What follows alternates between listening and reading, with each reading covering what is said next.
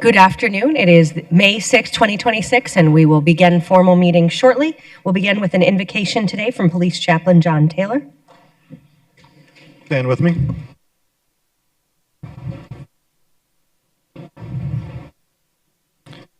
Please join me in prayer. Dear Heavenly Father, on behalf of all who are gathered here today, we thank you for your many blessings, and we thank you for life itself. Thank you for the freedoms we enjoy in this great nation. You have established authorities to promote peace and order and justice, and so today I pray for our mayor, for the various levels of city officials, and in particular for this assembled council.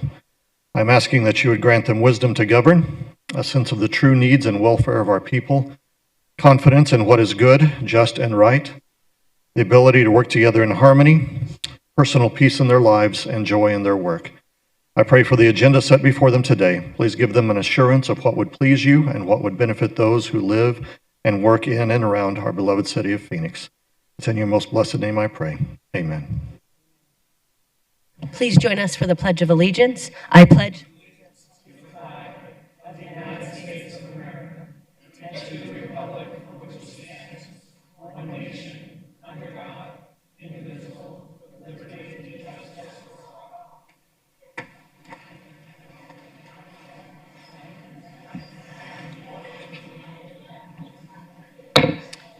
Call to the order of the meeting. Will the clerk call the roll? Councilwoman Guardado. Here. Councilwoman Hernandez. Here. Councilwoman O'Brien. Here. Councilwoman Pastor. Councilman Robinson. Here. Councilwoman Stark. Councilman Waring. Vice Mayor Hodge Washington. Here. Mayor Gallego. Here.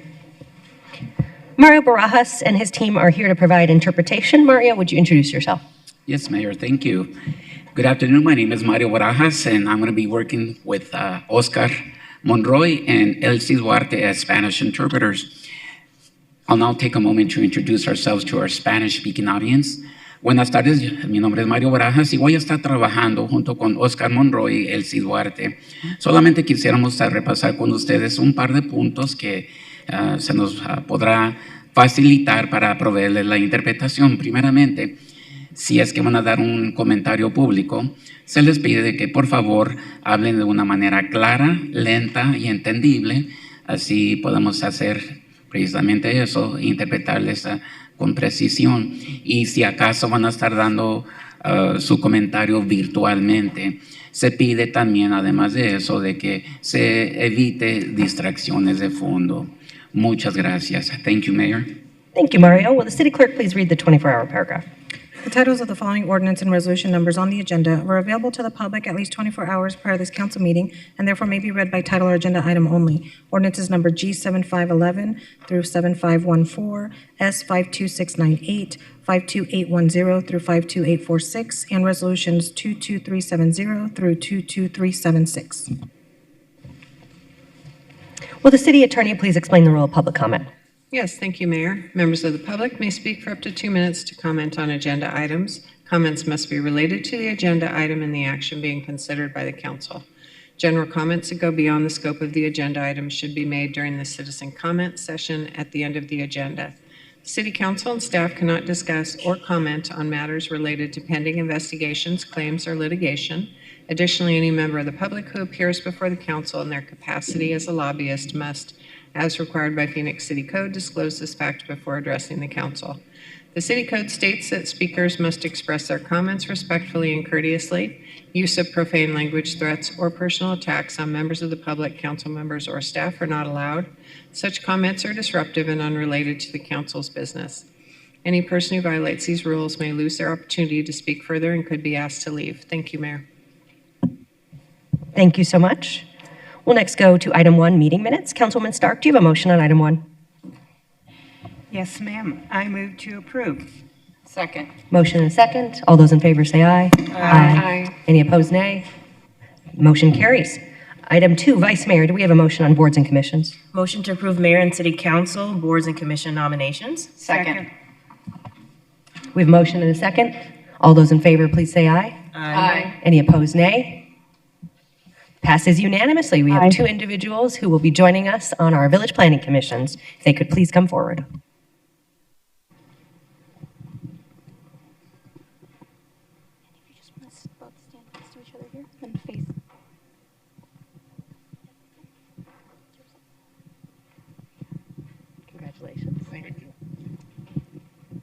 Please raise your right hand.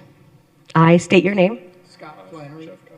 Do solemnly swear Do solemnly swear that I will support the Constitution of the United States that I will support the Constitution of the United States and the Constitution and laws of the state of Arizona, and the Constitution and law of Arizona, that I will bear true faith that I will bear true faith and allegiance to the same and allegiance to the same, and defend them against all enemies, and defend it against all enemies, foreign and domestic, foreign and domestic, and that I will faithfully and impartially and I will faithfully and impartially discharge the duties of the office of discharge the duties of the office of Village Planning Commissioner Village Planning Commissioner according to the best of my ability.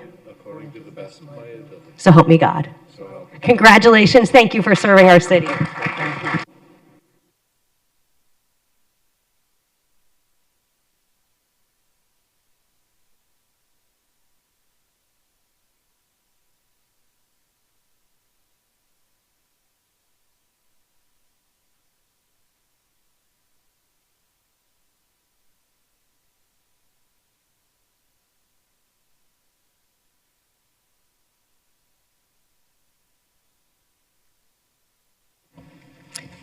Congratulations again. The City of Phoenix provides an advisory role to the state of Arizona on liquor licenses. We'll turn to that portion of our meeting. Vice Mayor, do we have a motion? Motion to approve items 3 through 26, except items 26, and noting that item 22 is being continued to the May 20th, 2026. And item 26 is as revised. Second. We have a motion and a second. All those in favor, please say aye. Aye. Any opposed, nay. Carries unanimously.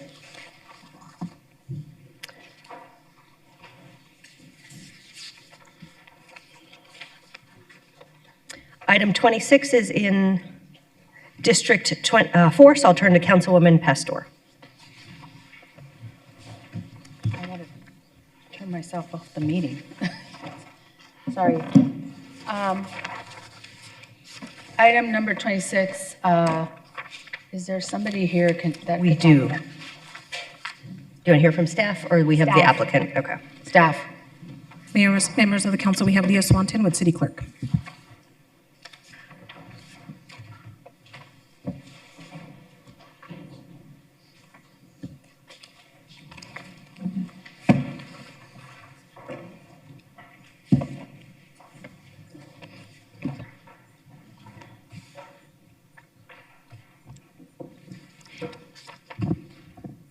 Mayor and Councilwoman Pastor. This is a liquor license application for the Barracks Bar in District 4. It's for a Series 6 located at 4601 North 7th Avenue.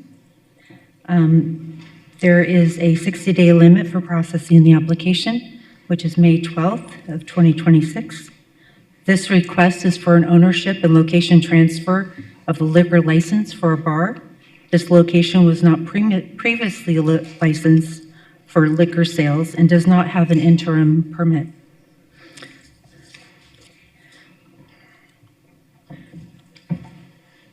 There were valid letters that were received protesting the issuance of this license.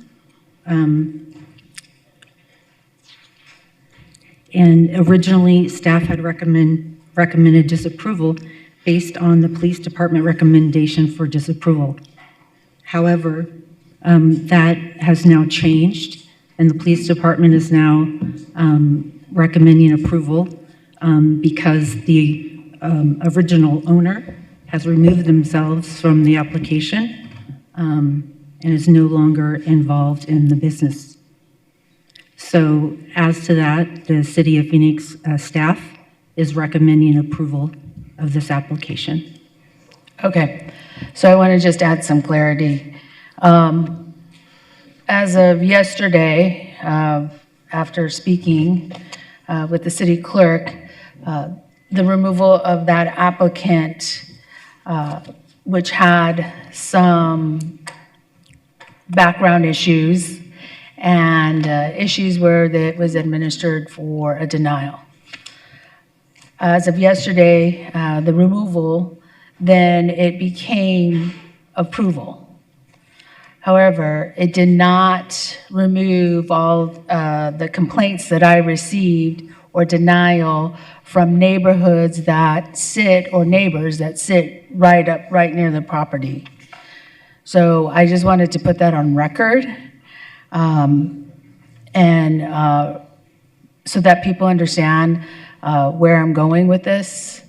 My recommendation is no recommendation, and to allow the state to administer the liquor license and do what they need to do, due to the fact that I did get protest and now approval. So that is my vote, no recommendation. That's my motion. Second. We have a motion and a second. We do have 3 potential speakers. We have Matthew Moody in support, Andrea Lukowitz available to speak if necessary, and Matt Wolf. Shall we start with Andrea? Available to speak if necessary. Do we have, or do you want to start with it looks like Mr. Moody might be the applicant. All right, Mr. Moody, you have 2 minutes. Thank you for your time. I appreciate it. I know a lot of these choices are statistical fact. They're not emotional. But as most people who know me will tell you, I very much am. This is my dream to do something like this because a bar like Barracks was what saved me. And it made me feel that I was allowed to be a gay man in the world because I never quite fit in. I was a punk rock kid and in touring bands, but I was gay. I was always half of one, not the other. And these places create homes for those of us who don't often feel that we have one. I understand my ex-business partner had some issues, and trust me, I was terrified of them, and with his removal, I feel that, no, I know in my soul that I could be exactly the right person for this bar, and a person who can protect the next generation and make the streets safer and give people a great night because, gosh, isn't life hard enough as it is right now? Who doesn't want to go dance it out? I appreciate your time. I'm shaking in my boots, literally, so thank you.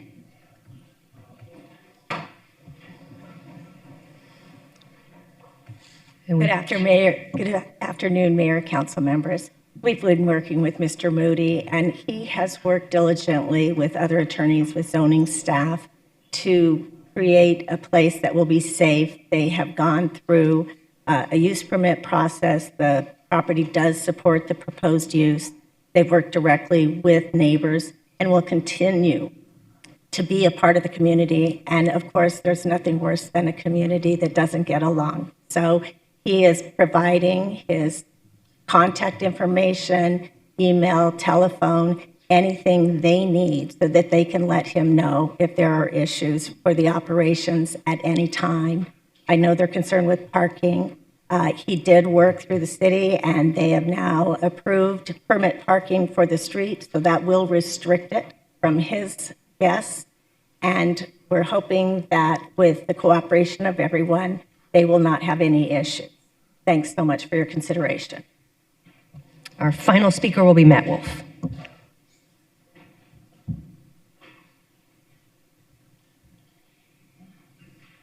Mr. Wolf, if you could indicate you're here for this item, that would be helpful. All right, I do not see Mr. Wolf, so we have a motion on the floor. Does anyone, you wish, any additional comments? Leah, can you explain a no recommendation and what that does for the state? Because really the state is the one who licensed the liquor license. Yes. Councilwoman Pastor and council members and mayor, by issuing, if the city issues, makes a no recommendation as you have made your motion, the state can issue the license 15 days after council takes action. If there's no other issues, or the item can be set for a hearing with the state liquor board if there are other issues. Thank you. Thank you. Mr. Wolf? No, we do not have Mr. Wolf. Okay. He is downstairs, so will he speak from downstairs? Okay, Mr. Wolf, okay. All right. Then, Councilwoman, are we ready for roll call? Roll call. Guardado, Yes. Hernandez, Yes. O'Brien, Yes. Pastor, Yes. Robinson, Yes. Stark, Yes. Waring, Hodge Washington, Yes. Gallego. Yes. Passes 9-0. All right. City Clerk, are we ready for ordinances, resolutions, new business, planning, and zoning? Yes, Mayor. Vice Mayor, do we have a motion? Yes, we do. Motion to approve items 27 through 89, except for the following: items 45, 49, 57, 65, and 67. Noting that item 57 has additional information. Item 63 is requested to be withdrawn from the agenda. Item 87 is requested to be withdrawn from the agenda. And can the clerk confirm if there are any other items that should be excluded for in-person public comment? Yes, Mayor, Vice Mayor, also excluding items 37 and 42. That's item 37 and 42. Second. All right, we have a Second. motion. Do we have a second? Roll call. Guardado, Yes. Hernandez, Yes. O'Brien, Yes. Pastor, Yes. Robinson, Yes. Stark, Yes. Waring, Hodge Washington, Yes. Gallego. Yes. Passes 9-0. All right. Item 37 is conduct of an election. The election to be held on November 3rd. Vice Mayor, do we have a motion? Motion to approve item 37. Second. We have one comment from Leonard Clark. And Leonard, after you speak, if you could stay close, you're the next comment as well. Thank you, Mayor and council members. I was born right down the street at Good Samaritan Hospital. My name is Leonard Clark, from this beautiful city of Phoenix. I am deeply concerned, and because that's why I'm speaking. I am in support of this measure, but I've spoken on this before, that the election, that the safety of the citizens of Phoenix, all those who are constitutionally allowed to vote, not have their rights infringed upon. I'm just concerned about the private domestic army known as ICE coming to our election stations. So I hope that you have some contingency plans up there about what's going to happen so that citizens aren't intimidated by just hearing about Mark Wayne Mullen, sicking ICE on our polling stations. So please, I hope you have contingency options on this. We should have free and fair elections. I know you want that, but we, after all, do have a private domestic army roaming our streets, threatening American citizens and our immigrant brothers and sisters. Thank you.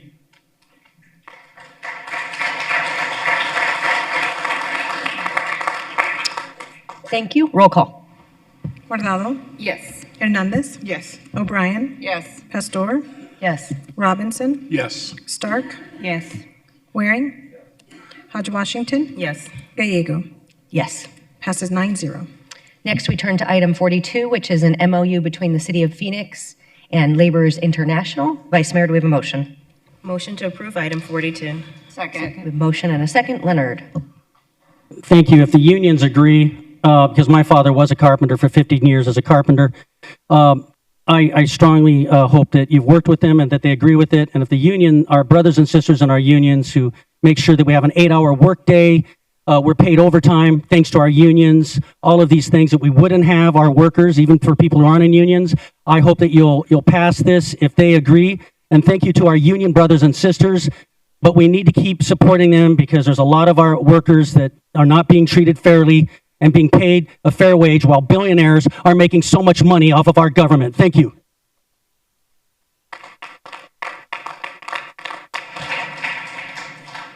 Thank you. Roll call.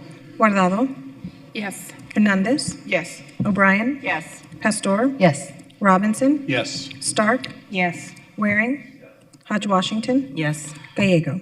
Yes. Passes 9-0. Item 45 is an MOU between the City of Phoenix and the Phoenix Law Enforcement Association. Vice Mayor? Motion to approve item 45. Second. Motion and a second. We'll turn to Councilwoman Hernandez for comments. Thank you, Mayor. For me, this contract is truly not it. The entire process on this specific contract is flawed, disappointing, and riddled with concerns. It is lacking transparency, which is a huge flaw. We are again being asked to deliberate and vote on a memorandum of understanding that governs one of the most powerful institutions in our city, with limited public visibility, limited community input, and limited time for meaningful scrutiny, and that is unacceptable. We know that our police department takes up more than double of the amount of any other department in our city budget. This is a department in which our sworn officers have the power to kill us and face zero discipline or accountability for it. It is problematic to issue pay rate increases for sworn officers when we have a lack of proper containment for sworn officer overtime. The increased funding for special assignment units, the Air Force, and the duties implied by the authorized representatives in the time bank system also pose major concerns. This contract is at the heart of what led to the experience my family lived after my little brother was killed by one of our sworn officers.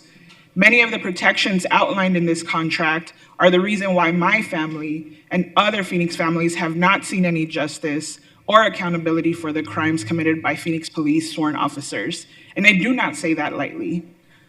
There are families across Phoenix who have lost loved ones, who have experienced brutality and irreparable harm, and who have navigated a system that too often fails to deliver justice. Forget justice for a second. We fail often at just providing answers to actions from our sworn officers. We cannot continue to separate this contract from those lived realities. They are inextricably linked. We should be prioritizing and protecting our families, creating more mechanisms for accountability, transparency, and access. Instead, I see a continuation of a status quo that prioritizes institutional protections over police accountability. Also, we have sworn officers in this association that are a hot mess right now, an embarrassment. So for those reasons, I vote no. I will be voting no on this MOU. Thank you, Mayor.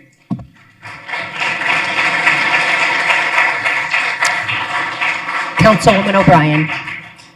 Thank you, Mayor. I want to thank the men and women of our police department who serve our community every day to ensure that our families, residents, businesses, and visitors feel safe. Without that safety, we would not have people who want to live here or businesses who want to come here. And every day, these men and women run towards danger instead of away from danger. So as part of the overall group of employee MOUs, this is one of 5, and they are all done in the same way. So I will be supporting this, and I'm thankful every day for those men and women. Roll call. Guardado. Yes. Hernandez. No. O'Brien. Yes. Pastor. Yes. Robinson. Yes. Stark. Waring. Hodge Washington. Yes. Gallego. Yes. Passes 8-1. We'll next go to item 49, and we'll begin by asking the clerk to read the title. Item 49 is ordinance G7514, an ordinance amending Phoenix City Code, Chapter 24, Parks and Recreation to add new section relating to certain services in parks. Thank you. We'll begin with a presentation, and I'll introduce our Deputy City Manager, Cynthia. Thank you for providing us with an update. Sure. Good afternoon, Mayor, members of the council. I am here today with Assistant Parks and Recreation Director Brandy Barrett, and we will be providing you with an overview and update of the medical treatment and food distribution in city parks ordinance. I wanted to start off by thanking our amazing city team who have been working alongside with me on these efforts. We have representatives from the City Manager's Office, Parks and Recreation, the Office of Homeless Solutions, Public Health, Phoenix Fire, and Neighborhood Services. And these individuals have either served in an advisory capacity or have been part of our working group and have been attending many of the in-person and virtual stakeholder meetings with me and are with us in the audience today. Also wanted to start off by doing a quick review and why do we need a medical treatment and food distribution in city park ordinance. This is information that we've included and tried to take out in the community when we've conducted our stakeholder meetings, and we've tried to make it very clear that these activities are already taking place in city parks and that parks are protected spaces under the First Amendment. And that means that Legally, we cannot ban these activities, but as a city, we do have the right to establish time, place, and manner parameters, and that's really the foundation of this ordinance. Currently, there is no park rule or city ordinance that addresses or provides parameters around these services in parks. And how we got here is the Parks and Recreation Department, along with many of your offices, continue to receive concerns from residents regarding the lack of regulation and the impact that these services have had on our parks throughout the park system. I wanted to take you through some photos, and the photos are certainly photos that represent why we're here in terms of the challenges that are being found, again, in parks throughout the entire park system. Well-intended individuals that come into the parks to provide care or services, but can leave unsafe conditions behind. All of the photos are in a variety of different City of Phoenix parks, again, throughout the park system. And these individuals, this one in particular, is not a licensed individual in the case of the photos that I've just shown you the first couple photos of. This photo is intended to show that when it comes to food distribution in parks, it has proven to be an activity that can generate a large volume of people in a short period of time and really be impactful in a park. This is just some of the trash and waste. Some of these are staff photos. Some of these are photos that residents have submitted as well. In this case, you see the name of a church that may have been involved in the activity itself. These two photos were provided by a resident fairly recently following a food distribution event in our Cave Creek Park system, where they reported to see individuals who were part of the activity, who remained on park property, open drug use, and finding open sharp container with needles inside. Again, these are staff photos of things that our groundskeepers and other staff have come across. The photos on the left two are in Roosevelt Park. The one on the right was a collection of over 120 needles that were found in South Mountain Park as part of a cleanup. These photos are photos of needles found in Homestead Park, and these were drug paraphernalia needles found in Margaret T. Hance Park. And again, I'm going to turn it over to Brandy, but this is just a small sampling of some of the things that our employees are finding, and I will turn it over to Brandy to give a little more information on that. Thank you very much, Cynthia, Mayor, members of the council. The images shown paint the picture of risks that not only the public encounter in city parks, but also our staff. Field employees across all divisions report frequent encounters with hypodermic needles, particularly in parks. These situations often require staff to stop work and retrieve appropriate tools for safe disposal. Although most encounters do not result in injury, they consume time and continue to pose a safety risk. And this risk includes many of our different types of parks employees, such as groundskeepers, gardeners, our recreation employees, and park rangers who are in our parks daily. The Parks and Recreation Department safety team has emphasized proper procedures and provides training for identifying, handling, and disposing of needles. In addition, staff receive training on how to control exposure to bloodborne pathogens. We felt it was important to note that the risks are not just to the public, but also to all of the employees who work in our city parks every day. I'll turn the presentation back over to Cynthia. Thank you, Brandy. And just to do a quick recap on the action and the efforts so far regarding the ordinance. Back in December, City Council approved the Safe Medical Care in City Parks Ordinance with the delayed effective date of March 30th and direction to staff to conduct stakeholder engagement. That was followed by action on March 6th to further delay the effective date to June 1st, with the direction following that to add or incorporate food distribution into this ordinance as well. After further work with Mayor and Council, we posted the revised draft ordinance that is being proposed today, and we conducted additional stakeholder engagement between March 27th and April 27th. In terms of key components of the ordinance, as it's written today, it would entirely prohibit needle exchange distribution and distribution of needle intramuscular naloxone. So those activities would not even be allowable with a permit. It does require a permit for other types of medical treatment and food distribution activities. We'll start with medical treatment activities. The maximum number of permits issued for these services would be 2 permits per month per eligible park. You can see in bold later when I talk about food distribution that it is a total of 2 between both activities. So 2 services permits, not 2 for food and 2 for medical. In terms of eligible parks, the eligible parks include neighborhood parks with parking lots, community parks, and regional parks excluding sports complexes. And the medical treatment activities must take place in an enclosed tent or a mobile medical vehicle in a parking lot or other hardscape area that is not an athletic court. They must also be performed under the supervision of a licensed professional operating under the scope of their licensure, and permittees must agree to provide indemnification and insurance.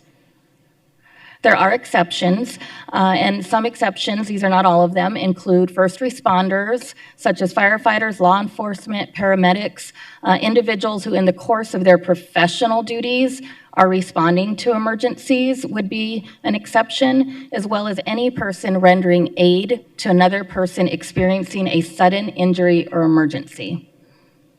Additionally, licensed professionals who are acting within the scope of their license or licensure at an otherwise already permitted event would be an exception. So for example, when we host large athletic tournaments in parks or fun runs, these are types of activities that go through the park's special event process or permit process, and they may have a reason to have medical staff on site, such as an athletic tournament or a fun run.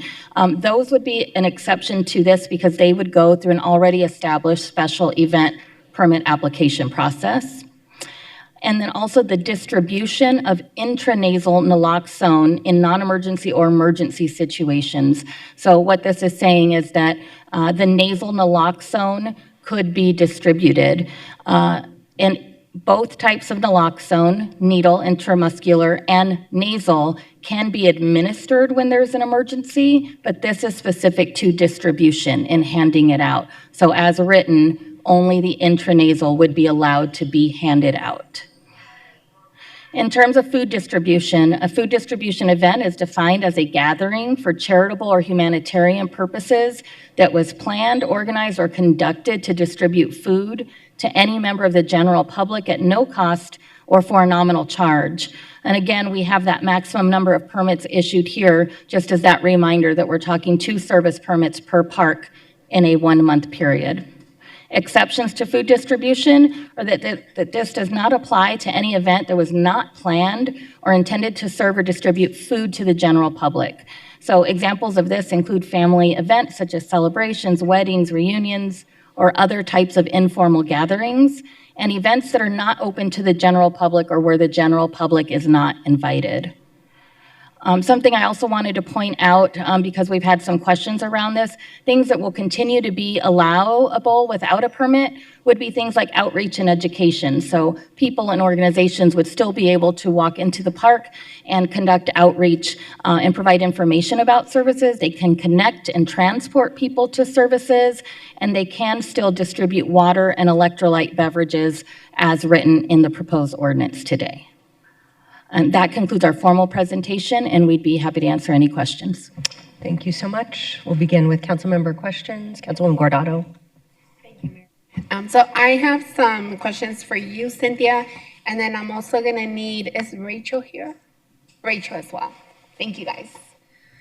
Cynthia, so per your presentation, so thank you so much for leading us on this and the education that you have given. When it comes to permits, how many times a month do you think that we deny permits for a soccer league or a baseball league?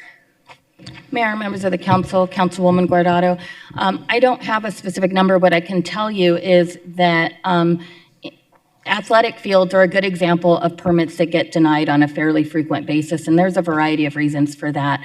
One, the inventory of athletic fields, the demand outweighs the inventory that we have. Other reasons that we might deny other types of permit have to do with other criteria, like what we have already approved for activities and events going on in the park, the size of a parking lot and whether or not it can accommodate additional people. So there are other factors such as that. And so We try to accommodate as many people as possible, but there are certainly those types of reasons in which we would deny a permit. But we always offer alternative. If there's an alternative park, date, time, location, we would try to do that as well. And then other question, when it comes to our groundskeepers, when it comes to our park rangers, every time that they accidentally encounter a needle, what's the process that they have to go through in order for them to get care? Sure, Mayor, members of the council, Councilwoman Guardado. There are protocols. We work with HR safety to have an established protocol program. And so there is a process in place where they are to immediately notify a supervisor. They go to Concentra, and then it's voluntary for them to go through many months of optional training if they're actually exposed or poked by something like a needle.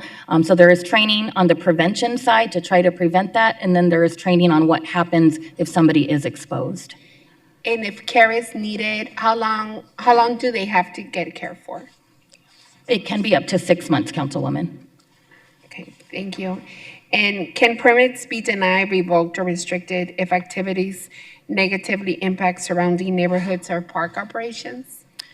Mayor, members of the City Council, Councilwoman Guardado, yes, that would be one of the factors. Similar to when we receive a special event application, we're going to look at what that impact is to the park. For much larger events, we're accustomed to community notification processes. In the case of this particular service permit, if approved, there would be a web page where people would be able to get information on what activities and permits have been approved within the parks. And can you walk us through if there were to be a violation from anyone, whether it's a soccer league, whether it's anyone that's asking for a permit, if they commit a violation, what are the different steps that need to be taken? Sure, Councilwoman, Mayor, members of the City Council, we really strive to lead with education. So unless it is an emergency, a crime, that would warrant an immediate trespass or contacting PD, we're going to lead with education. And so we're going to offer a warning. That's what we do with many of our other park rules that are in the Code of Conduct, as well as some of the other rules that are listed in ordinances specific to parks. Following that education and warning, that would be documented, and then we would move to a citation. And so a citation would be able to be issued by a park ranger or a Phoenix police officer, since this would be an ordinance. And then they would forfeit any remaining permits for 120 days. And if it continued, they would forfeit the ability to obtain permits for a one-year period. The most comparable thing I can think of is our field allocation permit system, and we have a very similar process in place. Most commonly with them, if they leave trash, alcohol, other things like that, we follow the same process or a similar process. Great, and this is true for anyone that requests a permit, right? This is not just specific for certain groups? Mayor, members of the council, Councilwoman Guardado, yes, we have this escalation of leading with education into warnings, trespassing, forfeiting, permitting rights with other permits as well. Okay, because we've heard so many concerns from different residents as we started this process. It's been confusing for a lot of the neighbors out there. And I guess for you, what message could you give to our neighbors that are a little concerned on the vote that we're taking today, given the confusion, given what people wish would happen in the parks and what they wish wouldn't happen in the parks? Mayor, members of the council, Councilwoman Guardado, I know through the stakeholder process, when we were engaging with residents with concerns, as you can imagine, we've heard many opinions on this with people who have different lenses on this. And residents were confused. There was some confusion. Some were saying they were in opposition of the ordinance because they don't want to see these activities taking place at all in a park. And we had to do educating, like that one of the first slides I showed, to say these activities, it's not an introduction of new activities. There was some confusion in the community about that these activities have already been taking place. They can take place, most of these activities. And this is really about putting parameters to help minimize some of the negative impacts that we're seeing in the parks. And that is kind of what our message has been out there, to make sure they understand that piece and they understand that the intent, like other activities in parks that require permits, is to determine time, place, and manner. So we know who are in our parks and when they're in the parks. Great, thank you. Thank you, Cynthia. Rachel, I just have a couple of questions for you. I know when we establish the Department of Homeless Solutions, the idea was to have people end homelessness and being able to give them a bed and a place to stay, and for them to be able to get back on their feet and be more independent. I know that was the goal when we did that, and I know that that continues to be the goal, to be able to lead with services. My question to you is, will you be providing services during these distribution events?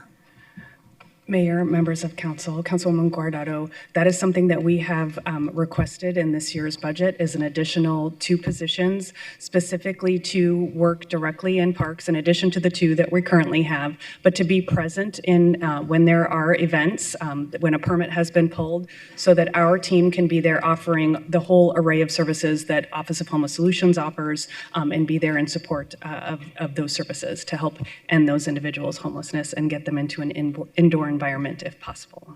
Thank you. And I know I was given some numbers, and we're looking that from April of 2025 till April of this year, majority of the care cases were outside of the parks, right? Only 8% of those cases were in our parks. Can you answer that, of why that is, that we offered more services outside of the parks than inside our parks?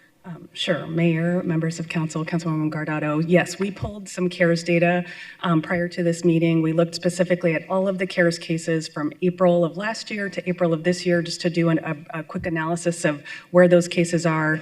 As you stated, about 8% of those cases were in parks. So that is the community giving us information that there is an encampment. We receive those CARES cases 24 hours a day on My Phoenix 311, as well as via the phone line. And roughly 8% of those cases were in parks, correct? So given that you guys see, you guys attend to these cases, you guys are out there every day, your team is out there, which all of them are wonderful.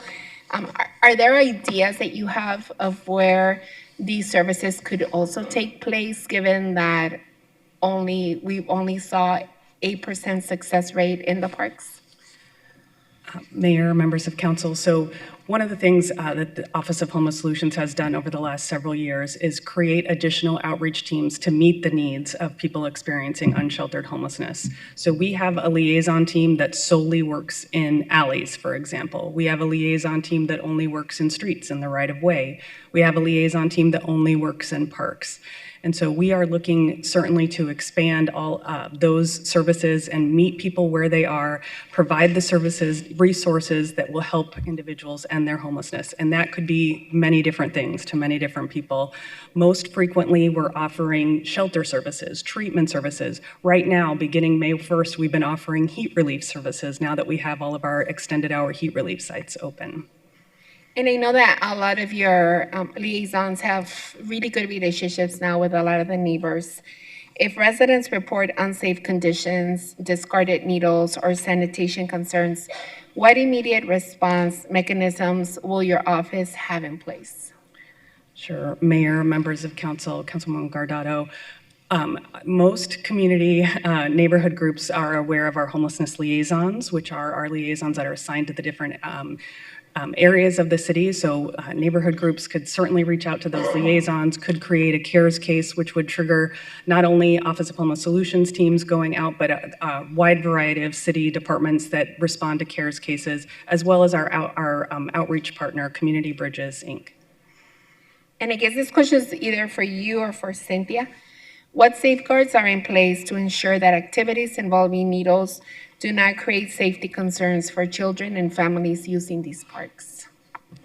Sure, Mayor, members of the City Council, Councilwoman Guardado, Parks and Recreation Department does certainly have safety protocols when it comes to how we deploy our staff. And so every morning we have teams of staff throughout the park system who are cleaning parks first thing in the morning to ensure that they are safe to the public before they open. And then that overlaps with other hours throughout the day as well in parks where there are staff that are located on site, or park rovers who go through later in the afternoon. In terms of the exposure that we talked about earlier, then there are separate safety protocols specific to what employees are trained to do when they encounter biohazard potential, emergency situations, by bloodborne pathogen training, sharps training. So there is our daily maintenance procedures in the park, and then there are actual training protocols if exposed. Great, thank you. And this one's for you, Rachel. Is the Office of Homeless Solutions working to expand indoor or facility-based service options that may be more appropriate than public parks? Councilwoman Guardado. So at each one of our city-owned shelters and our partner shelters, we are open to having as many partners as possible on site. We currently have a great relationship with Circle the City. They came to all of our city-owned sites, including our heat relief sites this summer. We're very much open to expanding that partnership to other groups. We also partner with Street Medicine Phoenix. They come to our safe outdoor space. And last year, Teros came to our heat relief sites, but we're more than welcome to welcome additional groups to those sites. They only will help enhance our services there. Great, thank you. Well, thank you. Those were all my questions. I just have some comments. I wanted to start by acknowledging something that is very important. This is not an easy issue. It sits at the intersection of public health, community safety, and the lived experiences of our neighborhoods. And I've heard clearly from my residents, loud and consistent, concerns about needles and certain types of activities taking place in our parks. Let me also be clear about something else. By law, we cannot simply prohibit everything. There are legal realities we must operate within, and we have a responsibility to respond in a way that is both lawful and responsible. So the question before us is not whether these activities exist. They do. The question is, are we going to leave them unregulated, or are we going to put structure around them to protect our communities? That is why I am supporting this ordinance, because without clear rules, without permits, without accountability, these activities can and will happen in ways that create greater risk for our neighborhoods. This ordinance gives us tools. It sets limits, it creates oversight, it establishes expectations around safety and cleanup, and it allows the city to step in when things are not done appropriately. At the same time, I want to be very clear about my values and my priorities. Our parks are for families, they are for children, they are for our communities to gather safely. And in District 5, those parks represent years of hard work by our residents. During the pandemic, it was not easy for neighbors to be out there and reporting what was happening and for them to push for all the different resources that they now have. Many of our Latino, Black, and working families have fought really hard to making sure that our parks are safe. I carry those voices with me today in this vote. That is why I will continue to push for strong enforcement, clear boundaries, appropriate locations within parks, and accountability when standards are not met. As a mom of 2 young boys, I see the need of our parks, of our spaces. During the pandemic, that is what the pandemic taught us, is making sure that our children were out in the green spaces and our children were able to be out there safe. My children encountered many times a lot of needles in the parks. And as a mom, that was a very scary feeling to understand if they had touched the needles, if they had been poked by the needles. And I have health insurance that was able to get my children attended. Not all of our residents have that luxury. Because regulation must mean something, it must actually protect people. I also want to say this, supporting this ordinance is not the same as saying parks are the ideal place for these activities, and they are not. But if these activities are going to occur, they have a responsibility to ensure they are done in a way that minimizes harm, protects children, and respects the communities that rely on these spaces every day. Doing nothing is not an option. Ignoring the issue is not an option. This ordinance is about taking control of a situation that without structure creates even greater risks. So I will be voting yes, not because this is perfect, but because it is a step towards protecting our parks while operating within the realities we face. And I will continue working to make sure our parks remain what they are meant to be, safe, clean, and welcoming spaces for our families. I know we have some residents here. We will be hearing from a lot of the children that play in a lot of these in a lot of these baseball leagues and the soccer leagues, and hearing from the moms themselves. We go to the parks to make sure that our children are not using drugs, that our children don't get into gangs, and for them to show up in the park, show up to our parks and see the activities that they see in the parks. That is not the type of leader that I want to be. I don't want to be that person that's sitting in the seat and having our children be facing that every single day. And remember, for a lot of our working class communities, this is their only outlet. They don't have the money to spend to go get private lessons or go into a private academy. This is their only outlet that they have. And it's my responsibility to be that voice for my constituents. That's what I was voted to do, and that's what I will continue to do. Thank you, Mayor. Councilwoman Stark. Thank you. I just wanted to follow up on some of the councilwoman's questions. So I got numerous pictures from constituents, some with regards to what happens after a feeding or during a feeding. I also got pictures of some of the unsightly messes we see in our parks. But also I got pictures from residents who live next to washes. And looking at a couple of these pictures, and this is directed towards you, Rachel, you see there are actually tents. And this tent is right next to a park, Werner Park. I know that your OHS specialist for my district goes down to the washes a lot. Would it be feasible if some of these medical treatment organizations wanted to go down in the wash? Would you be willing to go? I know sometimes it's risky going down there and you probably want to go together, but that would be acceptable and that wouldn't be a violation of this particular ordinance because the wash is not necessarily a park. It may be county land, it could be for our flood control. So is that something we could do so that we are rendering the care? Because clearly just looking at this picture, this one picture, it looks like it's a community down there so that they could really serve a lot of people. Mayor, members of council, Councilwoman Stark, as you know, our OHS liaisons will do anything and everything to connect with an individual. So yes, they would definitely be willing to, and as you know, your homelessness liaison assigned to District 3 spends a lot of time in the washes, and that is certainly something that we would do in order to connect with that individual and offer resources, yes. So I don't disagree. There is a need. We need to serve the unhoused. And there are other areas besides parks where we can do that.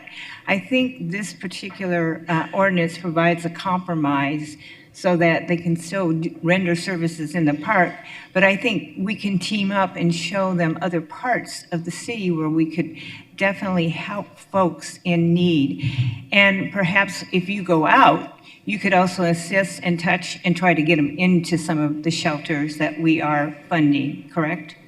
Councilwoman Stark, that's absolutely correct. We find that when we coordinate our outreach efforts with other groups, we just broaden the number of resources and services we can bring to an individual. Thank you. I know we have a lot of speakers, so I'll just leave it at that. I just wanted to do some follow-up from the questions that she had, and I know I have speakers here as well. Thank you, Mayor. Thank you. Councilwoman O'Brien. Thank you, Mayor.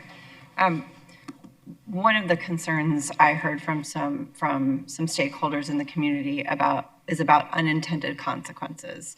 So I'm curious what we'll be doing to track progress of this ordinance if it's implemented, and how we would maybe intend to react to unintended consequences if there are some. Sure, Mayor, members of the City Council, Councilwoman O'Brien. Some of the information that we're going to track is specifically related to the permit itself, so we have an idea of volume and what's coming in, how many permits are coming in, how many permits are being approved, how many may need to be denied. We're also going to have staff that are there to arrive when these groups are arriving to make sure that things are being conducted well. We'll track successes, and we'll track if there continue to be challenges, if there are violations, violations, if there are citations issued, if we are seeing a reduction in trash in the parks itself. So those are some of the metrics that we'll be prepared to track. Will you also work with the fire department? I know that one of the concerns is that 911 calls might start going up and that we'll have more trips to emergency rooms via our ambulances, which could impact emergency rooms. So will you work with the fire department as well as our hospitals and emergency rooms? Councilwoman O'Brien, Mayor, members of the council. So some of that data is not data that as a city we have historically collected in terms of emergency room visits specifically. However, fire can provide statistics on calls for service to parks, just as police does. So that is something certainly that we could work with them to track in terms of their responses to parks specifically. Excellent. I would appreciate that very much. And I have just some comments that I'd like to make before we hear from others. I do want to thank the Parks and Recreation Department, our community groups and stakeholders, and all the residents who shared their input through surveys, emails, phone calls, and community meetings. And actually, I'm going to interrupt that real quick because I apologize, Mayor. I had 2 community members who struggled with our system, and they sent their statements to me. One is Stan Bates, who fully supports the proposed ordinance because it would limit organized food distribution in the city parks to twice per month. The goal of the ordinance is to ensure that parks remain accessible and usable for all residents. Right now, these activities have significantly affected how the surrounding community is able to use and enjoy their neighborhood parks, and this ordinance helps provide a reasonable balance between supporting social services efforts and maintaining parks for general public use. Another resident who's lived across the street from Deer Valley Park for 30 years is in favor of this ordinance. She's concerned about trash and needles that are left behind and also promotion of more transients staying in the park. I'm concerned for the children and community that use the park. I've lived here 30 years and my kids would go and play there, but now I don't like taking my grandkids because of the safety issues. Also, because of as a homeowner, property value is a concern, and it's because of the safety. The homeless, trash, and needles. She would actually prefer that we didn't allow any of these activities in our parks. So I have heard from many residents who are frustrated and want safe, clean parks for their children and families, and I share that priority, and this ordinance addresses these concerns. I also want to address misleading rhetoric suggesting this ordinance prevents people from helping vulnerable populations. Let me be clear, this proposal does not ban food distribution. It does not ban medical care. It does not prevent anyone from helping people experiencing homelessness. What it does is require coordination, safety standards, and sanitation protocols for organized activities in our parks. Some residents have asked why we allow these activities in parks at all. And the answer is straightforward. First Amendment protections must be respected. But respecting constitutional rights does not mean we cannot require safety standards and reasonable coordination. In Phoenix, we have about 10,000 people experiencing homelessness in the region, in the Maricopa County region. But we have a city of 1.7 million residents. Our parks serve everyone, and a permitting process ensures all uses coexist safely. Some have suggested this ordinance is inhumane, and that is simply false. What's inhumane is medical treatment without emergency backup or sanitation standards. What's inhumane is children encountering improperly disposed needles near playgrounds. What's inhumane is families feeling their neighborhood parks are unsafe due to medical waste. Residents have every right to expect safe, clean parks. Parents who want their children to play without encountering needles or other hazards are not asking too much. This ordinance ensures we deliver on that basic responsibility. This ordinance establishes a permitting system for medical treatment and food distribution in parks with proper health, safety, and sanitation standards. It does not impact emergency responders. It does not ban naloxone.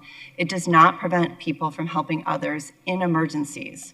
What it does is create accountability and ensure organized activities happen with proper coordination and oversight that protects everyone using our parks. This ordinance protects both constitutional rights and public safety. It allows services to continue while ensuring our parks remain safe, clean spaces that families can confidently use. To residents frustrated about park conditions, I hear you, and this ordinance helps to address your concerns. To those serving vulnerable populations, your work can continue with the support and coordination of city resources. I will not apologize for supporting an ordinance that balances constitutional protections with residents' reasonable expectations for safe, clean parks. Today, I will be supporting this ordinance. Thank you. Thank you. Councilwoman Hernandez. Thank you, Mayor. Just have a few questions for fire, police, OHS, public health. Gina and Cynthia got a couple for you, and Brandy probably will go in that order.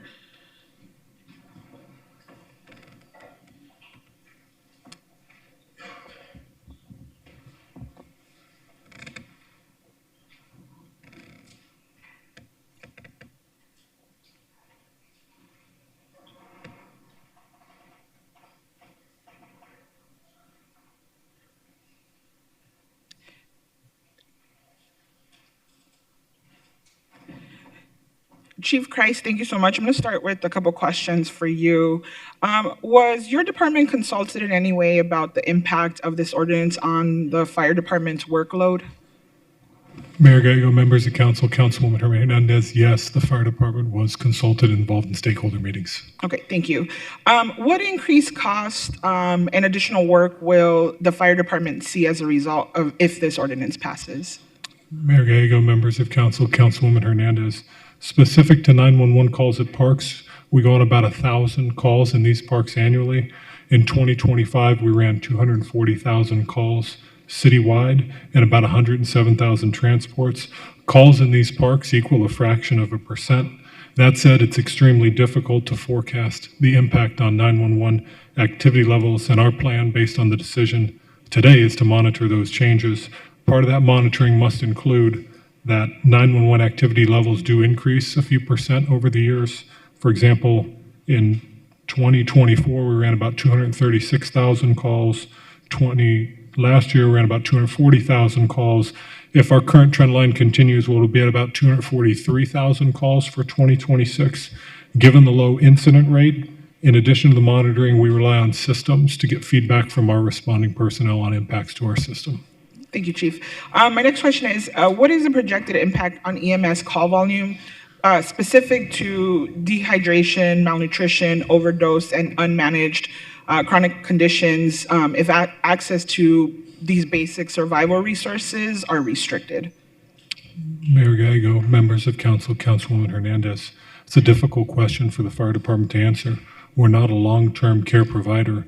For example, if we go on an emergency medical call for a patient, let's say that's having a cardiovascular emergency, we treat and transport that patient to the hospital.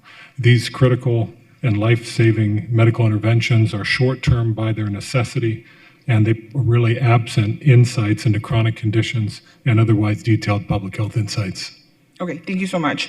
And then my last question for you, Chief, is how will the increased workload that is a little unknown of this ordinance impact fire response time to other calls? Thank you. Mayor Gallego, members of the council, because of the high number of system-wide calls that we get annually, and that this is about 4% in these parks that we're discussing, our plan is to monitor to understand if there are changes in our system depending on the decision. Okay. Thank you so much, Chief Christ. Chief Giordano, my first question to you is, what is the projected increase in calls for service and officer time? Sorry, let me go back. Was your department consulted in any way about the impact of this ordinance on the police department's workload? Mayor Gallego, members of council, Councilwoman Hernandez, absolutely. We were part of the discussions from the beginning to look into this and to see how it would impact our service levels. Much to the same as Chief Christ, it's hard to forecast what that'll look like down the road, but we will continue to monitor that and adjust accordingly. Okay, perfect. Thank you so much.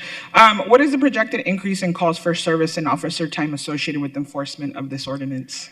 Again, that's a really hard question to answer. We will continue to monitor it. We'll watch what goes on. We will look at this almost like traffic enforcement. We'll start with education. We'll start with notification and look to gain voluntary compliance. And those are not long-term, long hours of lots of engagement.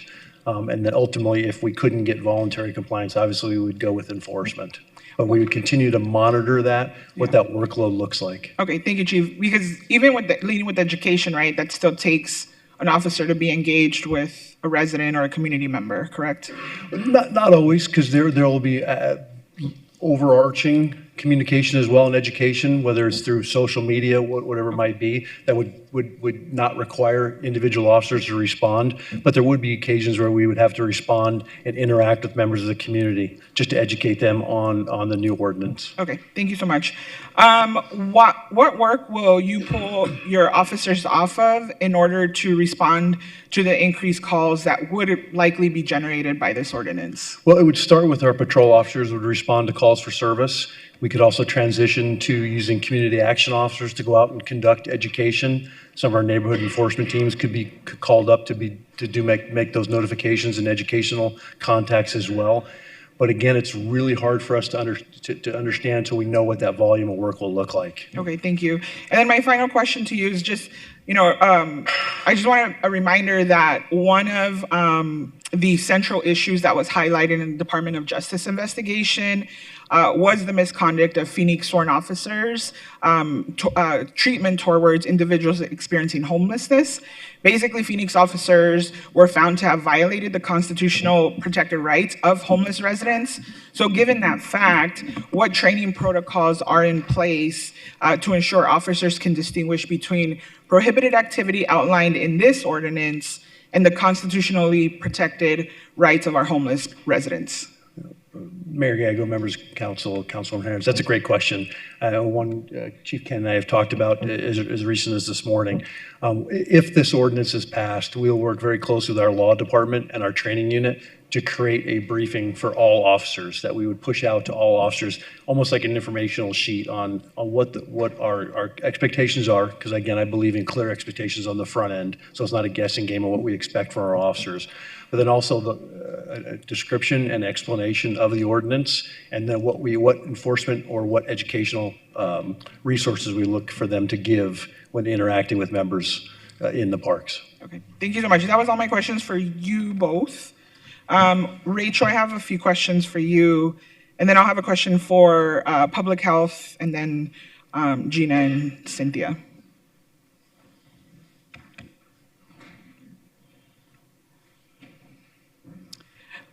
Rachel, I'll start with you first.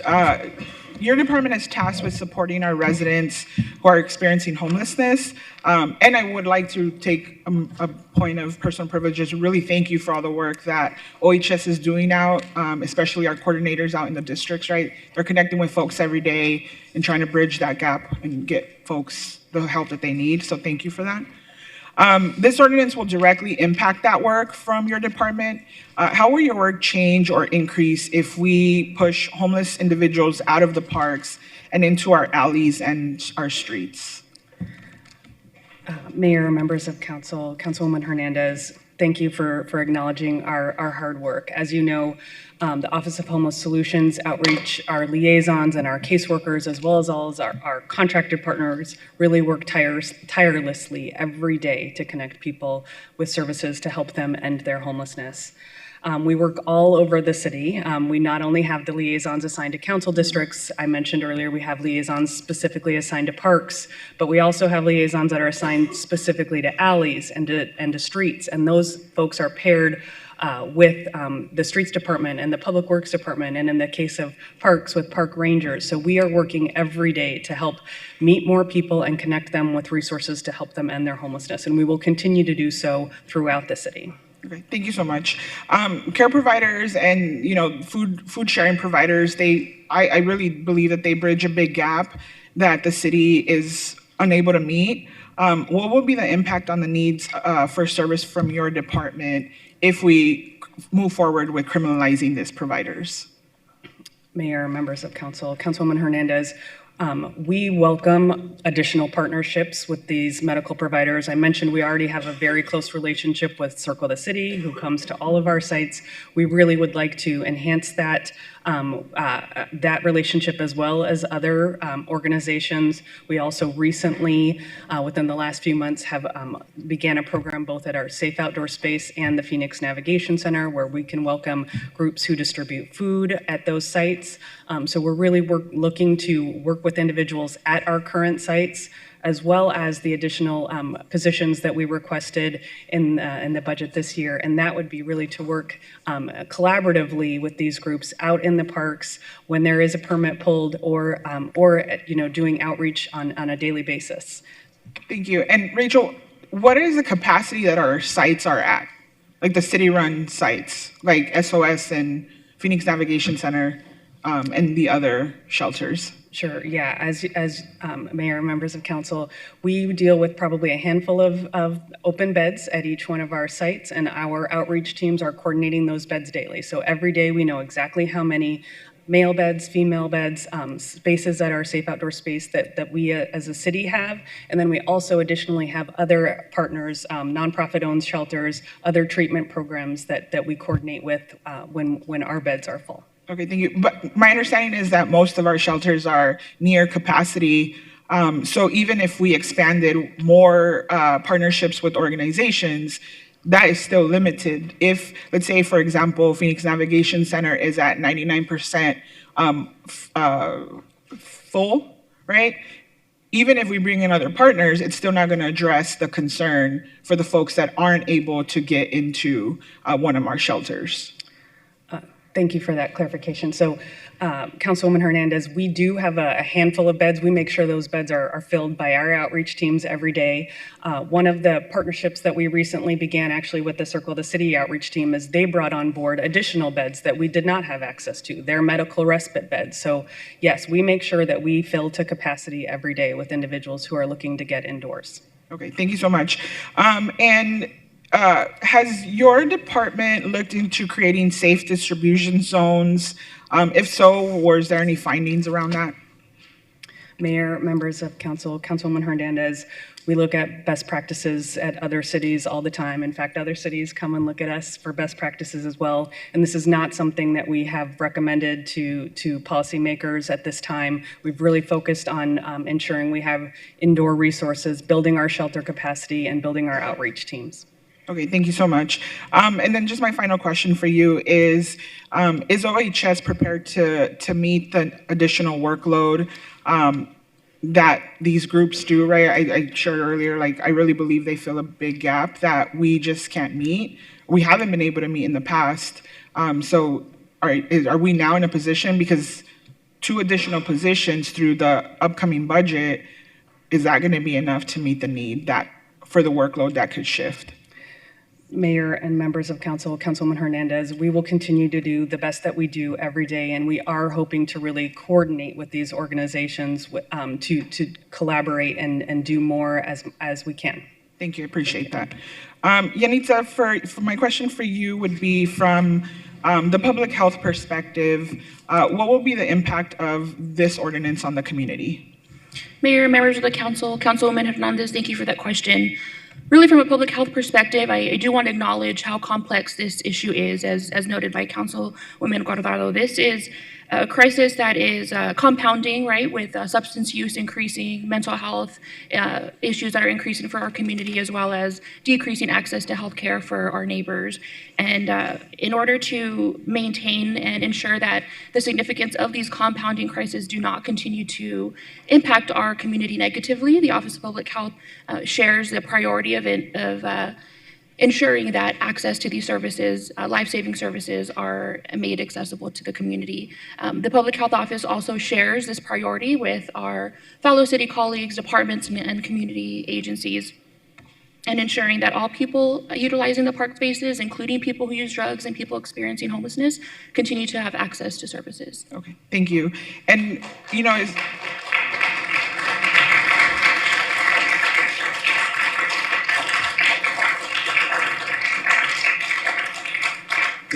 Thank you so much. What advice would you offer us as a council to consider in making this decision today? Mayor, members of the council, Councilman Hernandez, advice for council is to ensure that we're continuing to include a public health approach when decision making, ensuring that we're centering the voices of the community, as we heard so well and eloquently shared at many stakeholder meetings we've engaged over the past several months, as well as ensuring that a public health approach, that we shift from sort of the public health approach of the past, and that is when we have an issue and then a condition comes from that. So the example I use is substance use. If an individual is using substance use, the condition thereafter might become a substance use disorder, and then ultimately, unfortunately, that might lead to mortality or death. And instead, there is a public health framework that we can really challenge ourselves to consider using, where we are ensuring that health impacts are considered at the beginning of any decision-making processes, and we're not only addressing the condition, the behavior, the condition, and the outcome. Instead, we're really addressing all of these additional environmental, social impacts that all of us face, and our most vulnerable communities face especially. Okay, thank you so much for that.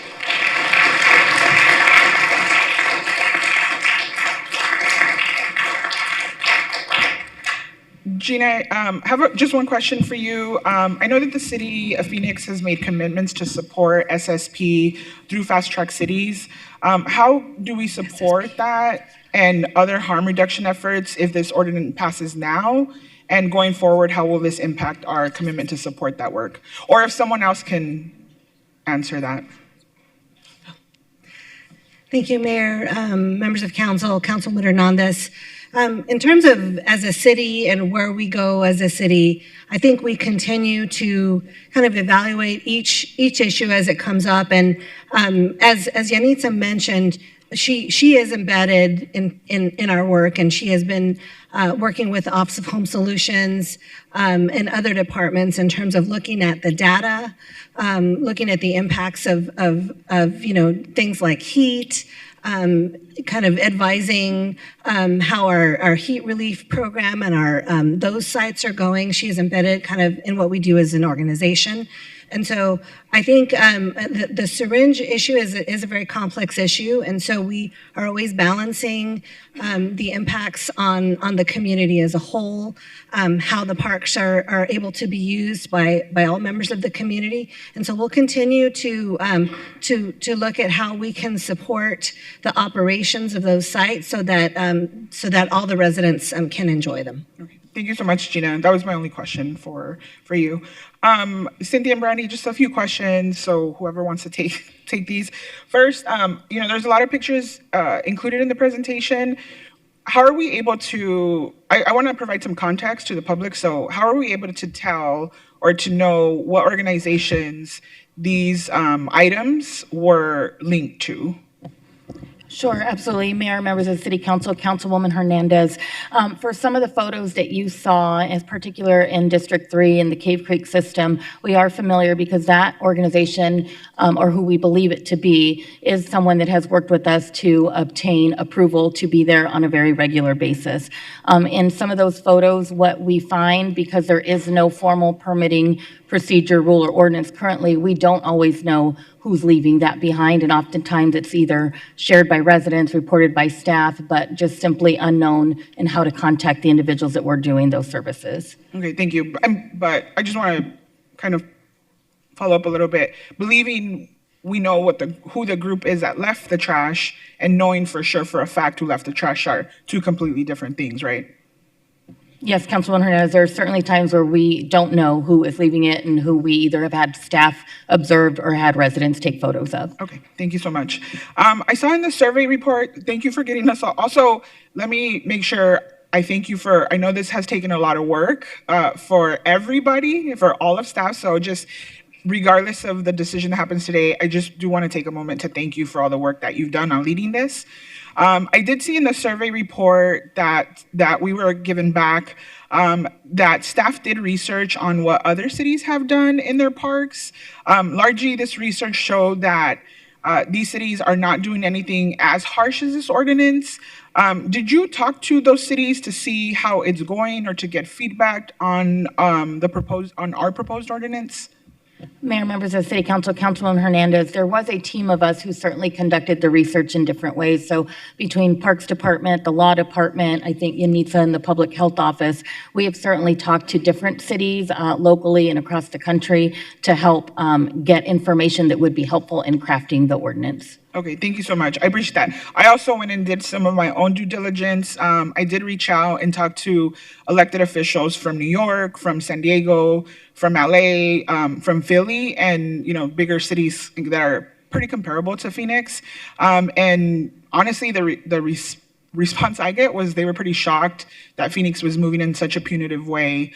And some of the ideas I got from them was not to lead with criminalization or prohibiting or restricting. It was to try to find more resources to get folks housed or into shelter or provide disposal bins in the parks, right? Things like that. That's why I was just curious to see what was the feedback that you all got in those conversations.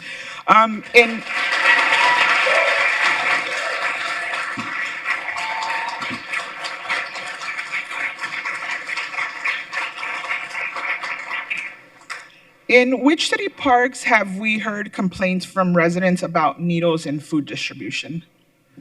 Mayor, members of the council, Councilwoman Hernandez, we do have 189 parks, and there are many, I don't have an exact count, but where we regularly encounter needles, trash, we probably have at least a list of at least 40 parks or more that are experiencing this on a very frequent basis. Okay, thank you so much for that.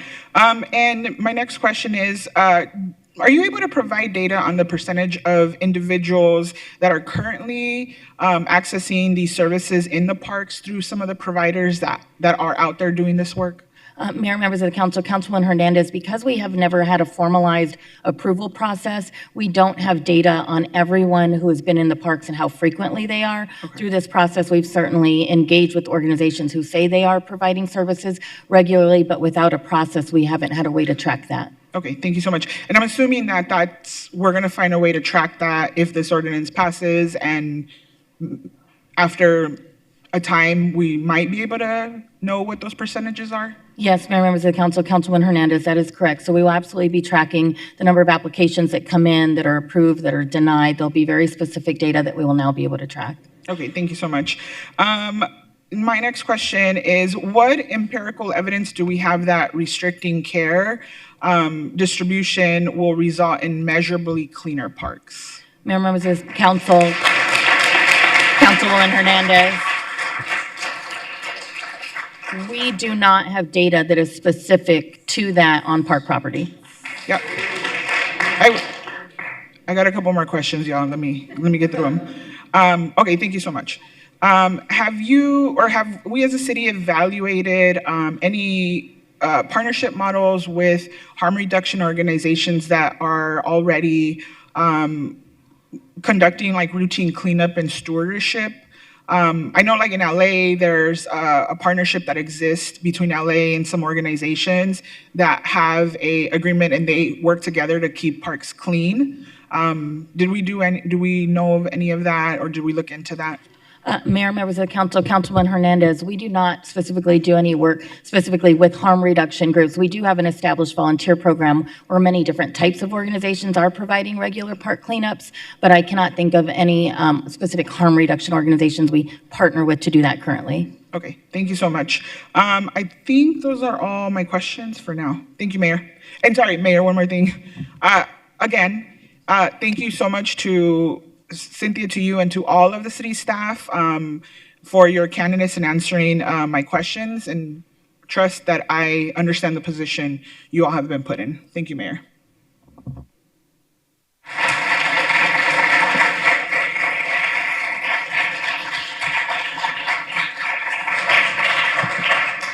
Councilwoman Pastor. Thank you, Mayor.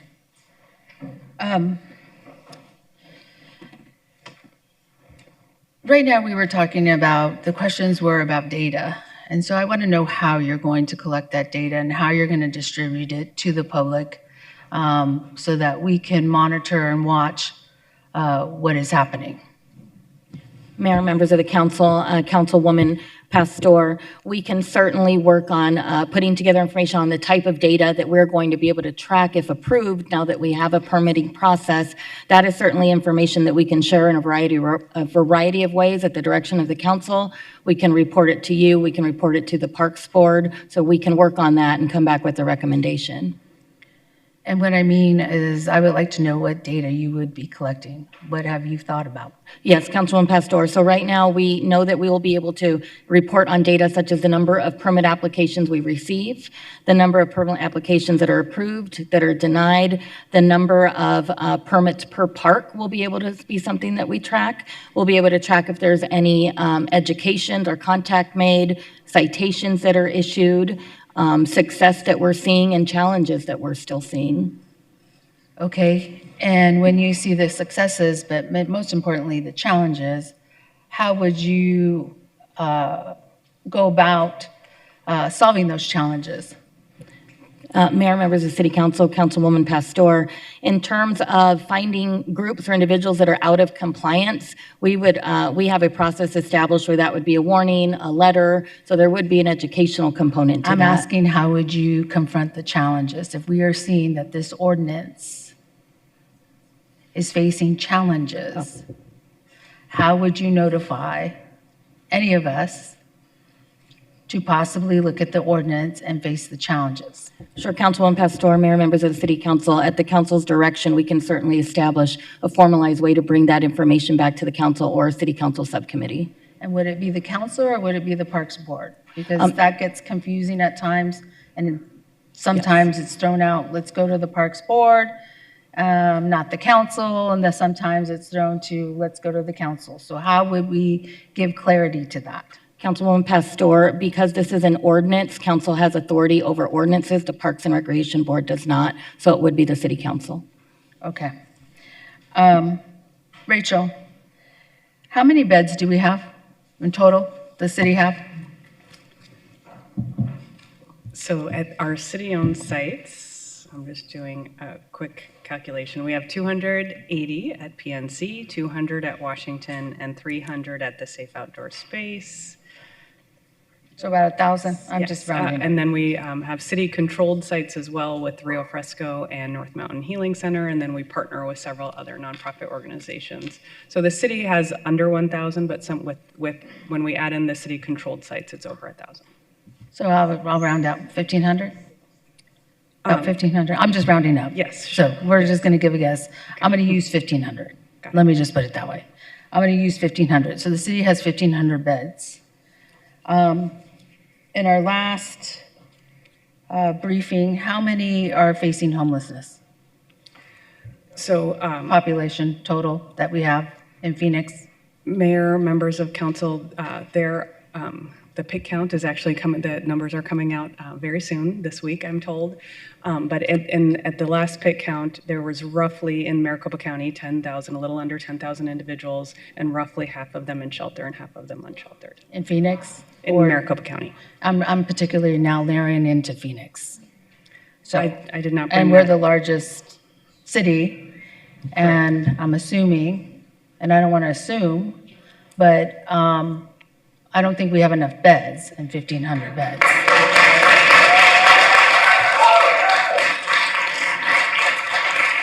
So, and I'm just putting this in context because we're kind of saying we have this, we have that. And I just want to put it in context in the sense of the fact that we are at this space because we don't have enough resources and we need more resources. So I just want to lay it down. And it's nobody's fault, okay? Because we're all trying and we're trying to do what we got to do to make it in the sense of trying to put the resources that we need to do because other cities are not helping us. Mayor, members of council, I do just want to clarify, I apologize, I thought you were asking how many the city itself owns, but in our region, there are roughly 4,500 shelter beds. But I'm talking about Phoenix. Yes, okay. And I'm talking about our Phoenix beds. And there are many more than what the city owns. For example, I wasn't including Cass in that, so just wanted I to understand clarify. that, But yes, you will not get any argument from me that there are. Thank you. We need more. Yes, thank you. You know where I was going, so. Yes. This is such a complex issue, and I think this has really been an emotional issue with not only community, but with staff and even my colleagues, because it is, we are talking about human lives, and we are talking about people. And sometimes it's difficult to have these hard conversations when we speak about people. And this is not an easy vote. I don't think it's an easy vote for any one of us. What I have to say is that I have heard from a broad perspective of community, and I have seen my colleagues also listen and hear from a broad perspective of community. And I've also have heard solutions from the community. And I believe that there are some solutions that we should consider. And in that space, we have to open up as a city a little bit broader in dealing with an ordinance. And I want to thank my colleagues, and I want to thank staff for providing the space to have these conversations, because I was the one who made the motion, the original motion in December. And I was the one who made the motion to ask for a 90-day extension. And I did that because I was thinking of community, and I was thinking of community not having a voice at that time. And we extended the 90-day extension. And there was voice given. And it's such we're in a space where we have to do balance. There's balance with our parks. There's balance with what is happening in our parks, what people are seeing in our parks, and what does that look like? And how do we keep everybody safe, quite frankly? It's safety. And so my point is that this, as we continue and we will listen to community, I do believe there are solutions within the community voice. And that's where I want to sit at this moment to hear some of the solutions of the community voice. I believe, and I will ask, I want to look at the heat relief, because you were talking about the heat relief, that the space of our heat relief opens in May and goes to September. There has been a request through some of the documents and actions was if we could open up more space in our parks, or more opportunity in our parks during our heat relief months. I don't know if that's possible or not, but that is something that I think we should consider. To the chief, you mentioned that you would treat this like a traffic citation. Could you give me more context to that?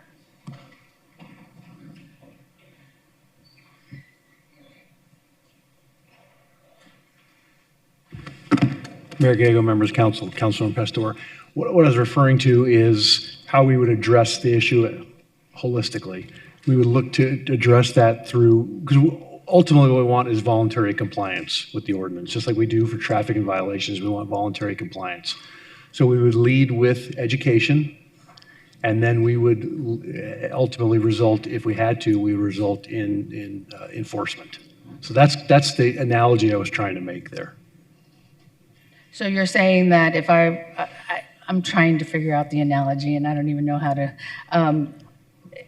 go there, in the sense of you would, for a traffic citation, you would first give me a education, and then if I continue to speed and I get you see me again, then I would get a traffic citation? Is that what I'm hearing? Correct.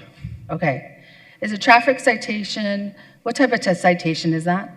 It's a civil violation. Okay. All right. I was curious because I didn't understand and I was asking about the traffic citation. Thank you.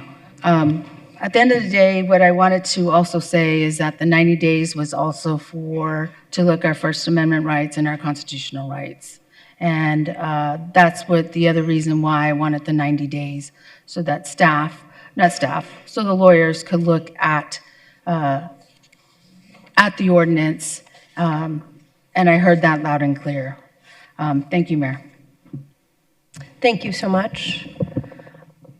The City of Phoenix has really been leading in this area. So if we look at Maricopa County, we're about 36% of the population of Maricopa County. We are 83% of the shelter beds. We are stepping up in a way that our other cities are. We are stepping up ahead of our population.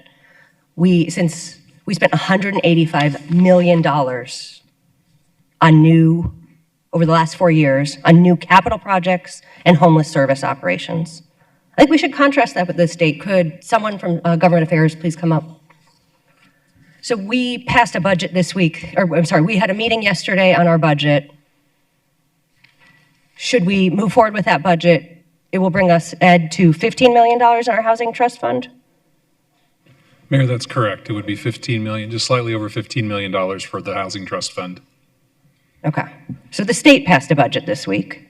As I understand it, the state swept a similar amount, about 14.4 million from the Housing Trust Fund that could have been used for homeless services. Our budget, so the state budget that passed this week provides 3.5 million for coordinated homeless services for the entire state of Arizona, entire state. Does our budget do more?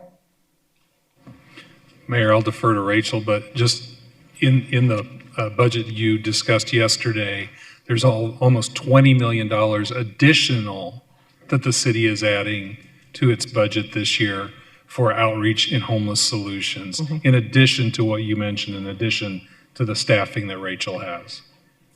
Mayor, members of council, once that budget is passed, if passed as planned, our budget in Office of Homeless Solutions without capital will be about $40 million a year. Okay, so let's contrast that. The entire state of Arizona, 3.5 million for coordinated homeless services. So we all agree we got to do more. The current situation is not acceptable, but the city of Phoenix is leading our region. 83% of the beds are in our community. If other cities stepped up, we could address this much more quickly. Overnight heat relief, entire West Valley. How many facilities? Mayor, members of council, I do not have that information. None. None. There are many cities that don't have a single facility. So we are stepping up at the city of Phoenix. And again, we got to do more. We have not addressed this problem. But I really think for folks who are doing advocacy in this area, you got to acknowledge what we have accomplished. We got to show wins. We got to show the voters that this $885 million is making a difference. If we want to keep going to the voters and saying we need to invest in housing and ending homelessness, we got to recognize where we have had success and that the city of Phoenix has stepped up in a big way compared to our regional partners. All right. Any additional council comments? All right. We'll begin with public comment. And again, if you are a professional advocate, we do need you, if you're being paid, to identify that. We'll begin with Cleo Lewis, followed by Kelsey Reed.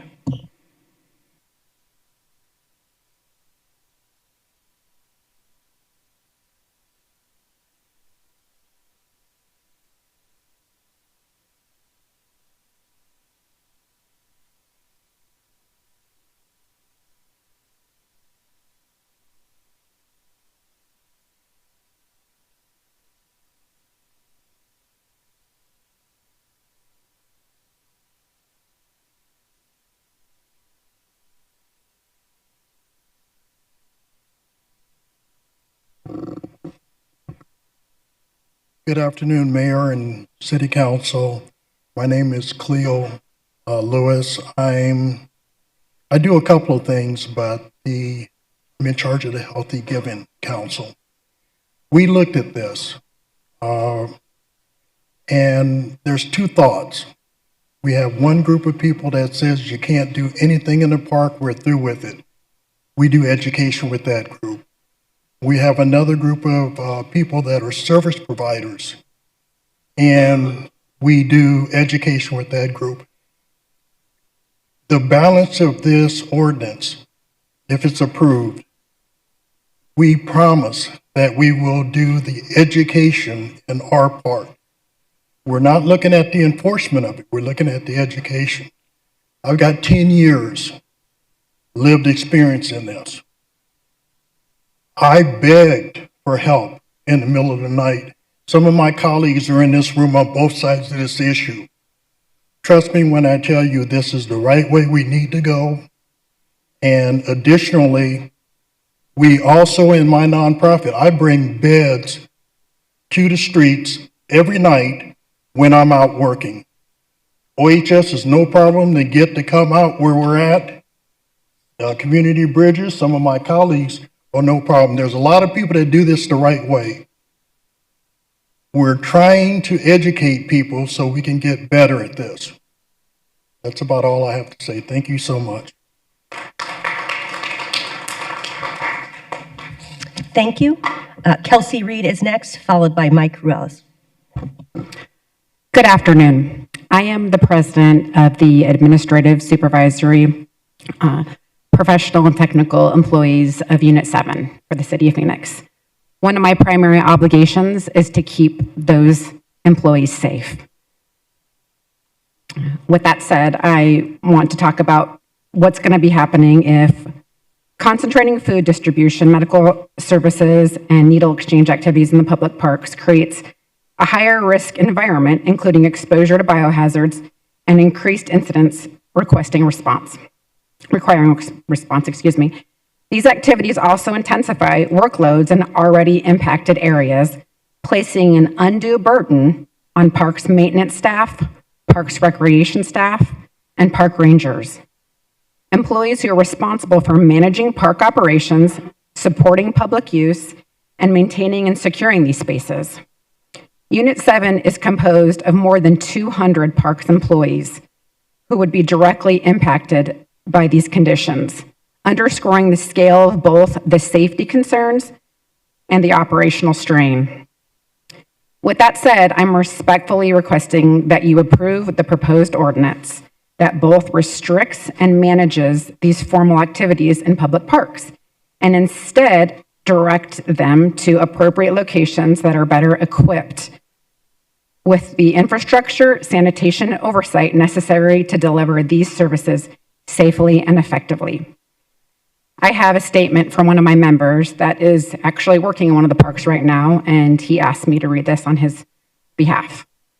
Distributing food, needles, and medical supplies in public parks can unintentionally signal that long-term habitation is permitted. This often contributes to increased litter, human waste, and improperly discarded syringes. Will you take a question? I will. Will you talk about some of the operational and safety challenges for park staff when food distribution, medical care, and needle exchanges are provided? As far as operations, what happens is it's a strain on the operations. So when these things happen, we have limited staff as it is. So you have this influx of members into the park, and it's a numbers game. So the more people, the higher number of incidences. So it creates a strain on the staff, operationally speaking. Okay. And then we got some feedback in the earlier process. We didn't talk enough to our own employees about this. Can you tell us some of the safety concerns our employees have raised? Well, the needles is the number one safety concern, but we have had employees obviously get stuck by needles, and for anybody that's familiar with that process, it's a lengthy process. You end up at Concentra, you have to take a cocktail. It makes them nauseous. They have to go back month after month after month. So it's really stressful for these employees that are picking up these needles, but also the biohazardous waste. So there's fecal material, there are bloody bandages, there's things left behind. It's upsetting. These employees are reaching out to me asking what I can do to help them. So here I am speaking out on their behalf. Thank you. Anyone else have a question? Councilwoman Guardado. Thank you, Mayor. Kelsey, thank you so much for your remarks. I know that in the past we have struggled to hire park rangers. Can you tell us right now what is the turnover rate within park rangers? Or what is it that you're hearing from park rangers when it comes to morale, given given what they're seeing today? I couldn't speak to the turnover rate, but hopefully Cynthia can speak to that. As far as morale, I don't know that it's impacted by this. This is more of a stress, a work stress issue versus a morale at work issue. So we haven't really discussed with the park ranger team specifically about that.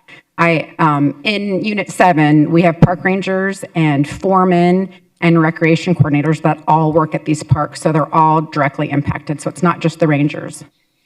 And within all of the staff, do you think that they feel that this is, because they know that we have so many parks and we only have so many park rangers.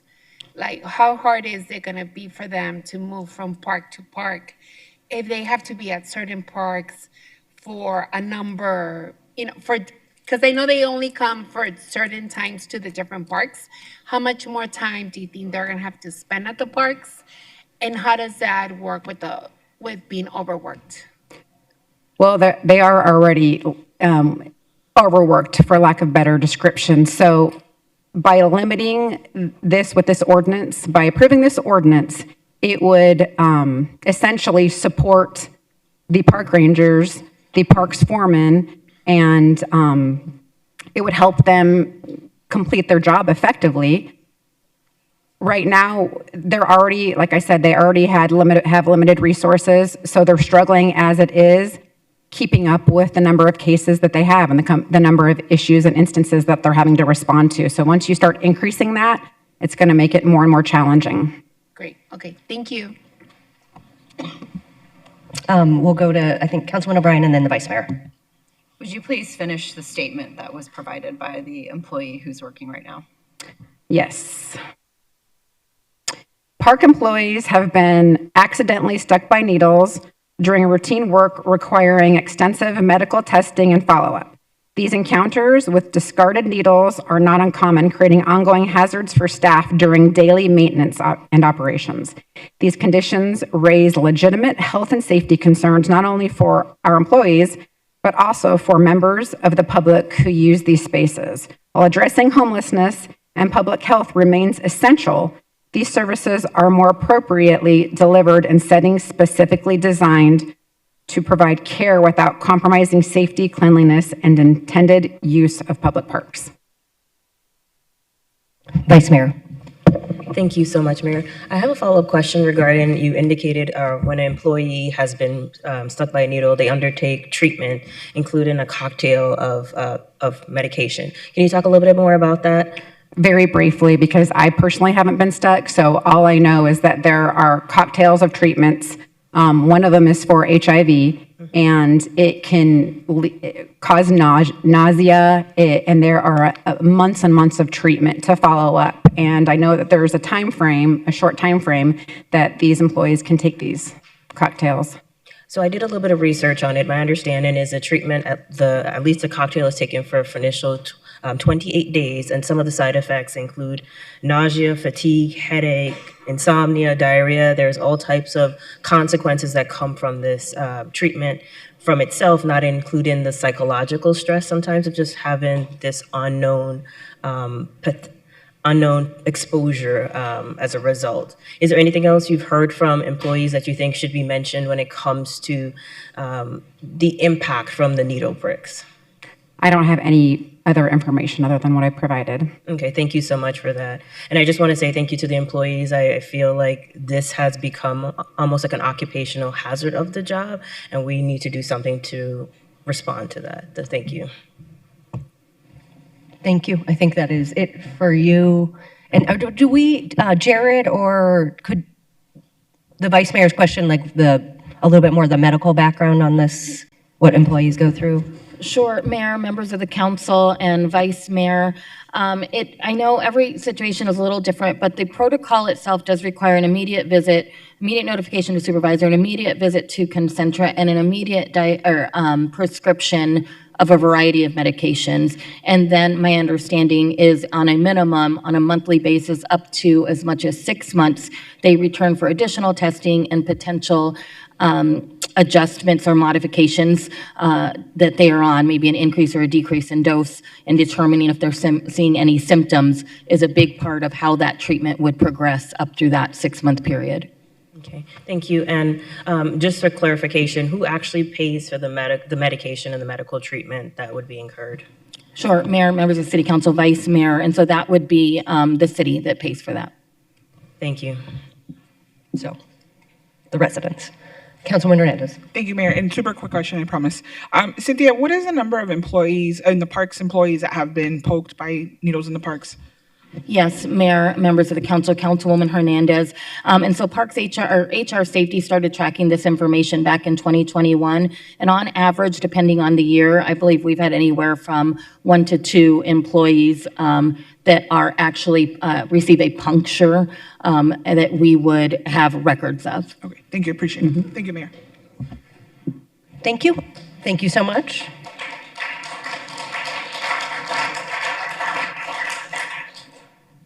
Mike is next, followed by Jonathan Bowersock.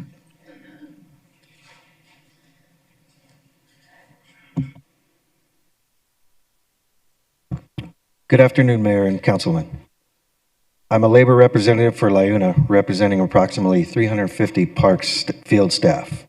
I'm here to speak on the proposed amendments to the safe medical treatment and food ordinance in our parks. First, I want to acknowledge the direction this council has already taken.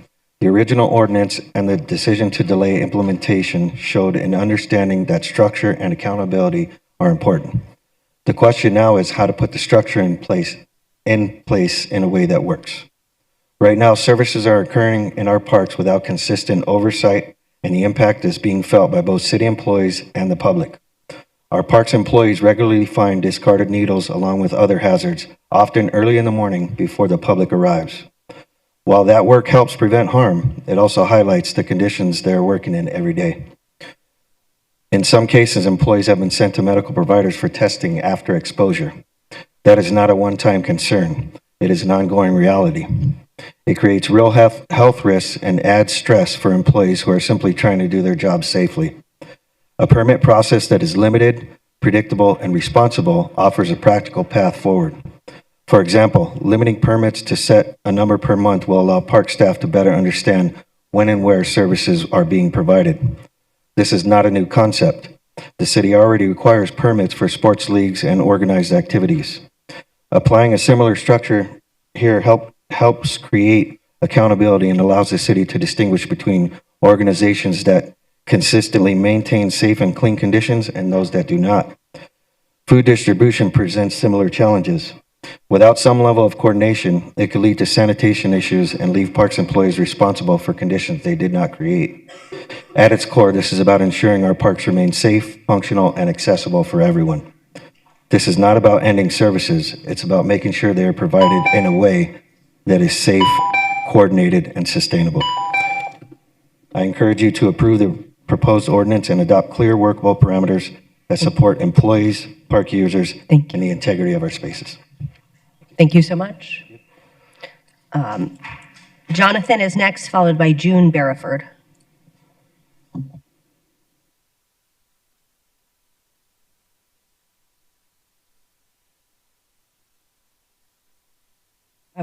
I will try to call the next speaker and the subsequent one, and often best to go around back and come in. So we sort of talk about an area behind the speaker desk that might be a good place for folks if you want to wait. And if you have a need, there is also, for accessibility reason, ability to bring a microphone to people with mobility challenges. All right, Jonathan.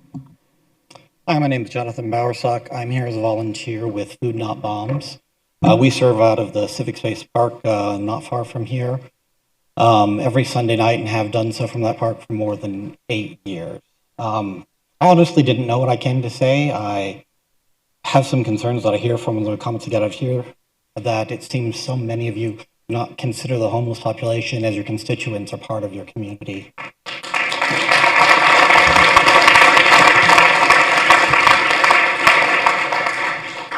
What we do is not charity, but build community, and we're meeting people where they are, another area where the city does not seem to have the resources to do. We keep lists of all the publicly available resources, and when people are ready to make that step, we will help them find additional help, whether it be medical help, whether it be housing concerns, with there. But so many of them don't, and often tell us that we are one of the few people who treat them with dignity as people. They're scared often to go to the shelters and the beds. As far as the free speech goes, this is a clear violation of that. The constructive limiting permits to 2 times per month is a constructive ban. It is not a regulation on it. And beyond that, at Civic Space Park, we would have no opportunity for permits if we wanted to get them because there is no parking lot. So apparently if there's not a parking lot, there's not a problem. But also beyond the 2 per month limit, that does not address that some areas have much greater needs than others. By eliminating 2 per park, you're saying, great, you can have twice a month. We feed 4 to 5 times a month at this park alone, or will now be allowed none.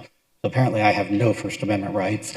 And it seems like a waste of resources to have, whether it's going to be rangers, police, enforcing this on something that we're inevitably going to lose. Food Not Bombs across the country has won and established that this is a First Amendment protected right. So.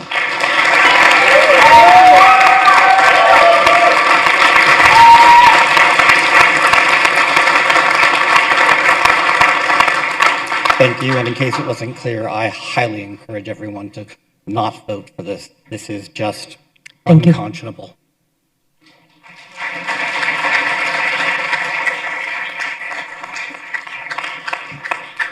June is next, followed by Derek Tolano.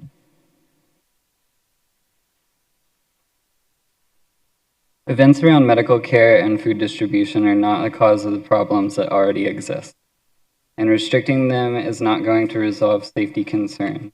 If you're truly to coordinate with existing aid groups, there should be avenues of direct support opened up to their efforts, not penalization or financial barriers or babysitting over their professional care. You don't mind if I go biblical today. I'll summarize Matthew 25, verse 31 through 46. Jesus said that he was hungry, he was thirsty, he needed clothes, he was a stranger, he was imprisoned. Those witnessed to him either fed and quenched and clothed him, invited him in and visited, or they failed to do so. They were either brought into heaven or cast into a lake of fire. Y'all are grown. You can use some faith-based deduction reasoning over who went where. I am hungry, and you are deliberating on whether you should punish those who feed me. I have been violently raped and assaulted and sold, and you defunded support programs and add barriers to those who would fill the gaps. You restrict accessibility down to pipelines that are re-traumatizing. I am isolated, and you tell me that I would have better support if I lose my voice in a chorus of others whose experiences differ greatly from mine. I'm an adult survivor of childhood sexual trauma, and approved systems of support seek to pathologize and invalidate me, while protecting enablers and enactors of such violences.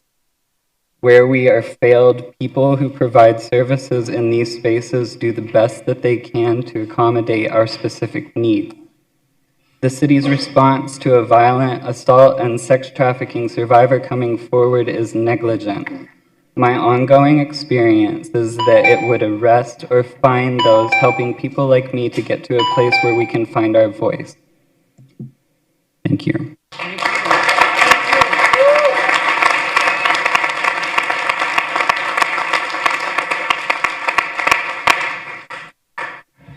Thank you so much. Derek is next, followed by Danielle J. Thank you and good evening. Thank you for the opportunity to speak today. My name is Derek Tolano, and I'm here representing Cactus Youth Baseball League CYBL. We are host to over 300 youth baseball players over the city of Phoenix.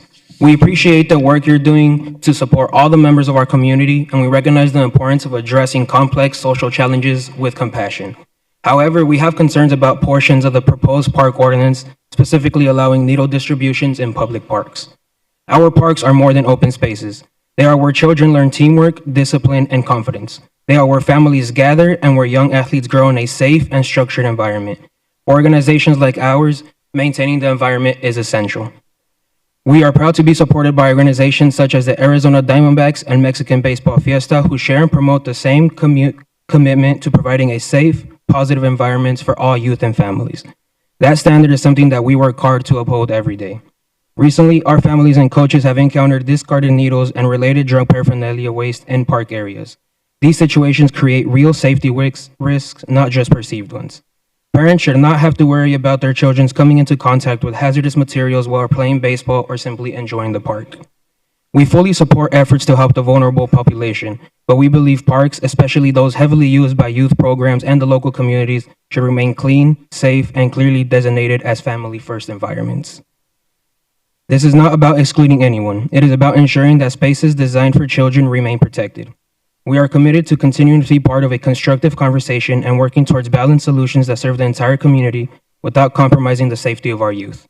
We believe we can support vulnerable population while preserving the safe, dedicated spaces for children. We thank you for your time and your consideration. Mayor.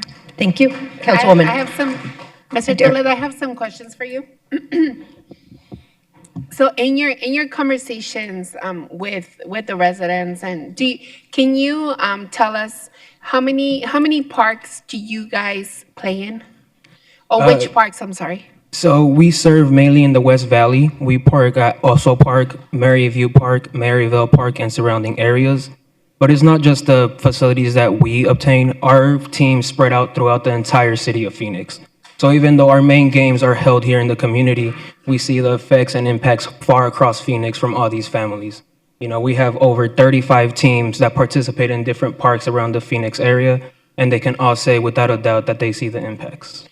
And another question for you.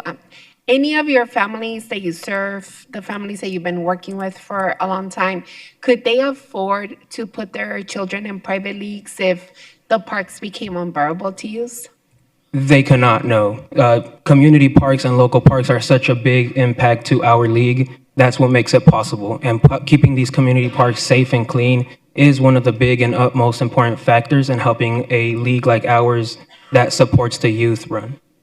So you're saying you support the ordinance as is?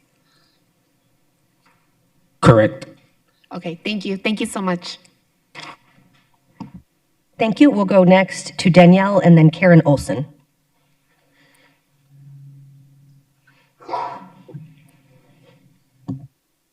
Hello, this is Danielle. Can you guys hear me?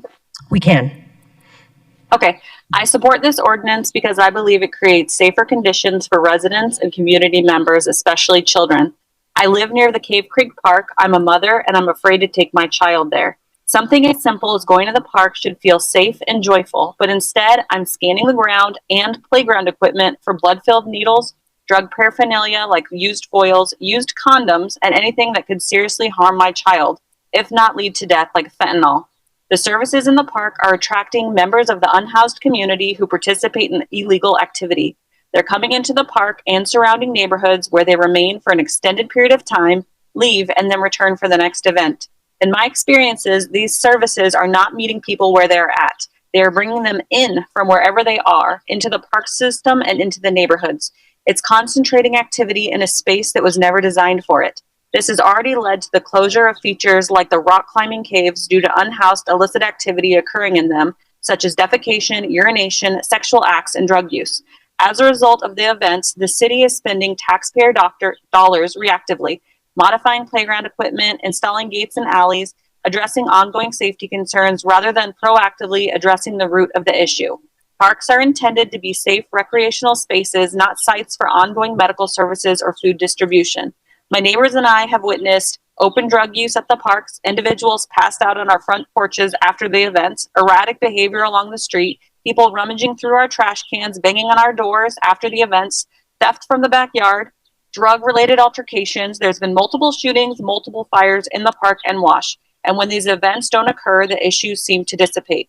Let me be clear, outreach and medical care are important, but parks are not equipped for this. They lack sanitation, proper medical infrastructure, follow-up care, coordination with long-term services, and delivering care this way is not just ineffective, it's also unfair to the people it's meant to help. A study in the crime and delinquency in 2022 found that higher concentrations of homeless. Councilwoman Stark, could you stay on? I think Councilman Stark has a question. Thank you. Hey, Daniel, you have been how long calling my office asking for help? Has it been about 2 years? Yes. And were you once approached by one of the medical, I don't want to get you in an uncomfortable situation, but you were once approached by one of the medical users who was pretty forceful with you? Yes, I have personally taken my child to the park in his stroller, been followed toward my house to where I've had to go a different direction, call my husband to come help me because I was scared to call the police because I didn't want to be targeted. So yes, I have been personally, because I've seen drug use at the park, I tried to take a picture to call and report it. They saw me taking a picture. They were like, oh, it's her that took the picture, and then proceeded to follow me. So I have been scared of retaliation, but I'm also trying to stand up for my neighbors and my son. And I thank you. I know that she has been very nervous about approaching us for the past years, but I want to thank her for testifying today. Thank you, Mayor. Thank you. Karen is next, followed by Brian Willingham.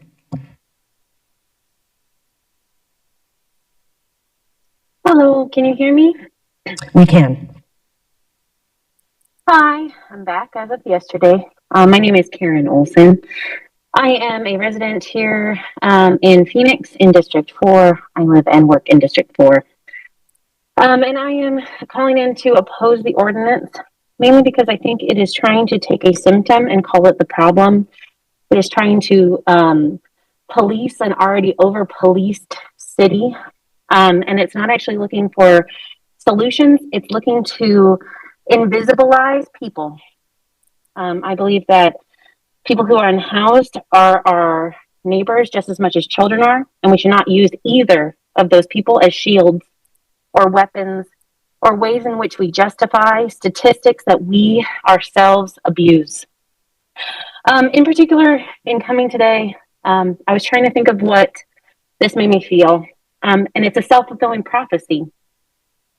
Self-fulfilling prophecies occur when a prediction brings about its own fulfillment. In layman's terms, that means that if you believe something is true, you'll act as if it were true. And your actions double down on your prediction to make it a reality. I mainly bring this up because many different times statistics and anecdotes have been used by all sides, to be honest. And I'm here to say, I see the human first and foremost.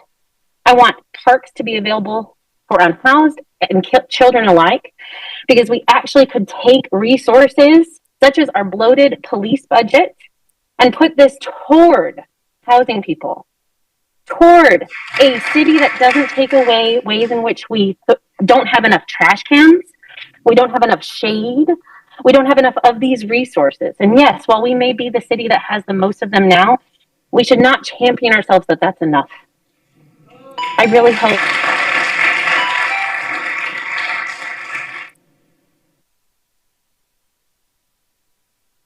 Thank you. Brian is next. And Brian is followed by Amanda K. Kaminsky. Thank you, Brian. Hi, Mayor. Well, thank you. My name is Brian Willingham. I'm president of the United Phoenix Firefighters, Local 493, representing 1,000 firefighters and paramedics serving the city and 3,000 firefighters valley-wide. Human issue. Many of the people living on our streets are struggling with mental health challenges, addiction, trauma, or simply just a series of bad breaks in life. And I think we've all been there for that. They deserve compassion, dignity, and access to meaningful services. For a quick sidebar, I'll share with everybody, and I have no shame in this. I grew up outside of Oakland, California in Section 8 housing, and which is the only opportunity we had to eat in my household. We collected a government box of food every single month. And I'm not ashamed of that. That's the circumstance that I grew up in. And I'm coming from a space of empathy. And I wanted to be very clear up front about that. But we also have a responsibility to protect the safety of the entire community, especially children and families and vulnerable residents who use our parks, schools, sidewalks, and public spaces every day. From a public safety perspective, firefighters and paramedics see the reality of these encampments firsthand. We respond to overdoses, assaults, fires, medical emergencies, hazardous conditions, sanitation issues, and calls involving children and families who no longer feel safe in areas meant for recreation and community use. This ordinance, in my opinion, assumes responsibility. It is about establishing locations where public safety risks become unacceptable. Schools, parks, shelters, and childcare facilities should remain safe and accessible for the people they were intended to serve. And that's everyone. They're intended to serve everyone. As firefighters, we understand that compassion and accountability are not mutually exclusive, and in fact, are both necessary. Thank you so much. Amanda, I did not say your name very well. Kaminiskas, I apologize, is next. And then Liliana Santoyo, Proxima. Thank you, Mayor and Council members. My name is Amanda Kaminskas. I am speaking to you tonight from 3 time zones away while I'm supposed to be on vacation. This is how deeply I care about what this council is about to do. I am a medically retired paramedic, the assistant director of Tom's Palms, and the founder of the Red Heart Pantry, which now operates as a mobile outreach effort, serving people in West Phoenix, specifically Maryville. None of this work is paid. I do it because I believe it is what I am supposed to do on this earth. I am Christian. My faith teaches me to feed the hungry. This is not optional to me. This is a moral obligation. And now this city wants to criminalize that compassion. The state loves to talk about religious liberty, but apparently it only matters when it is politically convenient, because now it is my religious liberty being targeted. People are already in these parks. Volunteers like me are not creating homelessness. We are responding to human suffering that already exists. People use drugs, whether we approve or not. Harm reduction is about keeping human beings alive. As a paramedic, I quickly learned that people that are dead do not recover. And please do not say just call 911 is the solution. Not everyone trusts that system, and many people have been traumatized by it. Some people do not want the specific services the city wants to push, and they still deserve to stay alive. So what exactly are we supposed to do when someone is hungry, medically fragile, or withdrawing, and it is not one of the city-approved permit days? Walk past them because compassion has been limited to twice a month? Public parks belong to the public, even the people you may not like. You may have the power to criminalize compassion tonight, but you do not have the power to make it wrong. Thank you.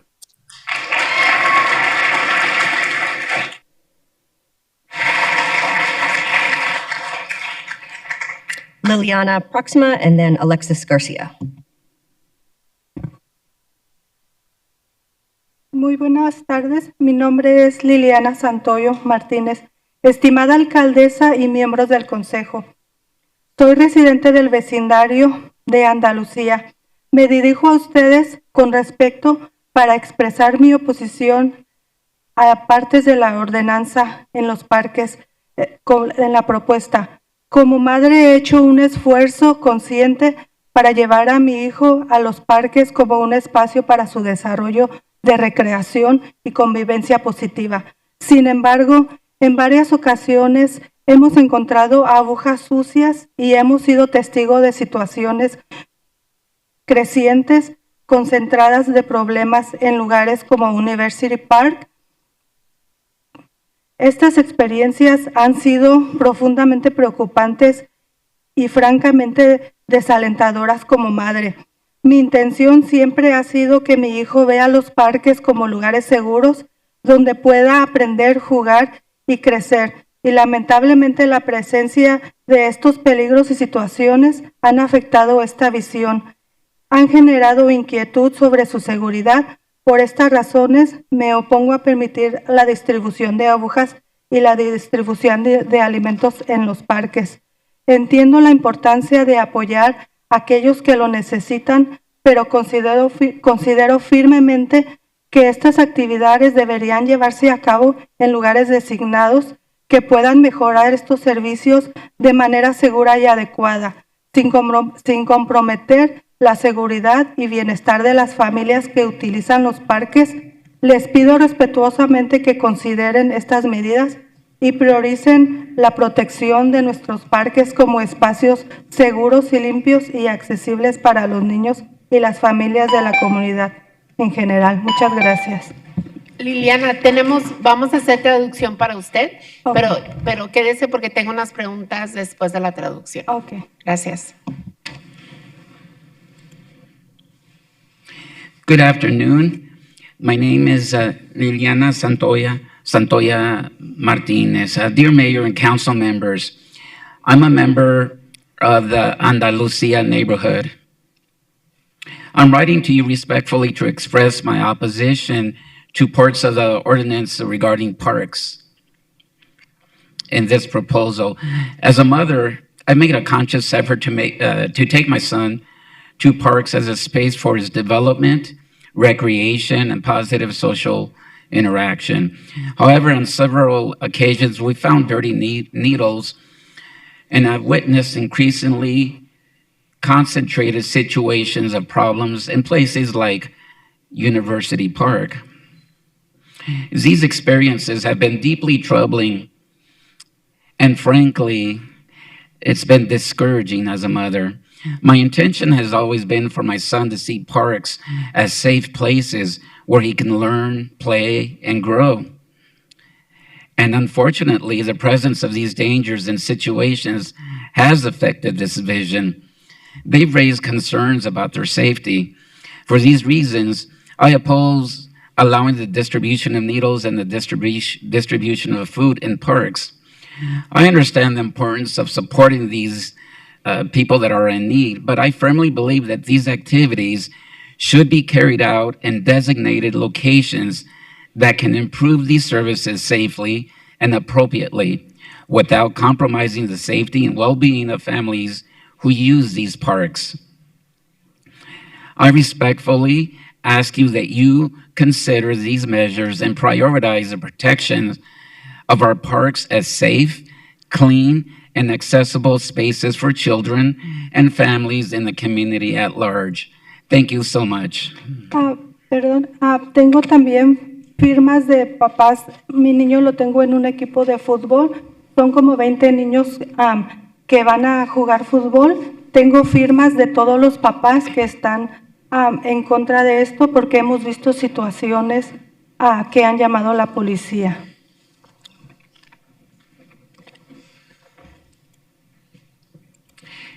And I'm sorry, I also have, since I do have my son on a soccer team, there's about 20 kids that go and play soccer, and I have signatures from all the parents who are against this because we've seen situations where the police have been called.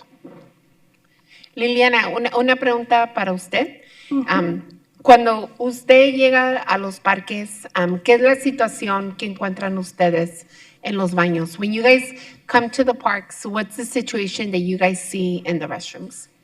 Cuando yo llevo a mi hijo a los parques, habemos papás que tenemos que quedarnos ahí por si los niños quieren ir al baño, tenemos que ir con ellos allá porque hemos encontrado personas homeless en los baños, drogándose y hemos encontrado también jeringas en el piso. Entonces, a veces los niños no quieren ir al baño. Usted y su familia, I'm sorry, go ahead, sorry. So at the parks, what the situation is that we found people doing drugs in the bathrooms. We have to go with their children because we found syringes on the floor. They're getting high. So therefore, these kids, they don't want to go to the restroom.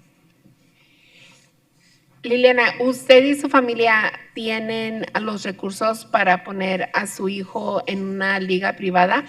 Do you and your family have the resources to put your son in a private league?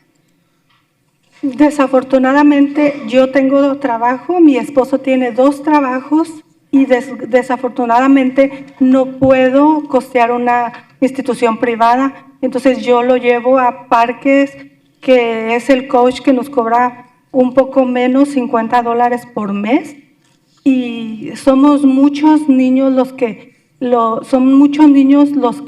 están yendo a esas prácticas porque desafortunadamente no tenemos la posibilidad para pagar una escuela privada.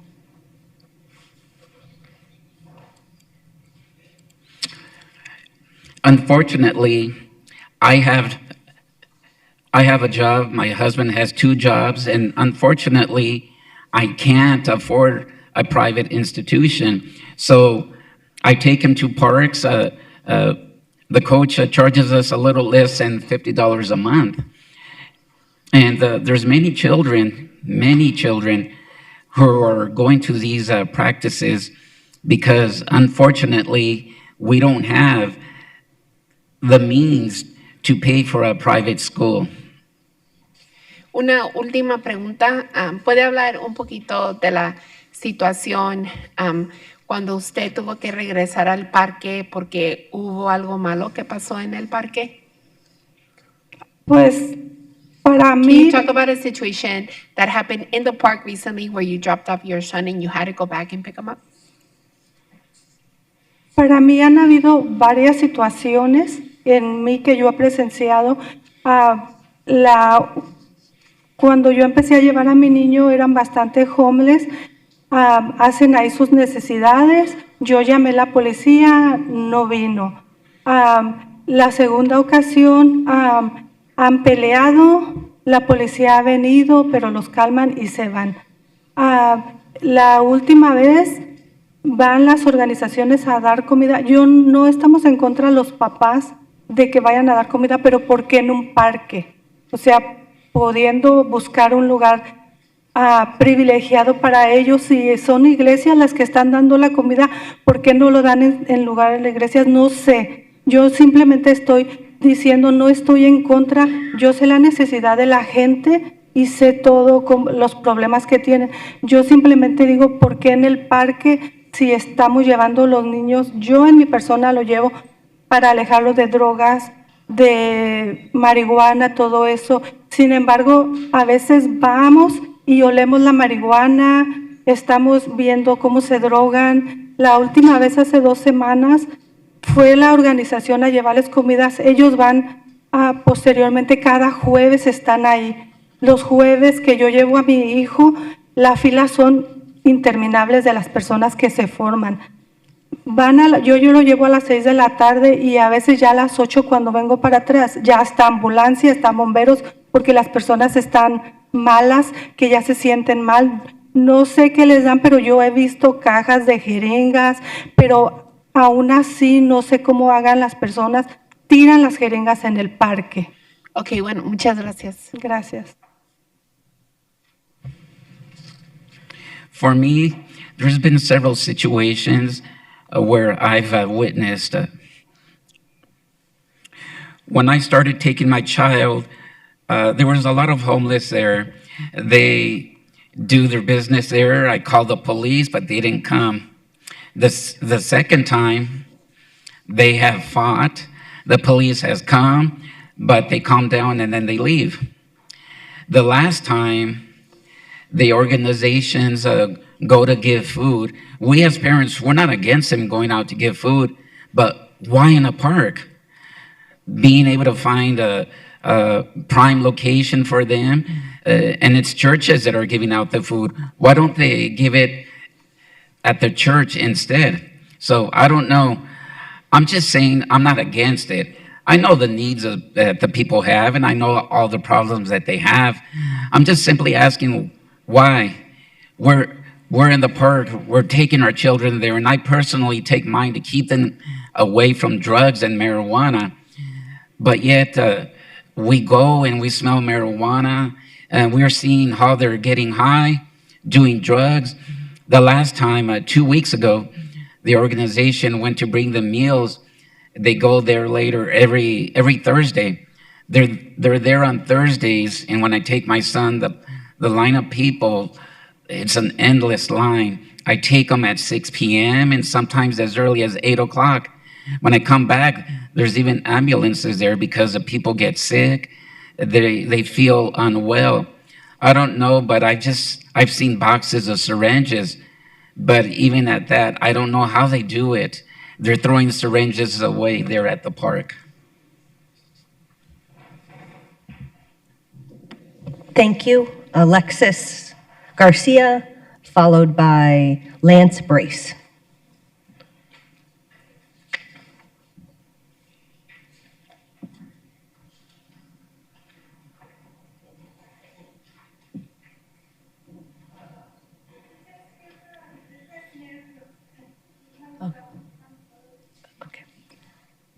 Thank you. He's not speaking. He's not speaking yet. Okay. Marked in support. Okay, then we have Lance Brace, followed by Dustin Byers. Good afternoon, everybody. My name is Pio Garcia, and I live in the area of... Aren't we looking for Lance Brace? Is that which Garcia? Pio? Alexis Garcia and Lance Brace. Because in the Army, there's millions of them. Yeah, well said, thank you. Okay. So the same thing. It didn't say the first name, but... Oh, Alex Garcia. Yep, sorry, not you, but we'll note that you are ready. So then, are you Lance? Okay, so Lance is next, followed by Dustin Byers. Hello, my name is Lance Brace, and I lead an outreach ministry called St. Herman's Table. Every Thursday evening, we go to the Cave Creek Park at Cactus, and we hand out food to feed people that are hungry. This is not volunteer work for us. This is a Christian ministry. In the Orthodox Christian faith, feeding the hungry is called almsgiving. It is not optional.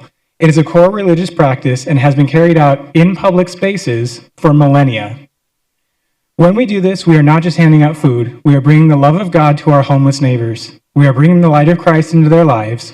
We bring them to church. We pass out Bibles and icons. We pray for and with them. This ordinance places an undue burden on our ministry, and we make it functionally impossible to continue. It requires permits, it limits when it can happen, and it creates a system where small volunteer-led ministries like ours may not be able to continue at all. And I want to be very clear about something. No person of faith should need permission from the government to practice our religion in a peaceful, helping way. We should not need permission from the government to practice our religion in a peaceful, helping way like the church has done for 2,000 years. At the same time, this ordinance does not burden secular activities in the same way. It creates a distinction where feeding the hungry, because of what it is and who it serves, is treated differently. And ultimately, this ordinance will not stop almsgiving. It will not stop the church from feeding the hungry where they are. It will only force people of conscience to choose between engaging with our faith and submitting to the law. This is not a position the city should be putting its people in. We all want our parks to be clean and safe. This is important. But those concerns can be addressed without placing burdens in front of people trying to help. I ask you to reconsider this ordinance. And if I had time, my 8-year-old daughter, who uses a city park every single day, asked me to ask the mayor directly, if you were a homeless person and the mayor of your city was trying to make it illegal to feed you, how would you feel?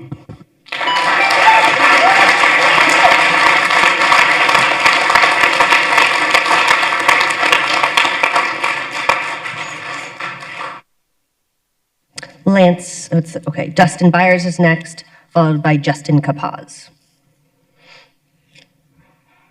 Hello, my name is Dustin, and when I was 18, I enlisted in the Army, hoping I could fight the war on terror, and at the same time, I could learn how to become a man that people would love and respect. But unfortunately, I failed to meet their standards, and because of my asthma, I was discharged. After only 5 weeks of basic training, I now found myself homeless with no place to go except for in the parks of Arizona. I battle with addiction, hunger, and countless hours of isolation, no money, and often in and out of jail. For the past 5 years, Billy's Way Home has consistently every Saturday showed up with nice, hot, home-cooked meals for me and over 150 other of my family members experiencing homelessness. They shower us with love and acceptance They shower us with love and acceptance. They demonstrate massive amounts of patience and love and devotion. And as a result, I've been sober for 8 months and have been, and now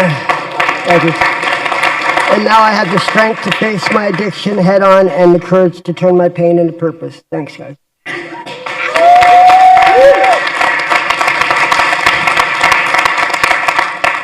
Justin is next, followed by Tim Kenobi. Madam Mayor, council members, $379,000 to enforce a waste of public time and money. These laws get struck down. Fort Lauderdale lost. Houston lost. Tempe is losing. You're making taxpayers pay twice. First to police grandmothers with sandwiches, then to lose in court. I modestly propose the purchase of a pour melting beam device atop Chase Tower, pointed at anyone causing discomfort. No more bodies on pavement. Property values would soar. Drug needles don't disappear with a vote. They must be collected by volunteers who educated their users. Helping people does not create need. Corporations spend unlimited cash as free speech. A sandwich needs a permit. Feeding the hungry is protected expression. Courts say to you, it's a billable hour. $937,000 for teens, trivial to the $1.086 billion for police.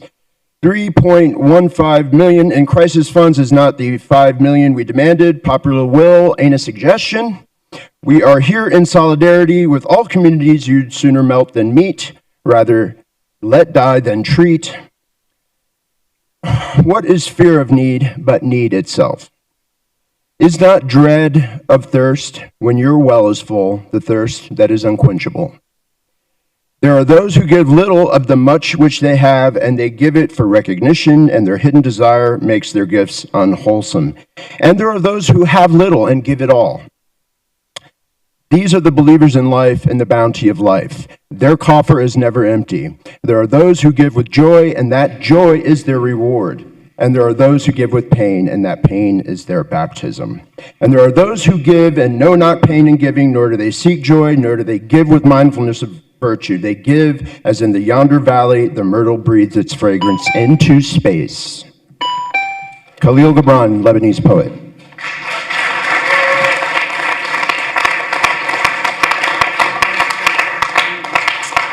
Tim is next, followed by Ann Ender.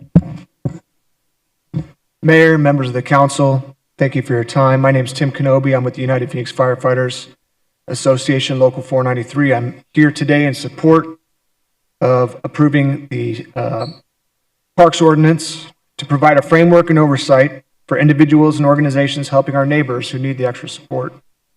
This ordinance ensures that individuals and organizations providing those services have the appropriate resources and regulation to more effectively help our community. When these community partners are active and safety is prioritized, our community is safer, positively affecting the safety of our firefighters and paramedics and reducing exposure. And I'll say to the folks that were clapping at the statistics for needle sticks, I would encourage you to talk to those rangers and those parks employees who are stuck. Okay, one or two. Is that enough for you to talk to them and see what kind of stress that brings home? Changing gears, changing hats. I also am a proud resident of Council District 3 with 3 young kids who regularly use our parks, our pools, and our community centers. And I'm supportive of this ordinance in an effort to keep all those involved safe. The volunteers, the unhoused, our vulnerable neighbors, and our Parks and Rec employees, park rangers, and the public safety workers. I think we'll all benefit from common sense regulation and keeping our parks clean and safe. Thanks. And please, no personal attacks. This is not appropriate. This is a very emotional issue, and we get that, but we do not need to attack people who are speaking. Ann is next, followed by Brandy Chard. Mayor Gallego, Vice Mayor Hodge Washington, and council members, I'm grateful to be here today with some of my community advocates that I work with, and I am grateful for their work. The beauty of going a little bit later in the meeting is that so many people have made such profound comments, as long as many of you have. When I didn't think of the consequences to the park workers, for example. And 1 or 2 sticks is the process behind that I have seen personally. There's nothing wrong with it. This is positive. It's structure. And structure, in my opinion, is something that I don't understand why it would create longer response times. It should help them. And it's not going to change the help that people are getting. I don't believe. These are my opinions. The one thing that does sadden me is I think of my memories at Encano Park having birthday parties as a little girl and running from security guards as a teenager, being on the golf course when we weren't supposed to be. But it was difficult to have those kind of, or create those kind of memories for my child and the children that you all have. So I believe that this is something that is important because we can't allow our common areas, like our libraries, to be dominated by one population's needs. We have to think of everybody, and I believe you really are with this ordinance, and I support it, and I hope that you will pass it.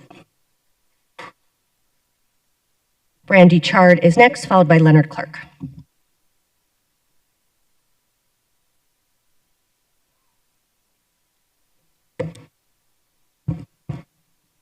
Mayor and council members, my name is Brandy Chard, and I'm the founder of Billy's Way Home. And we started in 2021 when we lost a beloved member of our family. Billy did struggle with addiction and homelessness, but he was much more than his addiction. So are all of the people that we serve and have served every week for 5 years. Dustin is one of them. We saw the need. I did right away. I saw people needed food, they needed hydration, but what I saw they needed the most was connection and community. They need all of us. We are all the answer. You guys, the neighbors. Kindness costs nothing, and people also live down to the expectations put on them, just as we live up to them, right? So if you say to somebody constantly, get out of here, you're a piece of crap, and a lot of the things that they hear every day, they tend to live down to that too. What we have always done is love them right where they're at. They all call me mom, so it hits different. I know at least 100 by name. And people say, you know, go find a church or somewhere to do it. Well, find us one that's close where these people have lived for a long time. We don't bring them there. They already are there. I don't live in North Phoenix, but I grew up in Phoenix in the 60s and 70s, except for 4 years in Taiwan. And my dad worked at Luke Air Force Base. Phoenix has the highest concentration of the homeless. We purposely go to the exact same area every week. The park is open over 100 hours a week. We use 2 to 3 of those hours. We've adopted the street there. We do park cleanup. I do want to very much say that in 5 years, I have never seen one needle. Now, I'm not saying they're not there. I do think it's over-exaggerated, or maybe the other parks are worse. But none of us have ever seen one. Thank you. Mayor.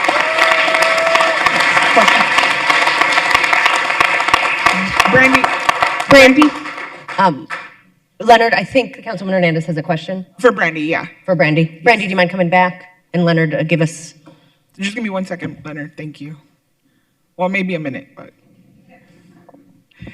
Brandy, thank you so much for just your comments. First, you know, tons of respect for you for turning your pain into purpose and putting something back. When you said that, you know, how you support residents out there, can you expand a little bit on exactly what that support looks like? We care a lot about the neighborhood. We don't want people living in the parks either. We are trying to get them out of the parks. And we've had a lot of success just by doing it the way we do it. Getting to know them, their names, their stories. They're not just the homeless, it's Dustin, Natalie, and Justin, and Corey, and Jamie. And like I said, I know about 100 by name. They want to make us proud. They run up to me and say, Mom, I'm going to detox. Sometimes it sticks, sometimes it doesn't. But you have to stick with them to make it work. We adopted the street right there where we go. We do park cleanups. And as far as the needle thing, even picking up 18 huge bags, the big black ones, of trash. We never saw one. Again, I'm not saying they're not there. I think some of it's exaggerated. We picked up a lot of Circle K and QT cups. We need some more trash cans out there. And one article of clothing. We care about the neighbors and see the blight. I see both sides. We're part of the solution. All of us here, we want to help. That's why a nonprofit begins. Yeah. The city depends on us. Thank you. And how many volunteers come out to help you? Well, we have probably about 75 on our roster, but they don't all come at once. I'm going to say probably 6 to 8 on most weeks. And they are the community that all of the homeless have lost. We are their community. I could not ignore that and go home and say, what are we going to do about the homeless? Who's going to solve this? We are, all of us, you guys, the neighbors, we all can solve it. We really can. But it takes being kind for one thing. It's a shared space. We're only asking for it a couple hours a week. Thank you. And just my final question. Outside of being able to, you go to the parks and provide some of these services and support to folks struggling with homelessness and substance use, is there other areas that currently you're able to do, like, have you found other locations? Because I heard you say, if you find us a church, we'll go do it at this place. So is there other places that you've looked into where you could provide these services? We've looked into it. We can't afford to, rent a building or have something like that. I only know of one church and one mosque that are in that area where these people already live. And so I wouldn't want to be too far away. We're trying to stay right there. Okay. And when we get a permit every week for the last 2 years, we carry insurance. We're not trying to be raggedy out there. We want to do it the right way. Okay. Thank you so much. Thank you, Mayor.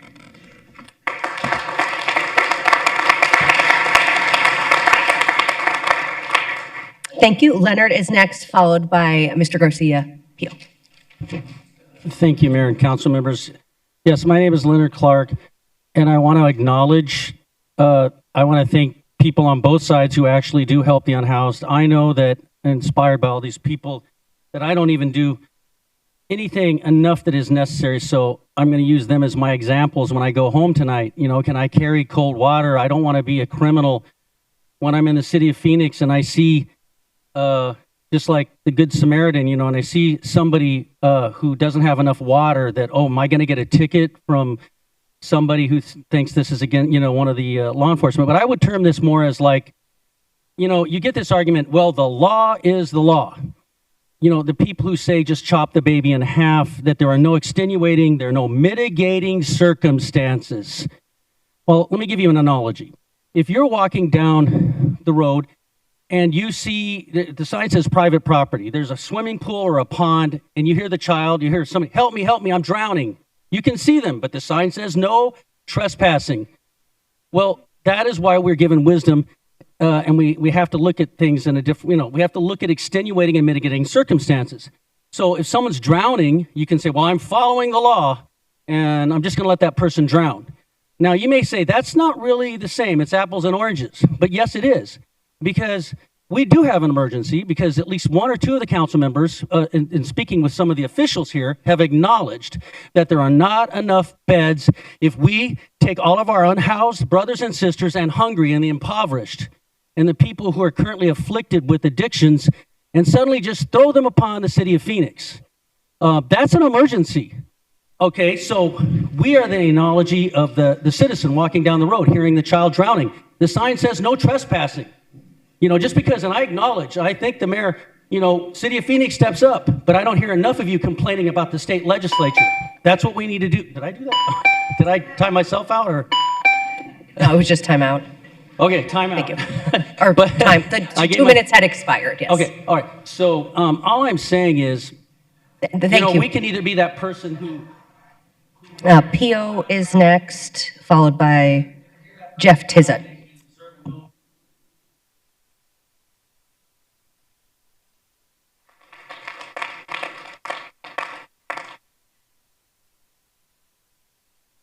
Everybody, distinguished council folks and mayor.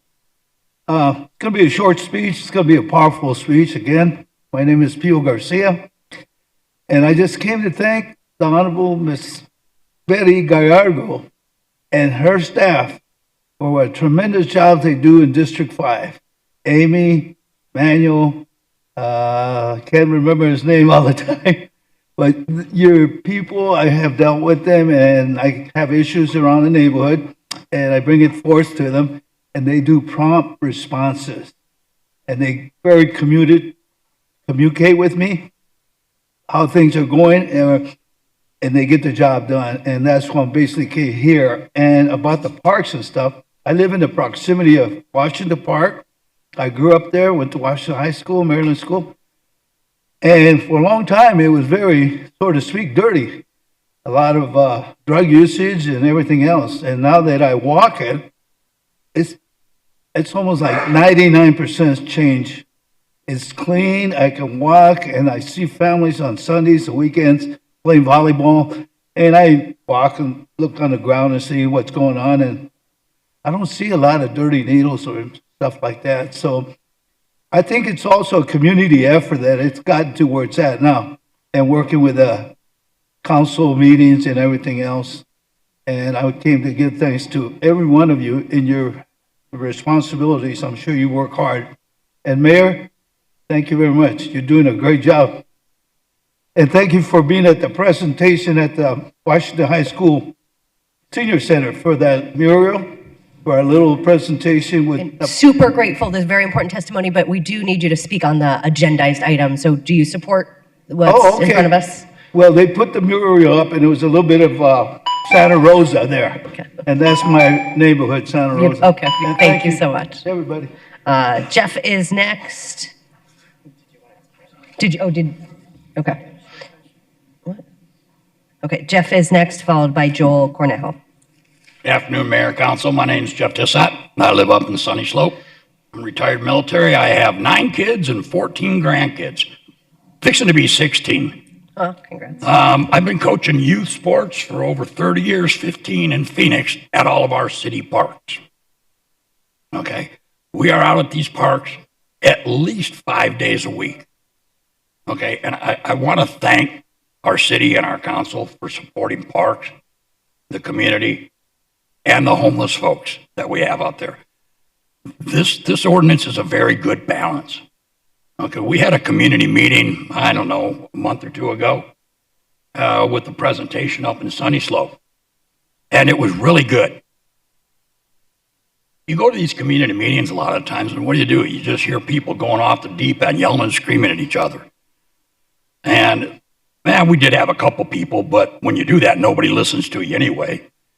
You know, so at this community meeting, and I want to say it first, our community, we really appreciate what all these service providers are doing. Okay. Last week we had a captain's meeting with 11 captains. And oh yeah, I run East Sunny Slope Community Group, which is probably one of the largest in Phoenix. Last week we had a captain's meeting about this ordinance. We had 11 of our captains and 3 of our board members there. And it was unanimous for our community to support this ordinance because of the balance of it.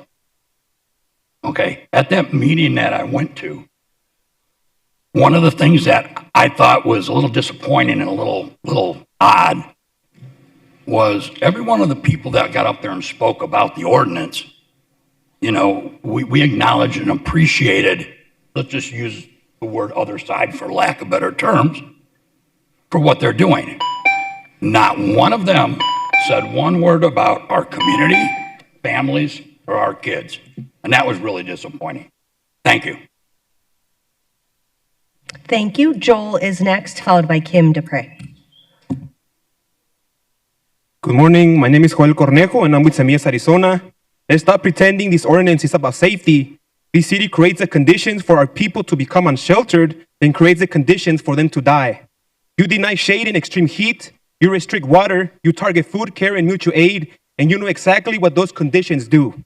Over just this past week, many community groups and organizations audited more than 12 parks across Phoenix and many more to come to confirm the narrative the city is using to justify these policies. We found 0 needles. What we did find was a lack of resources, lack of investment, and deeper neglect in Black, brown, and poor neighborhoods. We found communities already doing the work the city refuses to do, people feeding each other, protecting each other, keeping each other alive. And now you want to prohibit our people from saving each other from the conditions you created. You want the moral authority to regulate survival itself after abandoning your responsibility to our unsheltered relatives. That is brutality and that is policy violence. And we will post our findings publicly. We will hold the city accountable for its lies, its malice, and its brutality towards our communities. This war the city has waged against our communities predates all of you. But today you have the opportunity to begin amending the harm the city has caused. Do the right thing. Not only reject this ordinance, but begin rolling back the policies and ordinances this city has pushed for years that have only found new ways to brutalize poor communities, Black communities, brown communities, and our unsheltered relatives. Our people deserve more than survival. They deserve to live, and it is your responsibility, and it is our responsibility as people to make sure you do. And Chief, your department shoots people first and asks questions later during traffic stops. We don't trust you with our most vulnerable community members, which in this case, our unsheltered relatives. And Betty, you're using the same logic ICE is using against migrant communities to target unsheltered relatives. Thank you. Mayor, I have one question for Joel, I have one question for you, Joel. Thank you. You just said that a few weeks ago, your group and other groups went out to basically audit our parks. Why was it so important for you to take that work on? It's very important because everybody that has done this work knows for a fact, right, that the pictures and the arguments that they used with the needles, we don't see that. We don't see that, right? And it's also important for us to make sure that those parks are clean. Most of the parks in Black and brown neighborhoods had a lot of trash. We didn't find one needle. Yeah. Thank you. Thank you, Mayor. Councilwoman Bernard, I have a question. Well, I have a question for you. If you can come back up. Can you come back up? So just one question. So are you asking this council to ignore the voices of residents, largely Latino, Black, and working families, who have clearly said do not want to see needles in the park? They have seen the needles in the park. Liliana just testified and said all the needles that they find in the parks. Are you saying that we should just ignore those voices? No, it's your responsibility as a city to make sure there's a safe way to dispose of those needles, right? Your narrative, Again, you have said in the past. That was not the question. You have said in the past that 100% of your community and your district supports this ordinance. We have a membership of around 5,000 people around Arizona. And I can tell you, we know a lot of community members from District 5 that are against this ordinance. Thank you. Councilwoman O'Brien. Sorry, I also have a question, please. Sorry. So, how many parks did your members go to? Over 12. 13? In just this past 13? week. Okay. And more to come. 12, 13, how many? Around 15, probably. No, he said over, that's why I asked. Well, before today, there was 12. So you went to 12 And today, parks. So you went, thank you. Yeah. You went to 12 parks out of 180 parks and determined that there's no needles in any of our parks. And that, sorry. And so that is concerning statement to say that because you went to 12, that there were no needles, that there were no needles anywhere else. don't worry, we'll post we'll post our findings. Don't worry about that. We'll post our findings.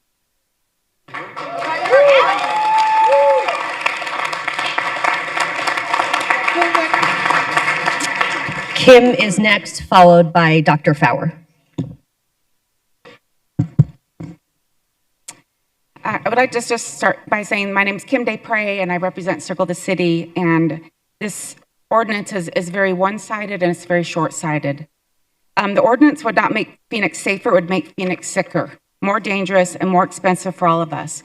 We had over 1,000 healthcare professionals, outreach workers, and street medicine providers from across the United States and around the world have signed a letter opposing this ordinance, and you all have received copies of those. What blows me away is that we have representatives from Canada, Germany, India, Ireland, Italy, Kenya, Philippines, Netherlands, Uganda, and the United Kingdom. All have showed support of opposing this ordinance. Street medicine exists because many people experiencing homelessness cannot safely access traditional clinics. They face barriers like transportation, mobility issues, etc. If this ordinance passes, those medical needs do not disappear, they become emergencies. We also received letters from over 105 organizations, international, national, state, and local. In fact, street medicine prevents crises before they happen. In fact, outreach care has been shown to reduce emergency department use by up to 75%. The international support comes from places like the Philippines, Germany, and organizations such as Certified Community Health Specialist Foundation. Phoenix, this issue is literally life or death. We're the hottest major city in America. Every summer, hundreds of unhoused people suffer heat-related illnesses and death. This ordinance also ignores the overwhelming consensus of healthcare experts, organizations across Arizona, including Valleywise, Keys to Change, Sonoran Prevention Work, Street Medicine Phoenix, Circle the City, and more. All oppose this measure because we see firsthand what works. And thank you. One more thing. One more statement, I'm sorry. And I just want to say we all can't be wrong. There's got to be some truth in all of these people across the world and what we believe. So thank you. I do have a question for you. Kim? I do have a question for you. Out of curiosity, what type of heat-related medical care do you believe is not going to be allowed, or is not going to be permitted because of this ordinance? There's IV hydration that we do that has prevented deaths in the parks. And just so everybody's aware, we do not leave needles in the park. So kicking us out is not going to make it better. I understand the one you believe is the IV hydration. I'm just trying to get an understanding. We do vital signs. If they have obviously if they have a wound because they have burns on their feet from the heat, we'll take care of their wounds. We'll do IV hydration. So there's probably more things than that. And you do not believe that the okay. I just wanted to ask that question. I think, I just want to say this because I think what we are trying, what I'm seeing here is I'm seeing individuals telling us to ignore the information we're receiving from both sides of the equation. I feel like I have an obligation to believe the information I receive from both the resident side as well as the medical provider side. I believe that there have been good actors and there have been bad actors in this. And I have met with a number of organizations trying to figure out what is the right balance. And I think continuing to pit us against each other and saying we don't care about our community, I just think that is not accurate. I think we're having these conversations because we do care, and that's why I'm asking the questions that I have. I don't want to go off on a tangent, but thank you for explaining what heat relief care you believe might be jeopardized in this circumstance. And I want to say thank you because I know you do partner with our Office of Homeless Solutions in providing medical assistance to I believe all of our residents are our constituents as well. So thank you for that. Actually, the ordinance is so restrictive. The first one would have been better, banning all medical care. This doesn't provide anybody any ability to do anything. So it's not even part way of a compromise. So I think that's why everyone's so disappointed. So you believe the first one was the better one, the complete ban? To me, they're equal because the one is so restrictive. It just basically means we can't do it.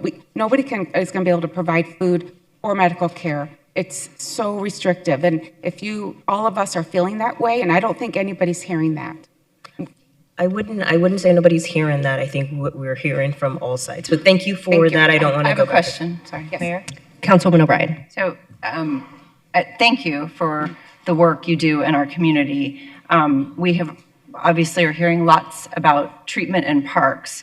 I'm curious, does your organization provide any treatment in the washes, the alleyways, or the underpasses where there are also many homeless folks who have the same conditions of folks who you would find in the park? We go wherever the unhoused are. Anywhere they are, we are there. So 8% of our calls are in parks, but you go wherever. So how often are you in those other locations? Every day. We have 10 teams that do outreach and street medicine total, and they go all over Maricopa County. So every single day they'll go to a wash or a park or an alley or a neighborhood or a parking lot. Wherever there's a need, we will go there. And it's not regulated. We can't predict 4 months ahead who's going to be sick, when, and what park, what day, what time. Okay, thank you very much, ma'am. Thank you.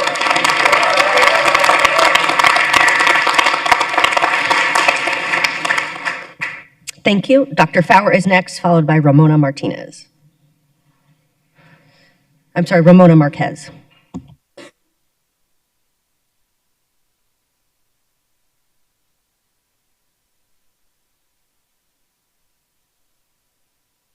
Robert Fowler. If you are Robert, could you signal? All right.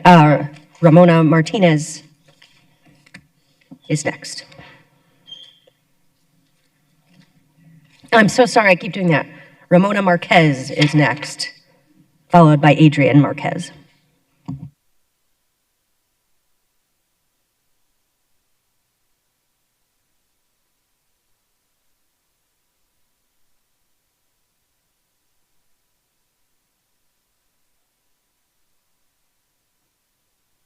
Good afternoon. My name is Miguel Angel, and I'm coming from 51st Avenue, Camel. And we need more safer parks due to my injury. One day, I went down the slide and got hurt with a needle, and I was bleeding, and my mom had to take me to the hospital. It's not safe that we need more cleans and safer parks. That's why my mom don't take us to the parks. It is sad because we can't go to the parks. No more needles in the parks.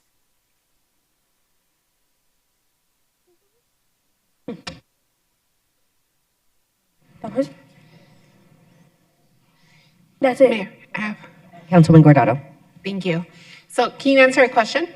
Yeah. So when was the last time that you went to a park, and do you live close to a park? Yeah. I live close to a park. I think it was like 3 months ago. My whole family, except my mom and some siblings. But there was an adult there, and my little sister, she's 4 years old, and she was talking to a stranger. So we mostly. Yeah. I know. Yeah. It was 3 months ago. And do you think that, and when you got stung with a needle, which people are saying that you're lying, that there's no needles in the parks. So that's what was just said.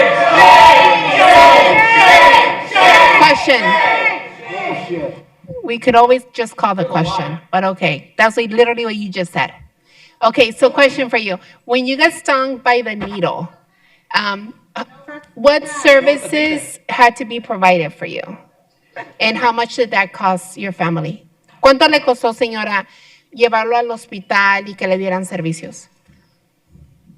Fue durante un año para llevarlo al doctor. Cada 3 meses tenía que hacerse una prueba de HIV y era una pesadilla para nosotros. Y desde ahí ya tiene, él estaba chiquito cuando esto pasó. Ya tiene que sería como unos 5 años, 6 años. Desde ahí no he llevado yo a mis hijos al parque. ¿Y qué parque es más cerca de usted? El de la 51 Avenida y la Cambo. Ok, el Maryville Park. Sí. Ok, ¿y cuánto cree que le costó el medicamento para su hijo? Pues tendría que, si no tuviera aseguranza para él, fuera costado mucho dinero. Y dinero que yo no tengo para esos costos. ¿Y tuvo efectos secundarios? No, nada más que ya para llevarlos al parque ya no más.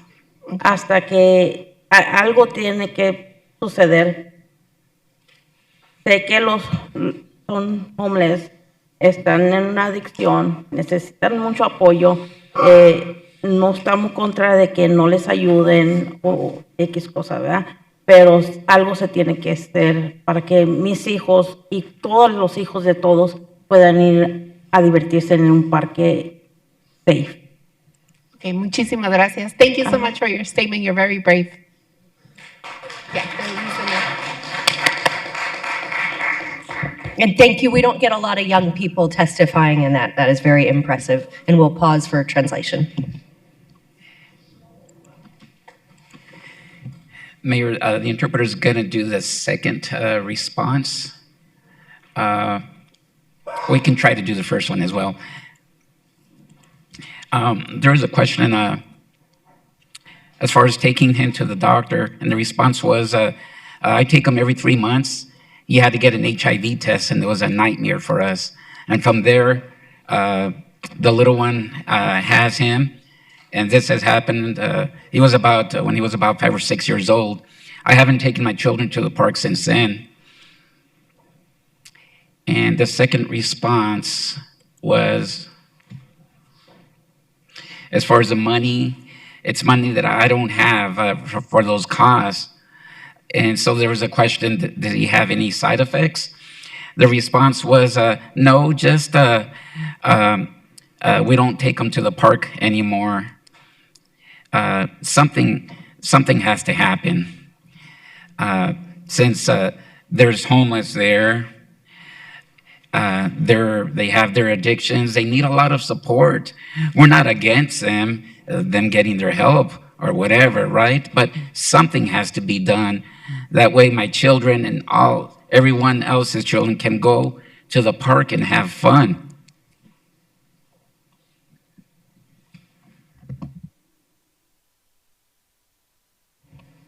And we're waiting for additional translation. Is that it everything? Okay, That's so everything. We're ready for the next Mayor. speaker. Okay, thank you. Gavin Ferguson is next, followed by Jack Fernandez.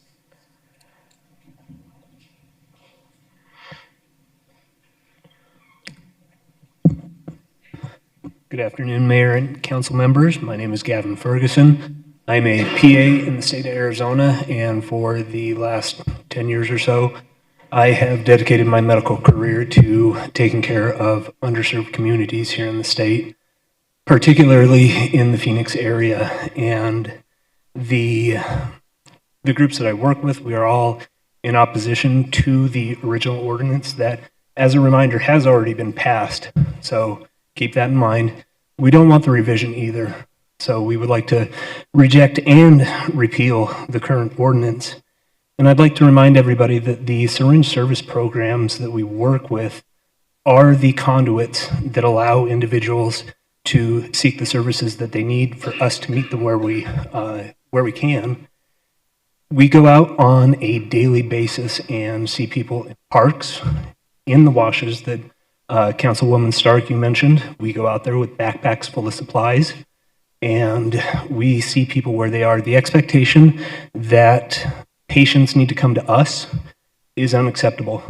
That is not the accepted science behind this. That is not the anecdotal evidence across the world. We need to be able to go to the individuals where they are and take care of them. In the country, overdose deaths are down 24%. In the state of Arizona, they are rising by 21%. And it has been shown across the world again that syringe service programs are the ones that reduce needle prevalence in these parks, in these common areas. So once again, I urge everybody here to reject and repeal the ordinance as it sits. Thank you. Mayor, Councilwoman Hernandez. Thank you, Mayor. Gavin, thank you so much for speaking. I just have a quick question for you around the syringe, what do you call it? Sorry. Syringe service programs. Right. Do you have data for drops in positivity rates for virus and Hep C that you have seen in those using harm reduction sites? So we keep a lot of data internally through the company I work for here, Venn Centers. We keep a lot of data internally because we have an MOU with the state through Access that we track this information. With our street outreach, and we separate it out in between like MAP programs, which is medication assisted treatment for things like substance use disorders. We separate it out by that. Our street outreach that we do, and then specifically harm reduction with the syringe service programs. And our data shows that out of the street outreach programs, we've got about a 16% positivity rate for hepatitis C, and realize this is just hepatitis C. And then with the harm reduction syringe service programs that we work with, the positivity rate is only 13%. So there is a measurable difference in the positivity rates with individuals engaging with syringe service programs having a lower positivity rate. Thank you so much. And then just one last question. When you're going out, to the washes and other areas with supplies, are you taking all of your trash and needles with you? Yes, all of our individuals, myself included, we carry sharps containers. So we take the supplies that we're using, and for our testing, we use Lancets, similar to a blood glucose test. If we have to do a blood draw or something like that, we are taking the butterfly needles with us in our sharps containers. If we are at a park or anywhere else that we meet an individual, we are picking up our refuse, our trash, our biomedical waste. So that's not something that we leave behind, and it's not something that any of the syringe service programs leave behind either. And when it comes down to it, a lot of the individuals that are still active in their use, they are very conscientious. They're humans too. They are aware of how society views them, and they are doing their best not to be a burden to other groups because they don't want individuals like that young man experiencing what he and his mother went through. Okay. Thank you so much. Thank you. Mayor.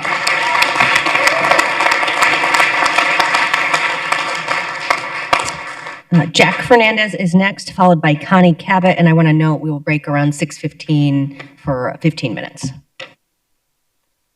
People of Phoenix, Mayor, council members, I live near parks. I love attending permitted and non-permitted events at parks in the city of Phoenix. I just want to understand what this ordinance is for. Just 2 hours ago, we all heard city staff say they want to enhance their relationship with and work collaboratively with the people that serve our community. So I just want to know from folks that are here, if you're with an organization that provides care to people at parks, will this ordinance enhance your relationship with the city for the better? Okay, so what's this ordinance for?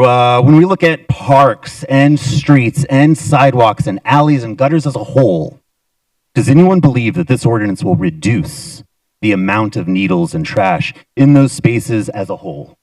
All right, so what's this ordinance for? All the talking points in support of this ordinance that we've been hearing, they're structured around blaming service volunteers for the existence of trash and banana peels and needles we saw in those photos. But the reasoning and evidence for the overall impact of those services have not been provided. If I find an egg in the park, do I blame the parents or the Easter Bunny? That's all I need.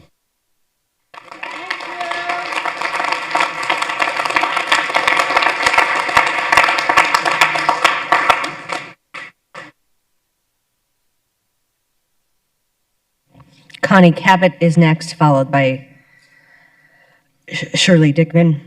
And I would just want to advise our speakers to address the city council, not the audience. Parks 101. Parks have been established as centers for recreation, picnics, playgrounds, community events, and athletics. They were not established as social service agencies for troubled people in need. There are other resources for non-emergency medical needs: alcohol recovery, drug rehab, food, and hunger problems. There are absolutely no solid reasons for needle distribution to be held in a city park. I want to emphasize the concept of proper resources at proper locations. We need to limit medical attention to emergency situations such as cardiac arrest, strokes, drownings, athletic injuries. Parks should not be a food pantry.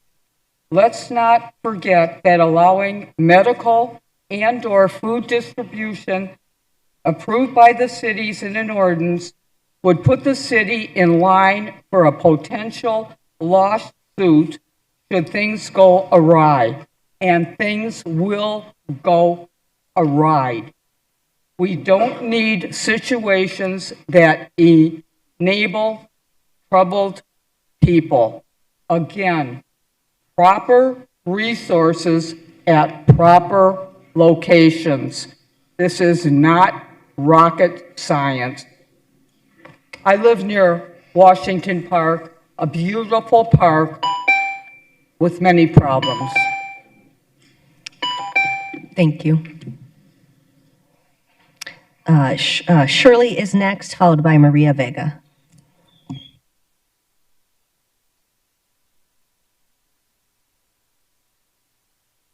Thank you, Mayor and council members. My name is Shirley Diekman. I am the leader of the Alhambra Neighborhood Association, and so I live right within walking distance of Toledo Park.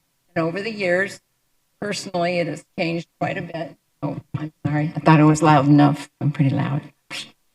But the purpose of the park is recreation, family fun, safe public enjoyment for everyone, including the ones that are handicapped or have issues or have drug, I've seen it all there. But recently, I just feel like I need to share some personal things that have happened, that really make this important to me that this ordinance passed. The large-scale distribution of food in the park, I have seen happen in big ways. What really bothers me, and maybe this doesn't appeal to everyone that's here, is they bring the food and then they don't clean it up. And they don't try to help the people they gave it to clean it up. And I've even seen a little boy decide to have one of the burritos that was half eaten because they were busy and the mom was not watching him. So that's one of the reasons that people don't want to bring their kids to the park when they're feeding. Now, I also know that there's a church nearby that feeds in their church, and they get quite a few people there. And because I live in a community that's 80% Hispanic, and a lot of them work double jobs and 2 jobs, and so they do use the park services for all kinds of things. So that's really awful when there's human waste and there's all kinds of terrible things around. It's really awful, and more work for the park. Oh, that was quick. I'm sorry. Well, I just wanted to tell you one other thing, and this will be my last, and this has to do with medical Apologies. care. Unfortunately, we got to stick with the time limit unless someone has a question. Let's see, who do I call? Maria Vega is next, followed by Michael Gaffney. Hello, good evening, Mayor and members of the council. My name is Maria Vega. I am one of the directors of the Dr. Alex Kim Foundation. We are a medical nonprofit organization, and we've been working on this subject with the council, with the different districts, not since December, but many, many months before that. We are very grateful to be here today because as medical providers and our organization being led by medical providers, we cannot provide care based on feeling or emotions. And we all know that this room was full of emotions today. And when we have a patient in need, we can't let our emotions guide us, right? We are here to serve. We're here to serve the community. Our community deserves the best, but in the right place. And a lot of the districts are helping us connect every single day. We have full-time outreach coordinators that are being paid, fully payroll, covered by our private physicians who are reaching out to churches, begging them, asking them to open their locations so we can come out as medical providers and provide care at these different locations. We do believe that the care is needed. We definitely heard that the physician's care is needed. And we heard the community. We heard the different districts and the needs, and we heard the people. And we want to bring this care. We want to bring it with structure, and we want to give them the best. So we are constantly out there collaborating and asking for networking in the different locations, different churches. if anybody wants the care for the community, it is the medical providers, because we have made an oath to serve the community, and we want to serve them right, but in the right place. We have tons of physicians. Our last event was composed of 140 volunteers, and 65 of them were medical providers from prestigious clinics and private practices. Thank you. Thank you. Michael is next. Michael Gaffney is next, followed by Michael Renaud. Mayor and esteemed council members, my name is Michael Gaffney, and I'm here today to address the ordinance specifically as it addresses the food distribution in parks. I'm a volunteer with Billy's Way Home and have been serving meals to the unhoused here in the Phoenix parks. I support these organizations and what they provide to the unhoused in the North Phoenix area. These people, these residents of Phoenix, are no different than any of us. They're just trying to survive in a very unforgiving world. Feeding and caring for people should not be a criminal offense here in Phoenix. But that's what this ordinance does. It does nothing to get to the root of the problem for the unhoused. It just vilifies them, making them seem less than human, less than any of us. And this is just a myth. They are human beings just like us. They are our friends, our brothers and sisters. They just need some help, just like these weekly meals that we provide do for them. I'm sure most of us have needed some help at some point in our lives, just getting through the day-to-day. So please, I urge and appeal to your good human nature to repeal and rescind this ordinance. And let's all look for ways to partner together, everyone here, to get to the root of the problem and help our brothers and sisters. Thank you for your time and attention.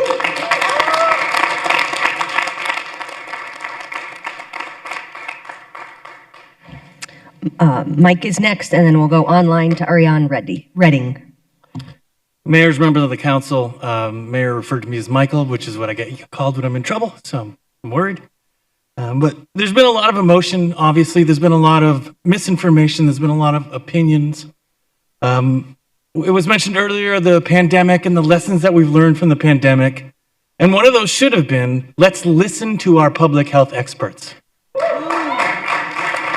Apparently, we didn't learn that lesson. Let's look at the facts without the emotion and the objections and all of the misinformation. People don't belong living on our streets. They don't belong living in our washes. They don't belong living in our parks. Medical care is not ideally practiced in washes, in parks, on our streets. It's unhygienic. It's not safe for anyone. It doesn't belong there.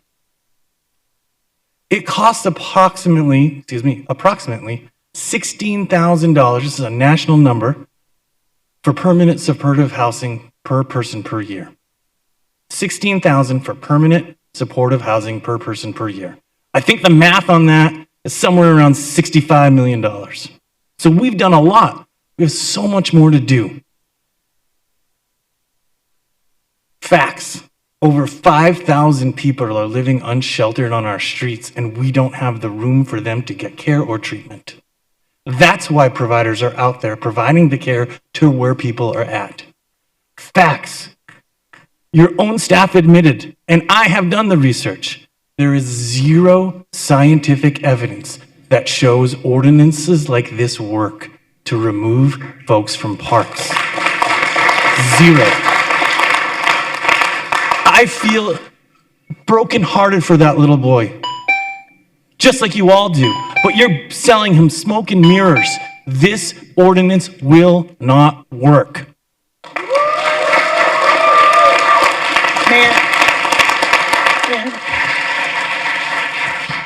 Councilwoman Hernandez. Thank you, Mike. I'm not gonna call you Michael because you're not in trouble Oh, with yeah, me. thank you. So, Excuse me. Got me all thrown off. Just have a couple questions for you. What is the impact this ordinance could have on your ability to recruit and retain providers and medical staff if this ordinance passes? Yeah, it's a great question. I've talked to numerous, over 100 different medical providers, social workers, counselors. We have those in our employ. And as we're recruiting providers, all of them that I've spoken to personally are shocked that this ordinance would even come from our city. Thank you. And I mean, we're also seeing a lot of loss in coverage, right? For the everyday person, they're losing healthcare access through actions not of anybody on this council, but of the federal administration. Like, do you think that that's going to be a compounding problem to this? And this ordinance address any of that? Yeah, that's correct. This ordinance clearly does not address any of that. It harms that. We know that there will be at least 400,000 people in Arizona who lose some type of Medicaid coverage. And then when we're talking about people who are in the situations living in the park, they're largely, and I don't have the data on me today, but I know the data, they're largely folks who are suffering from serious mental illness and a combination of that and opioid use disorder or just straight opioid use disorder. And those folks are not necessarily able to get themselves to a DES office to get all their benefits straight, right? Which means they won't have coverage, which means they won't have access to mainstream healthcare, which means they'll be getting sicker on our streets, and then the cost is going to go up for all of us. Okay, thank you. We've heard a lot about needles, right? And that's a very serious matter, so I don't want anyone to think that any of us take sharps in the parks as a laughing matter or not a serious issue. Can you speak a little bit to how your organization kind of works around that? Yeah, well, we are a healthcare organization, and I've been in healthcare for 26 years. Needle sticks are some of the most severe and dangerous things that anyone can have as an occurrence. It's unacceptable that people would get stuck in a needle in a park. Totally unacceptable. We agree.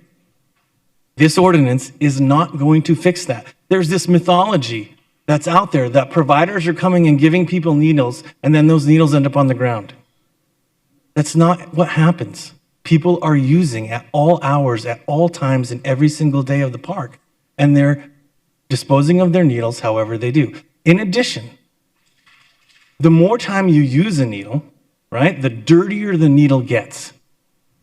That's just science. Bacteria, fungus, virus load, it all accumulates on that needle. So if someone's been using the same needle over and over and over and over again, and then you step on that needle, your risk of acquiring HIV, hepatitis, all the other horrible things you don't want to get dramatically increases. So clean needles actually protects people. Dirty needles hurt people. Thank you. And my last question for you.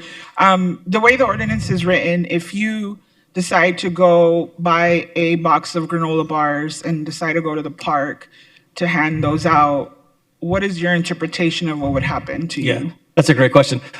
We have teams that do this kind of activity all the time, and I have gone out with them multiple times myself, and they go where people are at. That's another myth. We're not bringing people to parks, we're finding them there, right? And so when we're going out and doing these things, we're providing all kinds of care. And yeah, we have a care kit that probably has a couple of power bars in it, that might have some bandages for the person later on if we're not around to help them.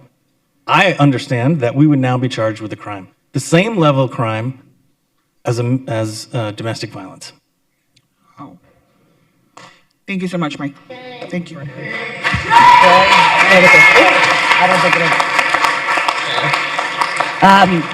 Mike, one more question.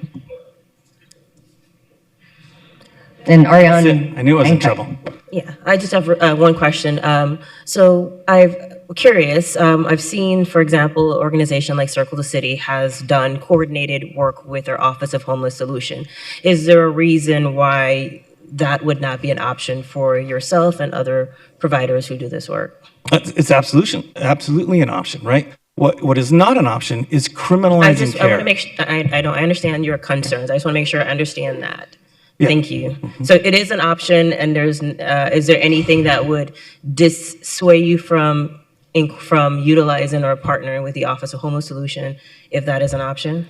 If this body were to criminalize care, then that would persuade me not to work. Yeah. Okay. Thank you so much for that answer.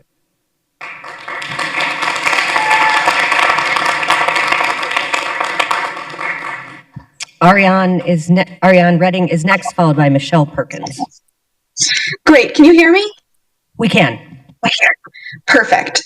Hello, members of the council. I urge you not to pass this ordinance amendment. To start with food, I want to address the fact that there is already legal precedent showing that it is unconstitutional to deny an individual's First Amendment freedom of expression to provide food. This has been seen in the case of Thornton versus City of Bullhead, where an elderly woman named Norma Thornton was arrested for sharing food with people in a park. That is in Arizona.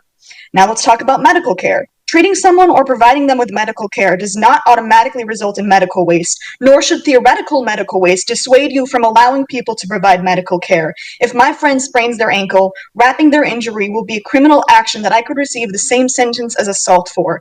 Maybe not immediately, sure, education first, then a citation, but still, assault. I understand your fear about used syringes. That is a fear I share, and as far as I can tell, the only legitimate threat you've presented.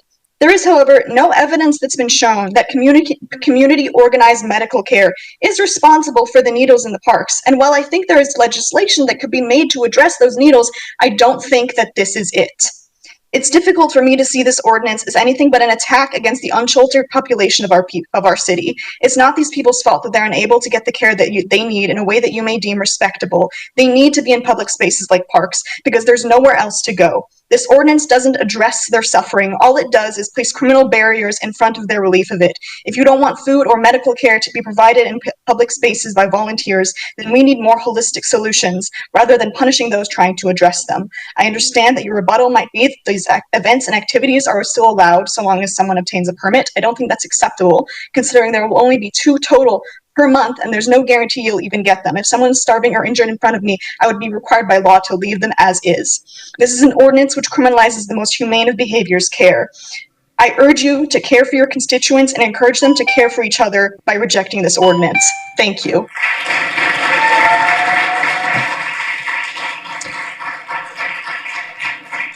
Michelle Perkins is next, followed by Darlene Vallow.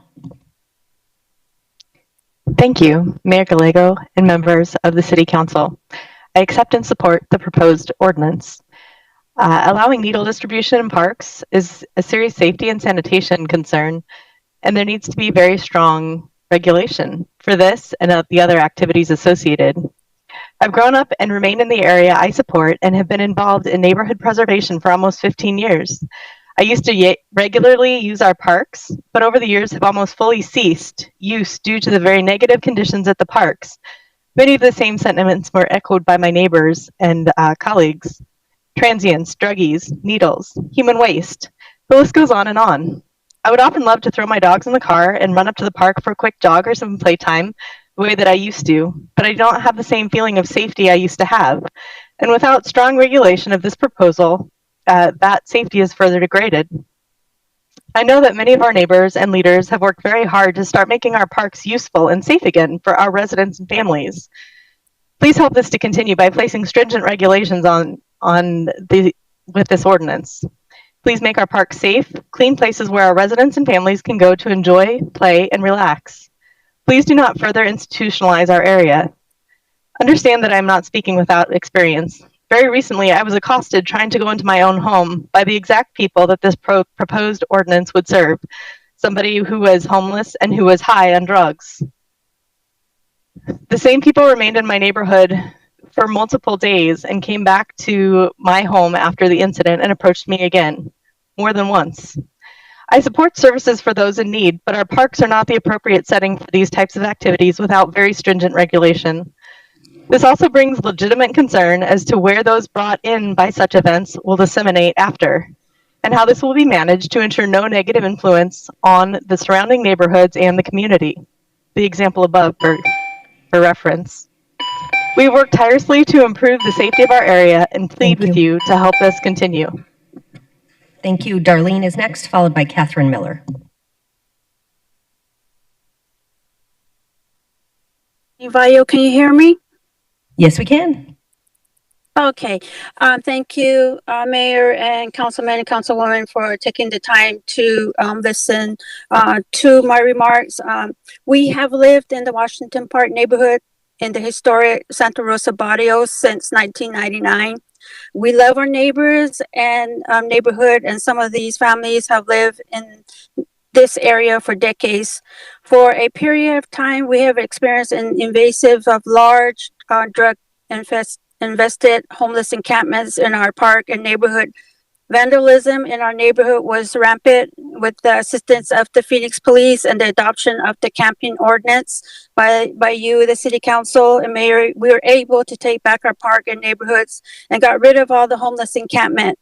We oppose the activity of the mobile medical care, and food distribution organization in our community. We have a sense of humanity in helping others in need, but when homeless individuals trespass on private property, our neighbors litter our streets and parks, take up the bus stops for personal shelter, and openly use drugs, the sense of humanity's dimension. This continues to be frustrating for our community members. Medical, mobile care, and food distribution is not a cure for homelessness and only enables the homeless to continue to engage in illegal activity, knowing that they will face little or no consequence for their action. The city adopted a camping ordinance which made a positive impact in getting dangerous drugs infested homeless encampments out of our parks and neighbors. However, this has not deterred the homeless from violating these ordinances in other areas of the city. Mobile medical care and food distribution provide very little or no incentive for homeless individuals to get the help that they really need. We have a right to protect the quality of life in our community. As a resident, I go out in the community daily to my Phoenix neighborhood. Thank you. Catherine Miller is next, followed by Linda Blackford.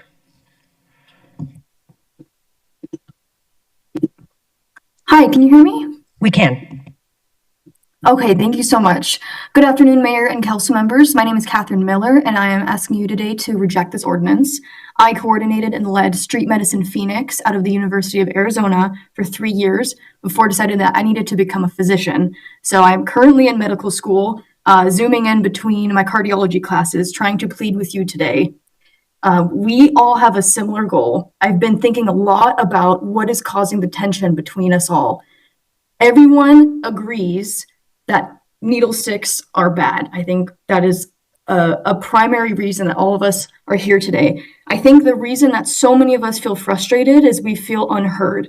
I'm trying to count how many times we've told you that we agree that needle sticks are bad. We totally agree. At the December 17th meeting, so many of us, including parents, employees from nonprofits who provide medical care to people experiencing homelessness, told you that we agree. We agree that residents should be able to bring their children to parks safely. We agree that children should never be in contact with needles at the park. We agree that needle sticks to parks and recreation employees are unacceptable. But when we are telling you A and you're responding with B. So I'll put this in medical terms. We agree on the diagnosis, but we disagree on the treatment.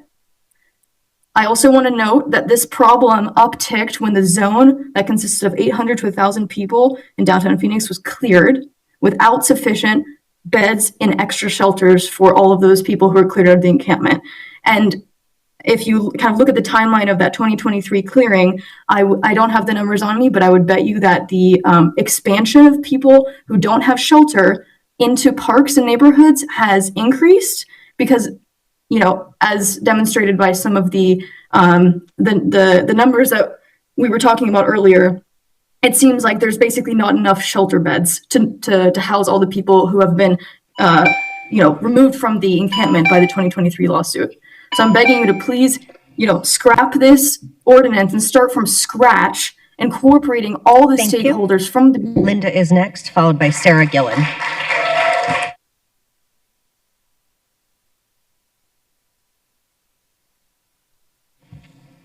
So Linda Blackford, followed by Sarah Gillen, followed by Ginny Ann Sumner. Linda, if you are here, I'm sorry. I was looking in the wrong direction.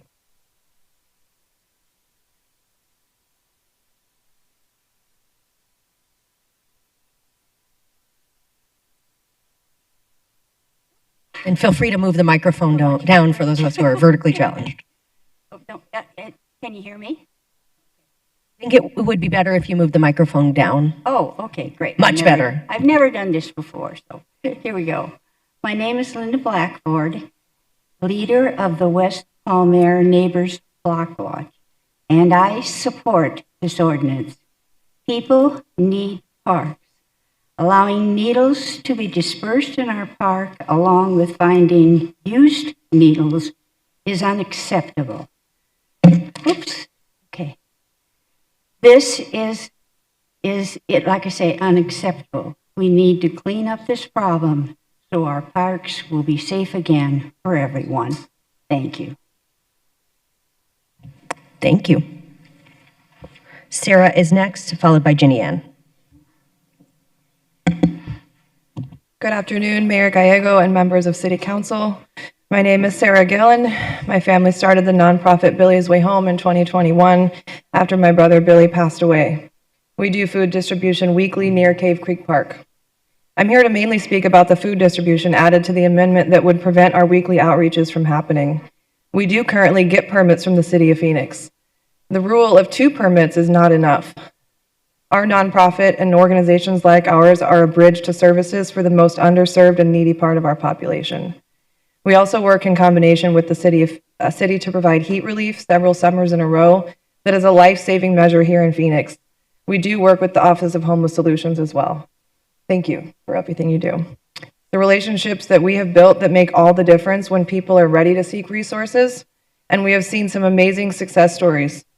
Everyone we have served who gets clean and off the streets comes back to tell us what an impact our outreach has made in their recovery. This ordinance does nothing to keep parks safe. It skirts the issue and feels like an out of sight, out of mind solution that is not a solution. The food distribution should have never been added to this amendment. In the 5 years that we have been doing weekly outreach, we have never once seen a needle at the park. We leave the park cleaner than when we arrive. We have children and families come volunteer with us, and never once have we had someone tell us that they feel unsafe. We also have families that are housed that come to our weekly outreach because they need a meal. We're serving not just the homeless, but our community and anyone who needs a meal. I ask today that you reject this amendment and repeal this ordinance that will do nothing but cost human lives and shut out resources. I'd also like to point out that my brother did not die of an overdose. He was arrested in a 4th Avenue jail where he was begging for medical care for the months he was there. And when he got out, he was septic and went to a hospital, passed away 24 hours later. This was a result of months. So I find it ironic that we Maricopa County can't get medical care right in their own facilities, but that we're here for medical care, for do-gooders. So.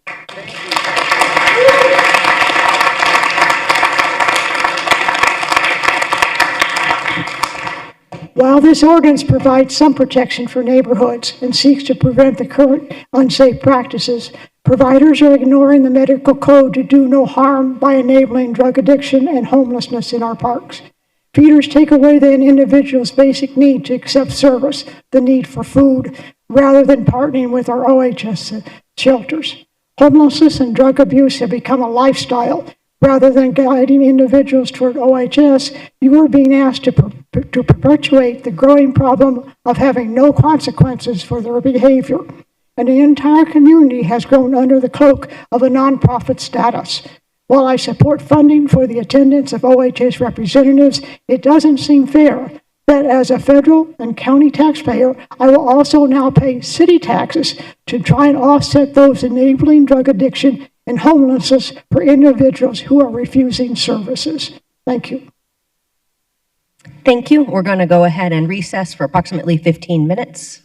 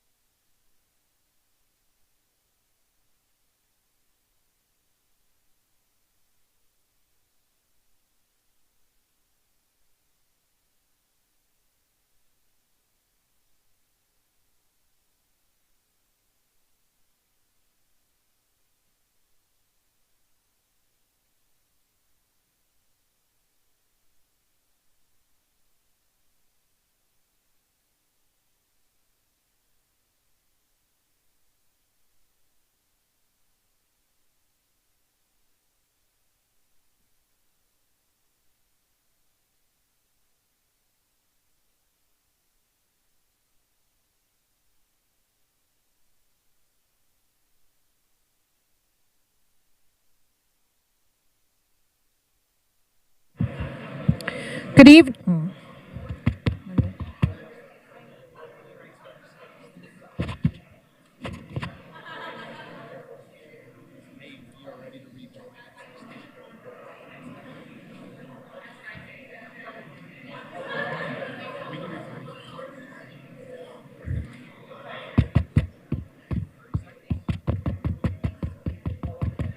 Good evening. Good evening. Thank you so much for being in the meeting today. If you could please find your seats, we will begin very shortly. 30 seconds.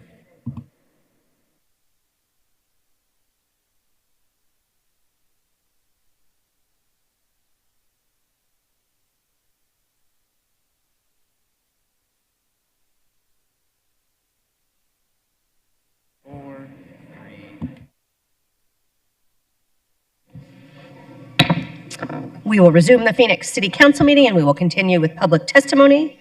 We'll begin with Cynthia Gonzalez, followed by Michael Gonzalez, followed by Stan Emery. Cynthia, the floor is yours.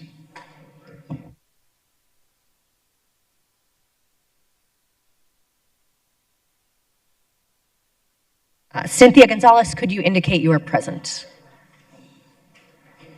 Michael Gonzalez, could you indicate if you are present? Stan Emery, are you present? Stan Emery. Erica Hendel. Erica, please come forward. Erica will be followed by Faith Kearns.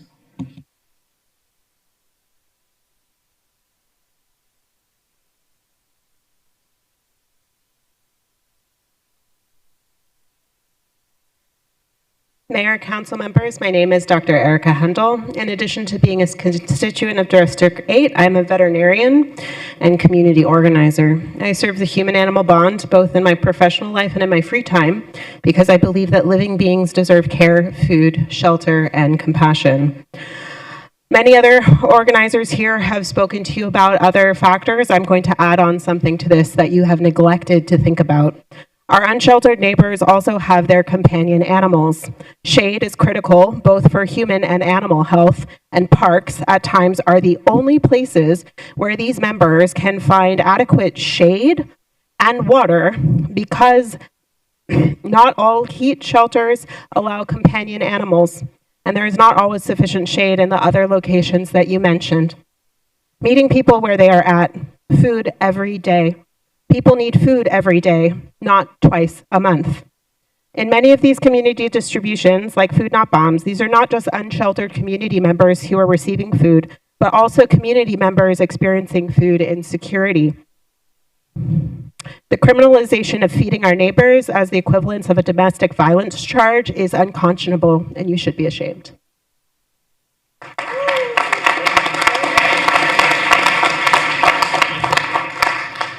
Faith Kearns is next, followed by Sabrina Kernigas. Faith, could you, okay.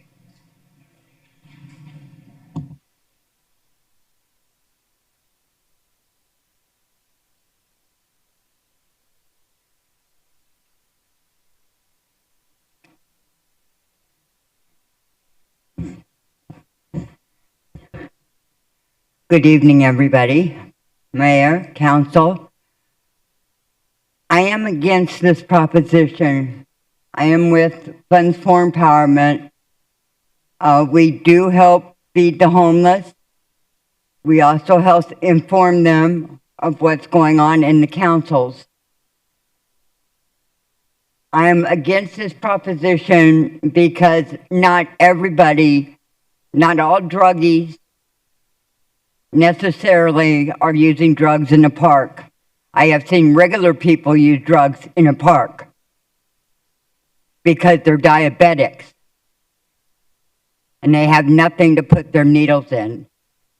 So some of those needles aren't necessarily from drug addicts. There are people out there that have health issues where we have to carry syringes. And I know that there are other ways around this. And let's just hope that we can find one. And with that, I close.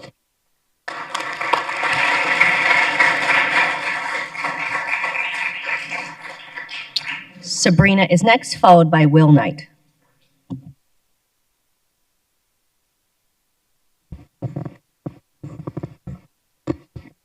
Good evening, Mayor and Council members. My name is Sabrina Carnegas, and I am here today to urge you to oppose item 49.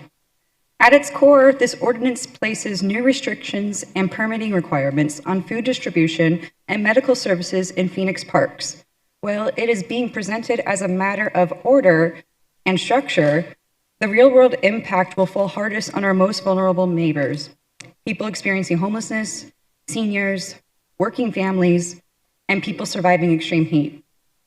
To add, this is happening at a time when more than 400,000 Arizonans have recently lost access to SNAP and EBT benefits following program changes, including my family. Families are already struggling to put food on the table. For some parents, community meal distributions at local parks may be one of the few opportunities to provide their children with a hot prepared meal without having to choose between rent, gas, utilities, or medication. Furthermore, every summer, Phoenix faces the unfortunate realities of people dying from heat exposure. Community organizations and volunteers step in where systems have fallen short, providing water, meals, hygiene supplies, wound care, and life-saving support.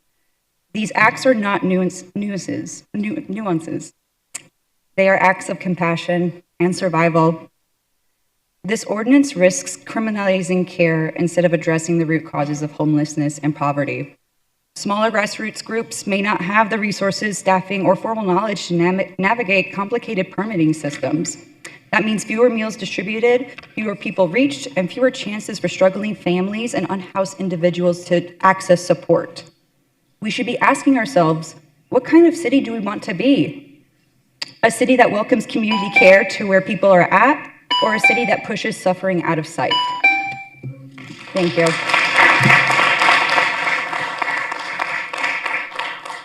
Will is next, followed by Becky Lutz. Thank you, Mayor. Thank you, council members. My name is Will Knight.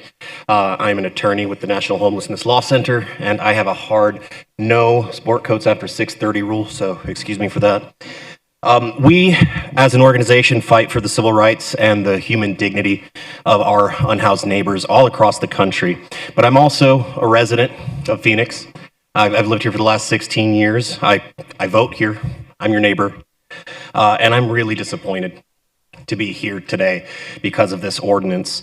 The one that Phoenix has adopted and the proposed one that functionally accomplishes the exact same thing is one of the most extreme laws of its kind that I've seen across the entire country. It is not simply a regulatory structure. You've heard from the providers here today that it is a functional ban. It is an outright barrier.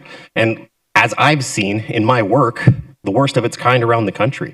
It was enacted with no feedback, with no consultation, even though you did see listening sessions that you did with the city. That timeline at the very beginning that you put up on that screen showed that no amendments were made after that. Nothing that the providers in the community told you they needed to actually be regulated effectively was implemented to the ordinance as drafted. So in my work, I've challenged laws like this around the country in states like Alabama, New York, Florida, Oregon. And based on my experience, I want to be clear, this ordinance is such an outlier that it will be stricken when it's brought in front of a judge. Phoenix is not following, excuse me. By penalizing healthcare providers and outreach workers for delivering care, the city is infringing on people's constitutional rights, bottom line. And it's not just free speech, it's a number of other constitutional rights at issue that the city attorney hasn't been able to consult with you on. There are also significant state preemption issues. There's significant ADA issues. And the bottom line that you really need to consider as a city council is what you've heard. Criminalization does not reduce the needles in the park. Criminalization does not solve the underlying problem. Thank you.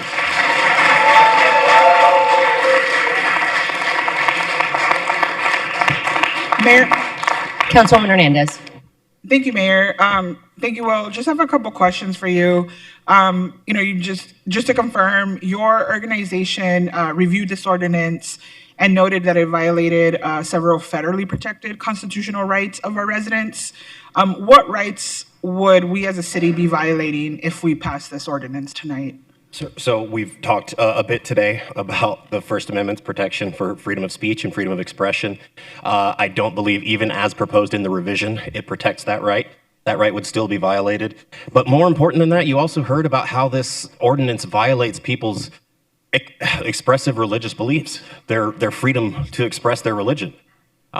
People's deeply held religious beliefs compel them to provide charitable services to people. That's not an option. You've heard that from multiple people speaking today. So the freedom of expression that it violates was never addressed by the city attorneys. It was never addressed or contemplated during the drafting. In addition to that, as I said, there are ADA issues. You heard from providers and volunteers today about how many of the people who need these services have mobility issues. They can't simply go to a heat prevention site. They can't simply schedule their heat stroke on the 15th of the month whenever one of these permits is enacted. So there are ADA issues that it runs into. There are also significant state preemption issues. The state of Arizona has implemented a regulatory scheme that not only permits but protects syringe service programs and enables them to be functioning in our streets, in our cities, in our parks. This municipal ordinance interferes with that, so there's going to have to be some litigation challenging whether or those two are in conflict, and they are, in my view. And finally, I think it violates just the substantive due process rights of the human beings who are no longer going to be able to access these fundamental rights, these basic human needs. It shocks the conscience. That's the standard under substantive due process. It shocks the conscience to deny people access to life-sustaining medical care. Thank you.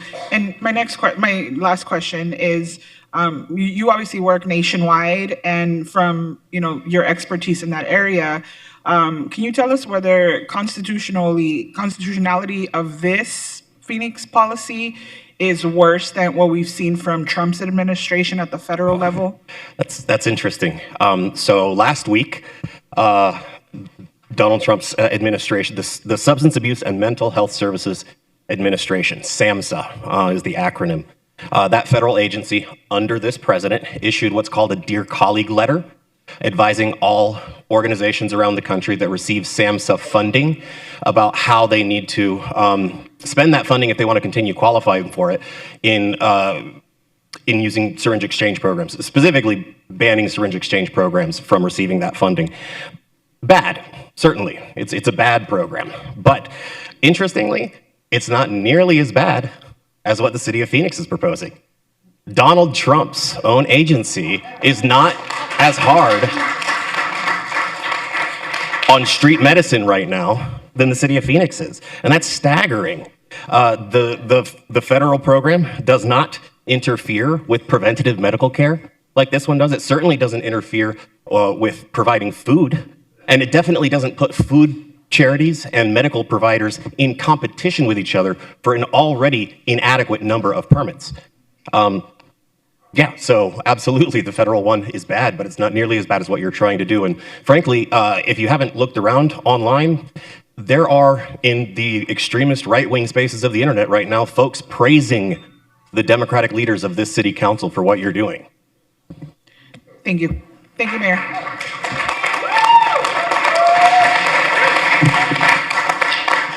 Becky is next, followed by Arlene Mahoney.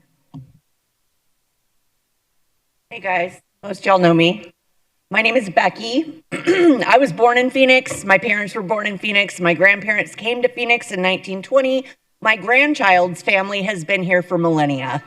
I'm very familiar with Phoenix, and this is not a new problem. This is something that we have ignored for so long that it is now a disaster. I wanted to let you know that I'm not going to repeat everything that I've been saying since December.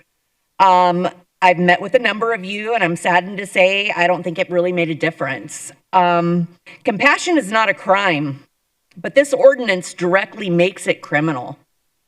With federal cuts and a 33% reduction in SNAP. I was with Congressman Stanton the other day, and that's what he said.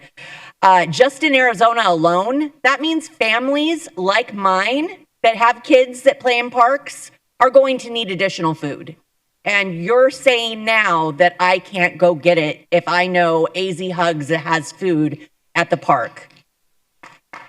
I work. I do all the things I'm supposed to do, but most of us are closer to homelessness than we are to being a billionaire. I'm one paycheck away, you know, and I think that most of us feel the same. This is an awful ordinance. It only amplifies the needs of our community. This has been made in haste and is a way to hide away an enormous issue of mass homelessness in our city. But it won't just affect those individuals. It's going to affect working families. We're under more strain than we have been since the Depression. I'm buying my groceries on a credit card right now. Food and medical support is a lifeline to so many individuals. Reject this and repeal compassion for people going through struggles. Thank you. Arlene is next, followed by Stephanie Martinez.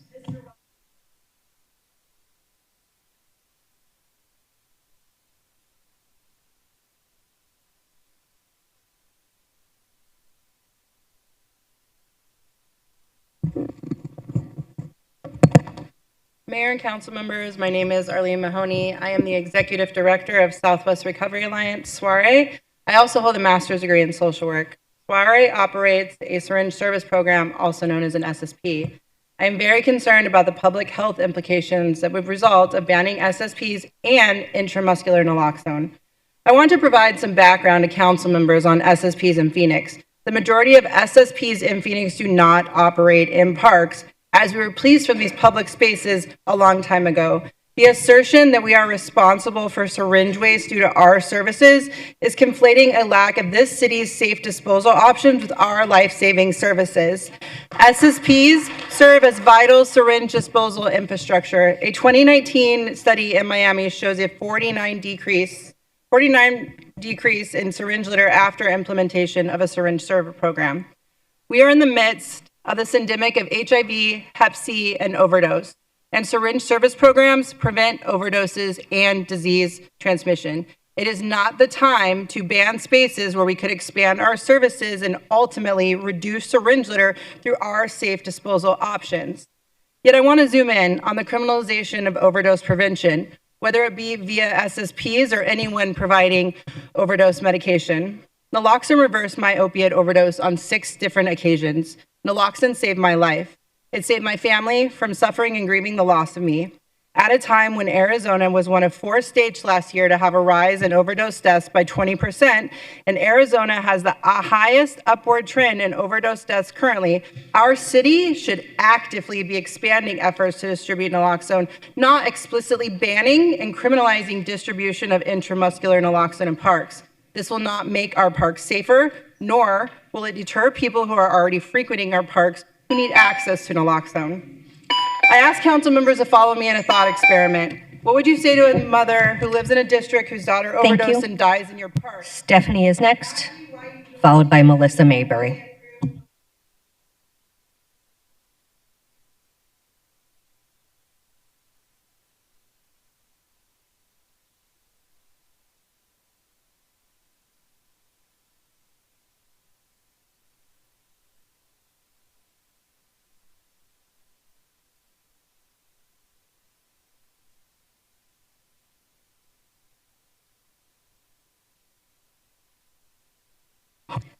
My name is Stephanie Martinez with Circle the City. I don't want to repeat everything that's already been said tonight. You've heard the data. You actually have the data, the concerns and the perspectives from both sides. Sitting here, I feel both sadness and pride. Sadness because of how divided this conversation has become. When I truly believe many of us share the same goal, wanting to help our neighbors and wanting safer communities. None of us want people living in the parks or needing services there. But the reality is, when resources are limited, people survive where they can. And I also feel so much pride in the brave young boy who came up here to speak tonight, but in front of him, what was modeled was division instead of compassion. As a mom who also spends 4 to 6 days of the week in parks with my boys, I do not share the same fear-based perspective that's been described here tonight. The values I teach my kids are kindness, compassion, and awareness, not fear and judgment. I am proud that my boys offer a smile and wave a hello and understand how to be aware of their surroundings without losing their humanity. At the end of the day, this is about people. And I hope that you lead with that because I know that Circle the City will continue to do so.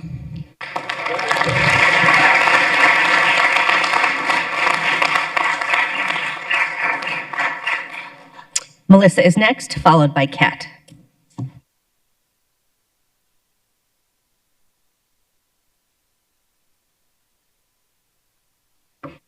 Hi, my name is Missy Mayberry. I'm a native of Arizona, having lived in Phoenix for over 20 years. Helping people is something I'm passionate about, and I take very strong opposition to this ordinance. When trying to solve a problem, it's best to break down why something is happening and come up with solutions that help everyone involved. Being unhoused is becoming increasingly more criminalized, and this is a major failure on our city and society. In a societal contract, we all agree to do things in the betterment of all people and take care of those in need. When we jail the unhoused, they lose what little belongings they have: medication, paperwork, IDs, their beds. We give them a criminal record, which makes housing difficult to find and requires payments of fines.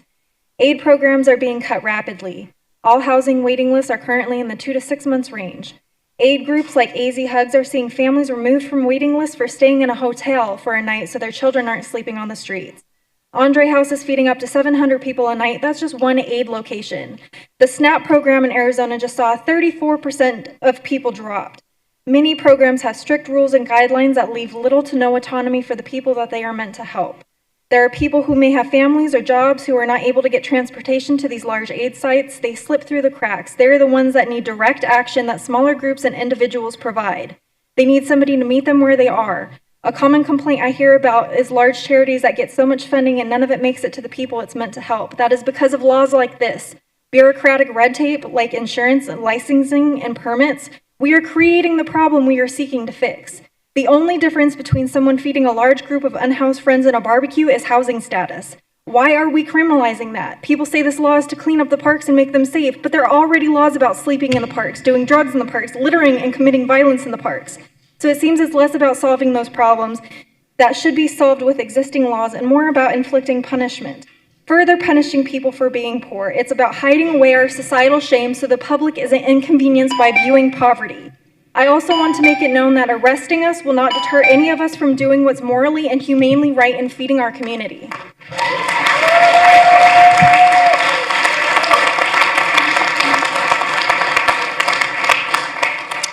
Kat is next, followed by Danielle Millard. Hello, my name is Kat, and I'm with Black Lives Matter Phoenix Metro, and I'm here to negate the revised resolution for the Parks Ordinance, and as well as call for you all to strike down the original that has already passed. This is in part due to the fact that this law does not address any of the systemic issues that lead to a disproportionate amount of homeless people that are in the parks. Your own staff even admitted that you have no empirical evidence that would actually support this law passing, leading to a decrease in needles or decrease in waste. This is yet another attempt by the city to continue to criminalize the most marginalized amongst us, instead of leading with compassion and logical solutions in order to actually combat homelessness. The whole point of paying taxes and abiding by the social contract is that public officials like you should be doing your job to alleviate these social issues, instead of blaming those of us that are stepping in to fill in the gaps that you've left with your inane policymaking that cause those of us that aren't policymakers, that don't have these jobs and these comfortable seats. We're the ones that are stepping in to fill in the gaps that you've left, to step in and help out the neighbors that you want to hide away. I thank you for your time.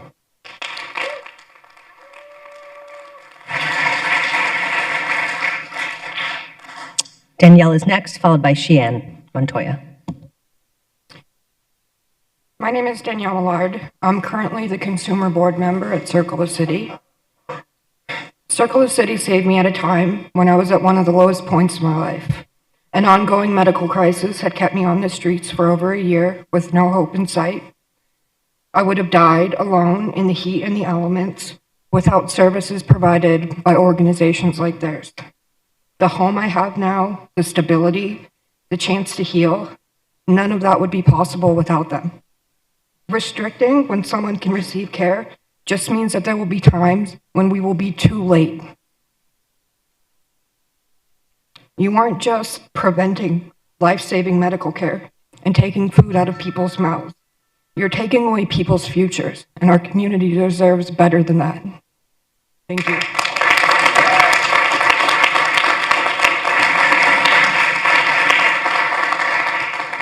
Sheehan is next, followed by Shamika Moore. Good evening now, Mayor and City Council. My name's Cheyenne Montoya, and I oppose the city ordinance, making it a misdemeanor charge to any persons passing out food or harm reduction supplies to those in need. Parks and Recreation have the job and the duty to keep our parks safe. Who's to say this ordinance is going to do anything? I do not believe this is going to stop or even help the safety,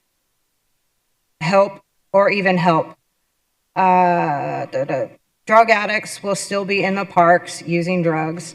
How can this pass with minimal data? Your numbers don't add up. You don't have answers. Food and harm reduction supplies are essential items for those who already suffer displacement, as well as addiction and likely other ailments that they have no way to get services for. They already have little to no help.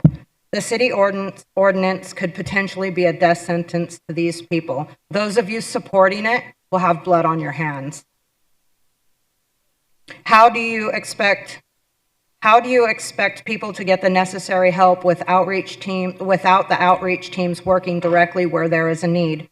Without approval, the parks, people will suffer and die in the parks. This ordinance is harmful to both the vulnerable and those attempting to help. This also will not change the fact that the homeless people will still be in the parks. If your goal is to help teach people or give them a better way of life, please do not support this. Our children, as well as others' lives, are already in jeopardy coming into contact with harmful products such as needles, human waste, bodily fluids in daily life. Anywhere you go, including the grocery store, parking lots, I see active drug use in bus stops, as well as many other public spaces. Thank you.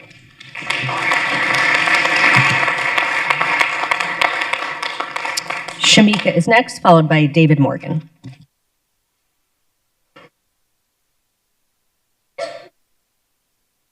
Hello, City Council. My name is Shamika. I'm a local massage therapist. Some of you may know me. I work like across the street. I hosted a supply table for about a year on Grand Avenue, so you may have seen it on your commute to here. What I learned over that year is that the people that are homeless on our streets all have complex backstories. Many of them are SMI. They're on access, they're on food stamps, and they do not trust the system because the system has let them down multiple times, and their mental illness makes it hard to trust the system, even if the system was perfect. If you fail to address the system that produces these cases of homelessness, you will continue to have to put these people in jail, take them to rehab, keep them from dying. The way I see it is that us private citizens are filling in the gaps that are left between the government and these private agencies and churches, because a lot of the homeless population do not want to sit through a sermon to get a sandwich. They just want the sandwich. I cut the middleman, I gave them the sandwich. The sad truth is they are still homeless. That didn't fix the problem. It didn't fix the root of the problem. It's so big, it's so vast. I talk about it all day. I've had clients tell me I should run for city council because I'm so passionate about it. But see, here's the thing. I would rather just give them the sandwich and offer them a kind listening ear. They trust me. They don't trust the system. They trust me because I'm outside of the system. That's the hardest part. I feel like I'm doing more good helping them directly. And my table was technically illegal. It was on private property at my apartment. So every day I kind of looked out the window hoping no one would cite me for it. I want this problem to have a solution. I don't know what it is, but I don't think this ordinance is how we fix it. Thank you.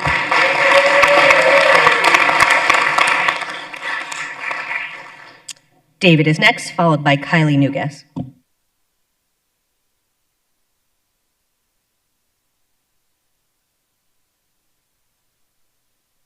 I live in a shelter system. You all know this. I live at the SOS. Have since September 2024. I've lost 35 pounds due to the lack of nutrition provided at said shelter. I used to weigh 195 when I got there. Pretty stout and pretty healthy. Not doing too good right now. It's only been a year and a half. Now, the needle programs, man, I get it. Okay, I'm not a drug addict. Never used it in my life. Got no use for needles, but I live around them. I don't want them getting sick. I don't want to pick something up off the table just because I sat there. I don't know if you understand what I mean by that, but I don't want no damn diseases I don't already got. And taking away these programs is gonna subject me to a lot more further, closer contact, and I'd really like to be with them. And I have to live there. I got a choice. See, when you have money, you have options. When you ain't got no money, options are really limited. Mine are pretty limited because I ain't got no damn money. So I'm hurt. I can't work. I can't put money on the table for my old lady and my dog and my bird, and I can't put no money on the table in the bank for me. I can't. So I got to struggle. And I got to struggle hard. And I'm very dependent on the system right now. The system's letting me down. Letting me down hard. I'm begging you, don't let this pass. Repeal the damn thing, man. It ain't worth it. Thanks.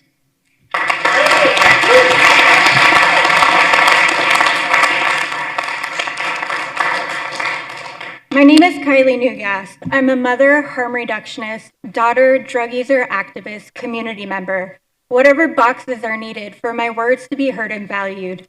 I stand here today alongside everyone in this room. In different ways, we represent care work. At its core, it's our responsibility, duty, and honor to serve others.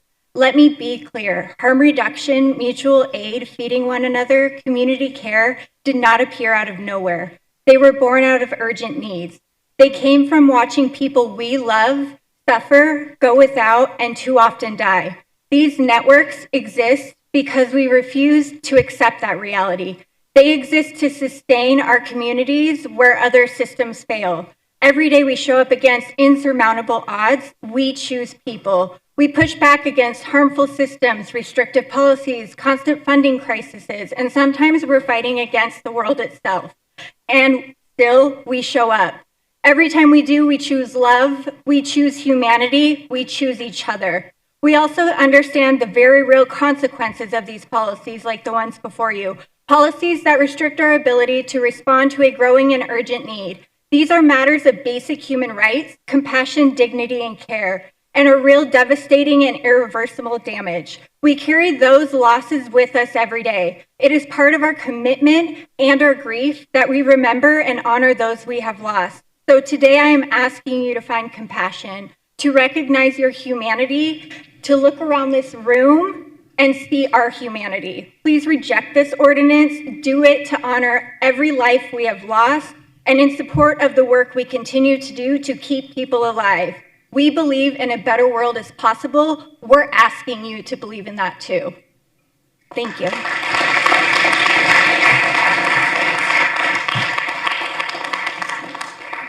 Jennifer O is next, followed by Sister Adele.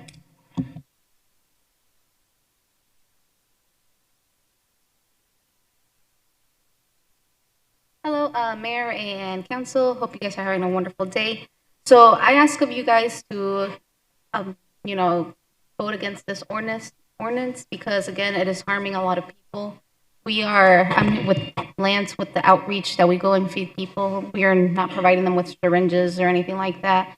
Every time when we are done with what we're doing with feeding them, helping them get the necessities, like, right, women, we have our menstrual cycles.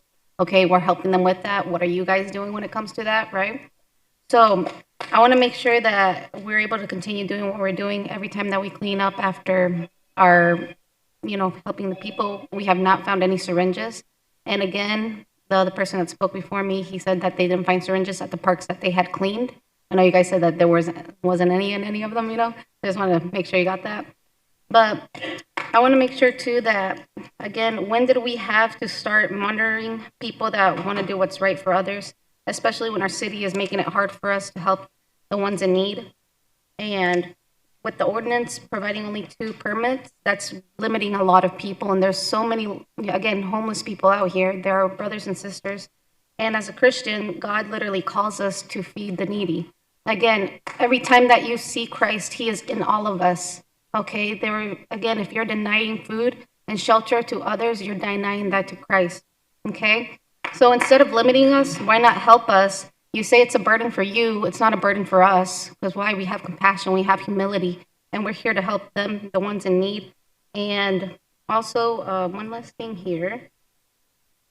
Money not justified by usage will be a testimony against us on the day of judgment. So I ask you guys to appeal this, and God bless you guys.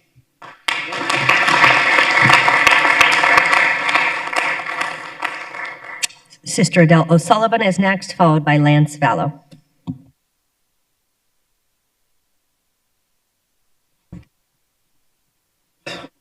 Mayor Gallego and members of the council. My name is Sister Adele O'Sullivan. I started Circle the City to take care of our dear neighbors on the streets of Phoenix. I appreciate your stewardship of our city and your attempts to listen to your constituents. I'm asking you please to remember that persons experiencing homelessness are your constituents as well. Phoenix does not have adequate shelters. Parks may be the only places that some people can go. Circle the City's staff are licensed professionals who are not responsible for littering or leaving needles behind. We get people into treatment and out of homelessness. We are part of the solution, not part of the problem. Yet both ordinances drastically shut down our work in the parks. The permitting process described in the revised ordinance is not workable or practical. Neither ordinance will solve the problems you have identified. We're not being overdramatic. Emergency rooms will be overcrowded with people that we would have cared for in the field. 911 response times across the city will be longer. There will be devastating health consequences for those who remain in the parks. People will die. The health systems and the medical providers are all saying this. And I'm asking you, please, to listen to them. And please listen because people's lives are at stake. Please consider repealing the December ordinance and scrap the revision, which is worse. Listen to the providers, the medical community, and the voices of truth and compassion. Thank you.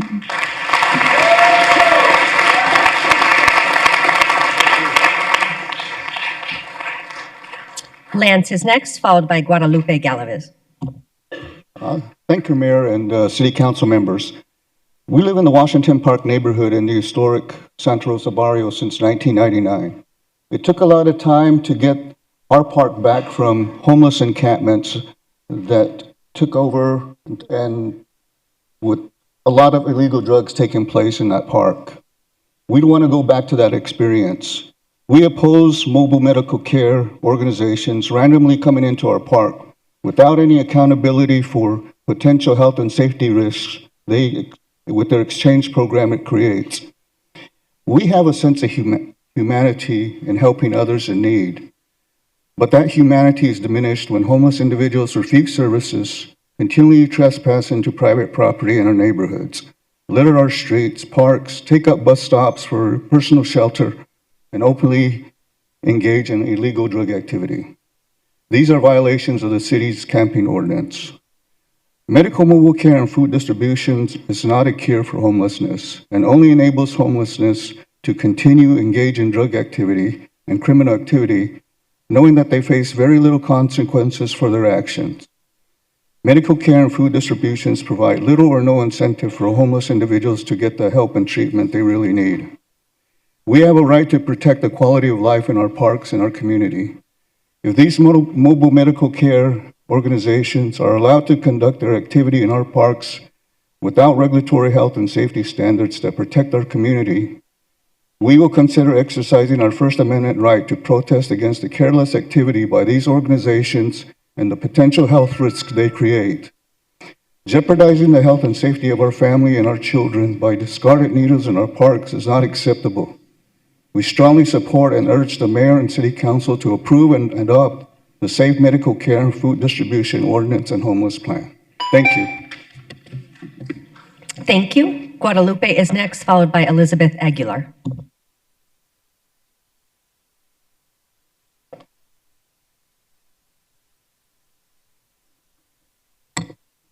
Buenas tardes, distinguida alcaldesa y distinguidos miembros del Consejo. A todos los concejales, respetuosamente, mi nombre es Guadalupe Galaviz, soy madre de 5 hijos, empresaria y miembro activo del Village Planning Comité en Maribel. He trabajado activamente como dueña de restaurante. Fui dueña de restaurante de la 75 Avenida de Latamas. Hice infinidad de llamadas al servicio de emergencia por la inseguridad y ataques de violencia recibidos por vagabundos que viven en esa área, los cuales se drogan continuamente y están totalmente fuera de sus facultades mentales. No sienten empatía absoluta por las familias y por los niños de nuestra comunidad.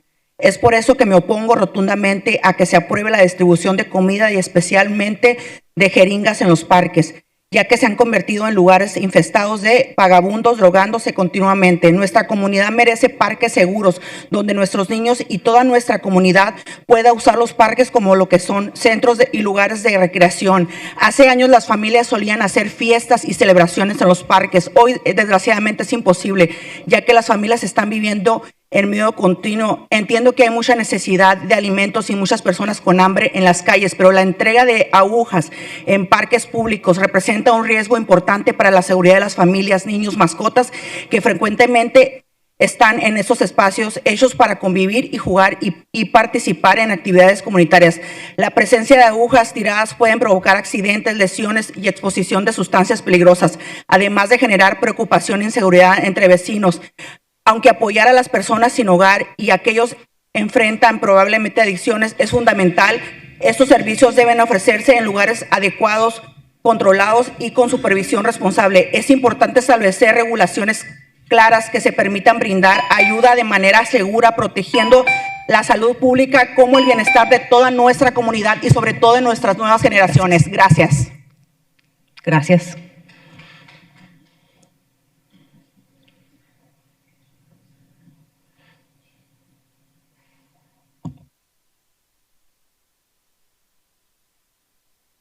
Good afternoon, distinguished Mayor and distinguished members of the council. And respectfully, my name is Guadalupe Galaviz, and I am a mother of 5, and I am also a businesswoman and also a member of the village community in Maryvale. And I have worked actively as a restaurant owner, and I was an owner of a restaurant on 75th Avenue and Thomas.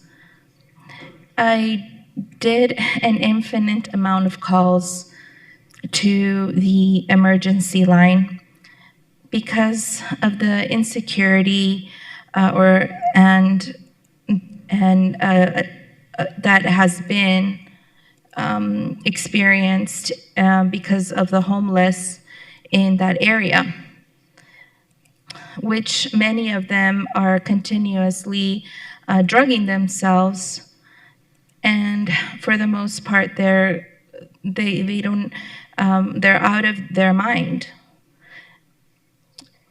They don't feel any empathy whatsoever for the families or the children around in our community. That's why I'm completely opposed for distribution of food, especially of syringes in the parks, because they have become places that infested of homeless people that are just loitering there and getting drugged continuously.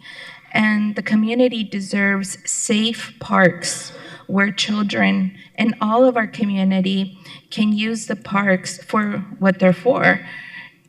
Places where people can gather and do activities together. In the past, families would gather there for parties and celebrate at the parks. And unfortunately, that is impossible now because now the families are living in continuous fear. And I understand that there's a need for food distribution because there's a lot of people that are experiencing hunger in the streets. But offering them syringes in public parks represents a very important risk, not only for the families, the children and pets that often are in those spaces, which are created for people to gather and to play and to participate in activities, in community activities. The syringes that are thrown out can cause accidents and injuries and exposure to illegal or substances. Also, it generates a lot of worry and concern amongst the neighbors in the community.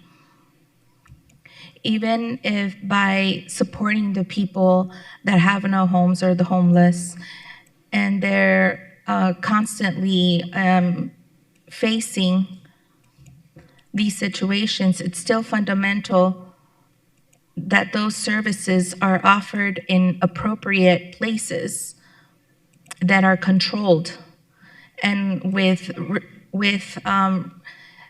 adequate supervision. And also regulations, proper regulations in place should be offered, that should be clear as well, and offer the help, but in a safe way, while they're at the same time could offer protection and safety, and taking into consideration the safety of everyone in the community, especially our new generations. Thank you. Thank you. Elizabeth is next, followed by Vavrix. O.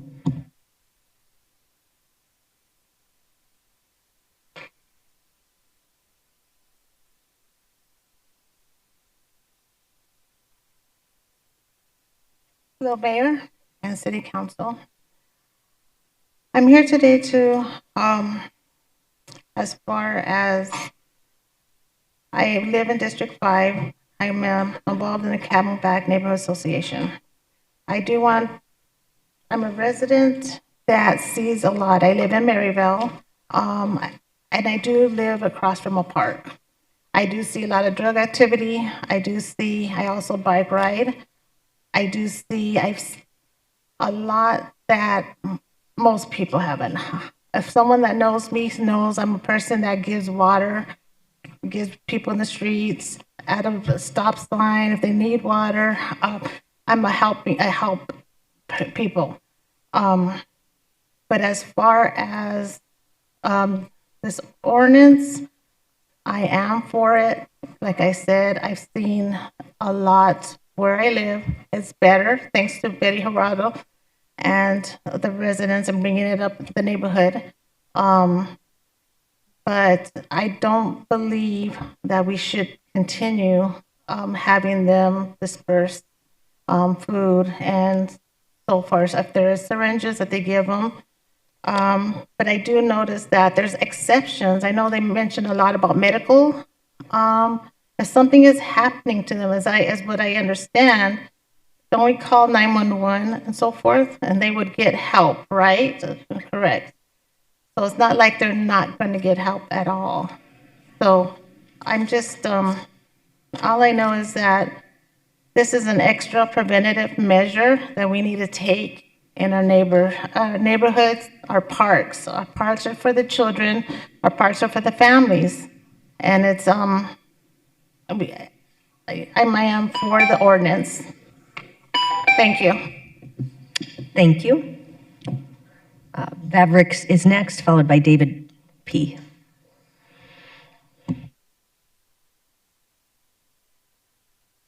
Vavrix Owens, if you could indicate if you were here. All right. David Portugal, followed by Drew R. David, if you could indicate if you were present. Okay. Drew Rao, could you indicate if you were present? Okay. Harrison Redmond, followed by Ricardo Reyes.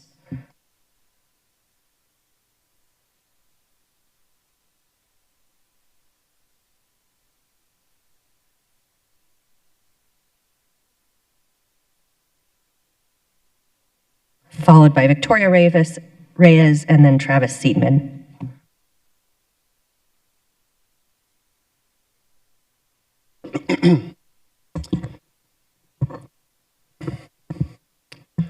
Mayor Gallego, members of the Phoenix City Council, my name is Harrison Redmond, and I'm a community organizer and registered lobbyist here on behalf of the ACLU of Arizona in opposition to this ordinance. Phoenix, as a city and a community, has a real interest in safe and well-managed parks. However, this ordinance does not serve that interest. This ordinance is not a valid time, place, and manner restriction because it cruelly singles out humanitarian and charitable aid for criminalization, does not meet the needs of many of our community members, and it raises serious constitutional concerns. Sharing food with people in need sends a message that we are all worthy of basic care and dignity. Outlawing this activity suppresses that message. First, this ordinance creates a new crime. Under its language, the government will investigate whether sharing food with your neighbors without a permit is charitable or humanitarian and can charge you with a crime, exposing you to potential jail time if they determine that it is. The ordinance empowers the director to grant or deny a permit for sharing food or providing medical aid, including any medical aid that involves bandages or dressings. This permitting system lacks any guidelines for how the director should approve or deny a permit, and it lacks any timeline or any avenue for appeal if a permit is denied. Furthermore, the 2 permit per park per month cap compounds the problem. That cap functions as a hard quota on expressive activity with no relationship to any actual harm the city has identified. This cap doesn't track the city's interests, and while this ordinance may have technically been rewritten to address concerns, the simple fact that it prevents humanitarian and charitable groups from sending their message, a message of care, remains true. Again, this remains an issue of basic dignity and human care. Practically speaking, the human beings that this ordinance would displace have nowhere equivalent to go. Redirecting and limiting aid groups' outreach doesn't manage any park problem that has been addressed to this council. It simply and cruelly eliminates a lifeline. If the City of Phoenix's goal is safe and well-managed parks, this ordinance, rewritten or not, does not get us there. It fails the people it claims to care about. This city and this council can and must do better. The ACLU of Arizona urges a no vote. I welcome the council's questions. Mayor. Councilwoman. Thank you, Mayor, and thank you, Harrison. Just have a few questions for you. Who would actually get hurt if this ordinance passes? Mayor Gallego, Councilmember Hernandez, 2 groups, and they are connected. First, the people doing this work will be harmed. That's volunteer organizations, faith communities, mutual aid groups, among others. They would lose the ability to show up in these parks consistently. So once 2 permits are issued for a given park in a given month, everyone else is locked out, no matter how well organized or non-disruptive their event would have been. The deeper harm, though, falls on Phoenix's unhoused residents. These unhoused folks are not evenly distributed across every park in the city. They're concentrated in specific areas where these organizations have spent years building trust through their consistent presence in these parks. So telling these organizations to just go somewhere else isn't redirection, it's the elimination of tangible aid. The people being served can't easily travel across the city to a permitted alternative, and this ordinance doesn't manage a park problem that has ever been brought to this council. It just cruelly, as I said, severs a lifeline. Thank you. And I was going to ask you, like, who's doing the work, but you kind of mentioned the groups doing that work. The revised ordinance that we're going to be voting on today added new definitions and some carve-outs. What do you say that that's a sign that the city is trying to do this right? Mayor Gallego, Councilmember Hernandez, I think that revisions are worth acknowledging if they substantively and substantially improve the original ordinance. The revisions here do not do that. Additionally, simply making revisions doesn't automatically mean that this ordinance is now constitutional. Further, the 2 permit cap is still there, so the permitting scheme has no deadline, no appeal mechanism, no default approval rule, and this ordinance still sets no group size threshold, meaning a single person handing out sandwiches could technically be subject to it. So the structural defects that make this an unconstitutional prior restraint remain fully intact, and adding definitions around the edges don't fix the center. And the fact that the city has revised this ordinance multiple times without addressing those central issues in and of itself is telling. All right, thank you. My next question is there an argument that charity groups and mutual aid organizations just aren't the intended audience for First Amendment protections? Mayor Gallego, Councilmember Hernandez, absolutely not. And that framing actually does get the First Amendment backwards. The First Amendment doesn't protect only professional advocates or formal political organizations. It protects expressive conduct broadly, and every single person in the United States and on our soil enjoys its protections. So for example, when a mutual aid group shows up to the same park week after week to feed people that the rest of the city has tried to make invisible, that is a message. It says that these people are members of this community, worthy of care, worthy of dignity, and you don't need a press release for that to be expressive conduct because the First Amendment was designed expressively for this, for people using their presence and their actions in public spaces to communicate a message that the government would prefer remain silent. Thank you. And then my last question for you, Harrison, is violating this ordinance is a Class 1 misdemeanor as written. I mean, that is specifically in the ordinance. What is the jail sentence for that? Mayor Gallego, Councilmember Hernandez, the sentence could be up to 6 months in jail. And I want to make this very clear. The core question here is whether the city of Phoenix is serious about truly helping all of its residents, unhoused or otherwise, and not just doing the easy thing of falling back on platitudes and unconstitutional band-aids to a wider issue. Every single person is deserving of dignity and care. These are human beings that this would affect. And the constitutionally protected efforts to turn that fact into action must be prioritized to achieve any actual tangible change. Any effort to the contrary is unnecessary, presumptively unconstitutional, and plainly cruel. So again, the ACLU of Arizona urges a no vote. All power to the people. Thank you. Thank you. Thank you, Mayor.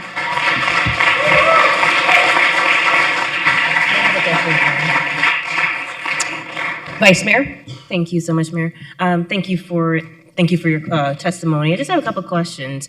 I think that the council is in an interesting position. We hear from the medical provider on one side and we hear from the community on the other side. For me, one of the things that I have found a little frustrating about the process is the lack of real solutions being suggested other than to continue the status quo. What are your recommendations on how we can make this ordinance something that addresses our community concerns? Mayor Gallego, Vice Mayor Hodge Washington, the ACLU of Arizona is not a public health organization, so I'm not going to sit here and offer different solutions. I think the characterization that there have not been real solutions offered is false. That is my opinion. So. I understand, but it's a fact that solutions have been offered tonight from organizations doing this work in the public. And so I think that's something that we should listen to, invest in real stakeholder meetings, not try to, rush through Band-Aids and just have something on the books just to say that something's getting done because it's going to harm people. Okay, so thank you for that.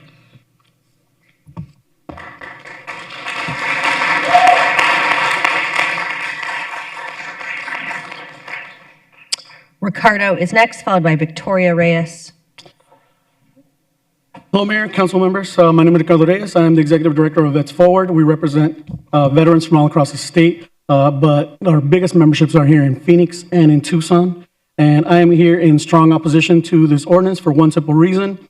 Phoenix has hundreds of veterans who are sleeping outside every single night. These are people who serve the country, who are now trying to survive in parks, washes, alleys, sidewalks. Some of them are dealing with PTSD. Some of them have untreated wounds. Some are dehydrated and hungry. And way too many of them are 1 day away from dying of heat exposure. A veteran with heat exhaustion shouldn't have to wait for permit day to get water. A veteran with an infected wound shouldn't have to wait to receive basic medical care. Veterans who have fallen through every single crack in the system should not be punished because the people trying to help them didn't win the city's twice-a-month permission lottery. I would like to point out that some council members love putting their names on backpacks, giveaway items, and so that everyone knows exactly who handed them out. But when regular people show up with food, water, medical supplies, or survival aid, suddenly the city wants permits and restrictions. Let's be clear, no child wants your name on their backpack. But maybe mutual aid groups should just start putting your names on the food boxes, and then all of a sudden council members might remember and humble themselves when they remember that these community groups are doing, without cameras, without applause, and without their names printed on boxes, what you won't do. Thank you.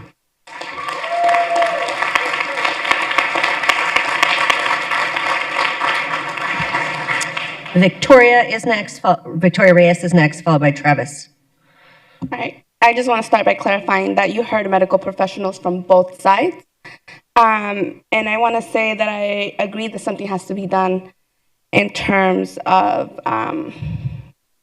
if you're so worried for the children, I believe that something should be done. I don't think that this ordinance actually tackles the issue. And I think that perhaps if you care so much about the children, you could start with adding soap to the restrooms. The criminalization that's going on here is simply evil. Providing parameters of the what, when, and where simply controls, and it's not compassionate. Care should not require permission.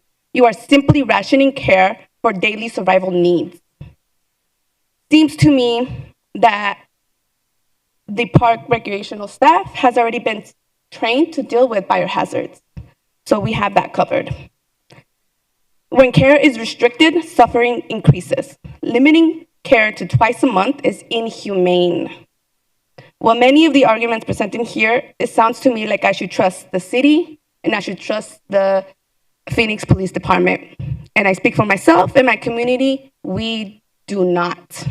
We do not trust you, for you failed us over and over and over again. This should be an easy vote.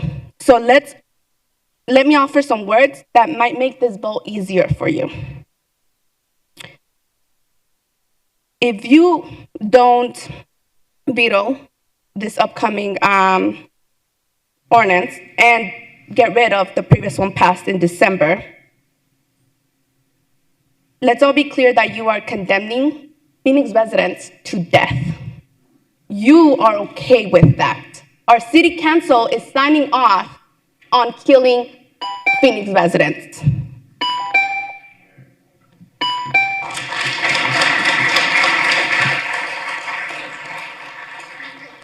Travis is next, followed by Paul Singh. Hello, Mayor and council members. My name is Travis Seidemann. I'm a resident of District 7. I'm also a fourth-year medical student, and on Monday, I will be one of Phoenix's newest physicians. I've worked with Street Medicine Phoenix for 4 years, unsurprisingly. I oppose this ordinance. I originally wrote something. I was going to come up here. I had a great little speech, punchy lines, how you guys are morally in the wrong, but Councilwoman Hodge Washington made a good point. Like, this has become acrimonious, and we've started to see each other as the enemy, not the opposition. I know you guys are in a hard place. You have residents you want to care about. There was a kid who was hit with a needle, but there are also people who will be negatively harmed by this, and I get you're in a rough spot, and I know you don't want to just take food away from the homeless. That's not why you're doing this. But my fiance overhead earlier spent her whole 2 minutes talking about how the medical community feels unheard because this is not going to fix the needle problem. And that's what you guys are worried about. This is not going to fix the needle problem. There is a study, a systematic review by the Department of Veteran Affairs in 2023 that found that the presence of safe syringe programs helped with safe syringe disposal, and it was 5 times more likely when those programs were present. This ordinance isn't going to fix anything, but there's data supporting that it can make things a lot worse. And that sums up our point. This isn't a solution. We want a solution. We want to help you. We're not your enemy. Right now we're the opposition, but we don't even need to be that.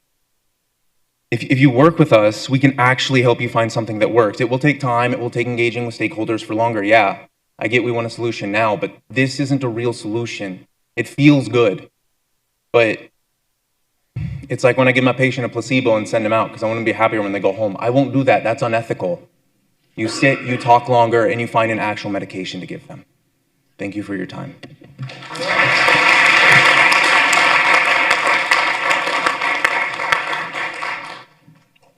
Is Paul here? Paul Singh? All right. Sharon Taylor is next, followed by Brian T., followed by Frank Urban.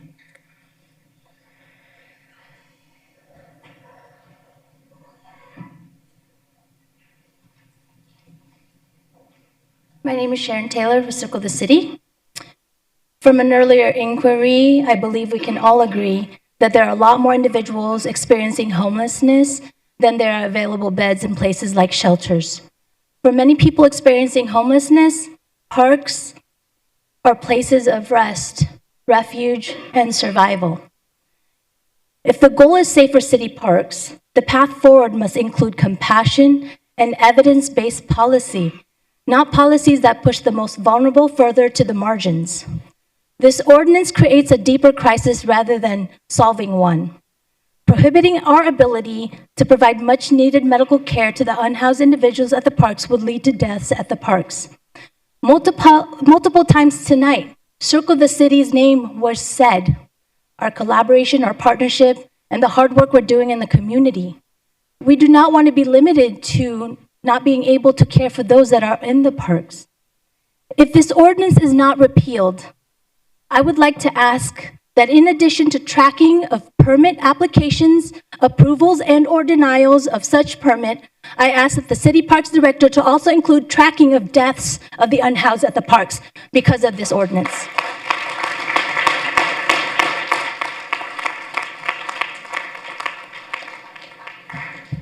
Brian T. is next, followed by Frank U.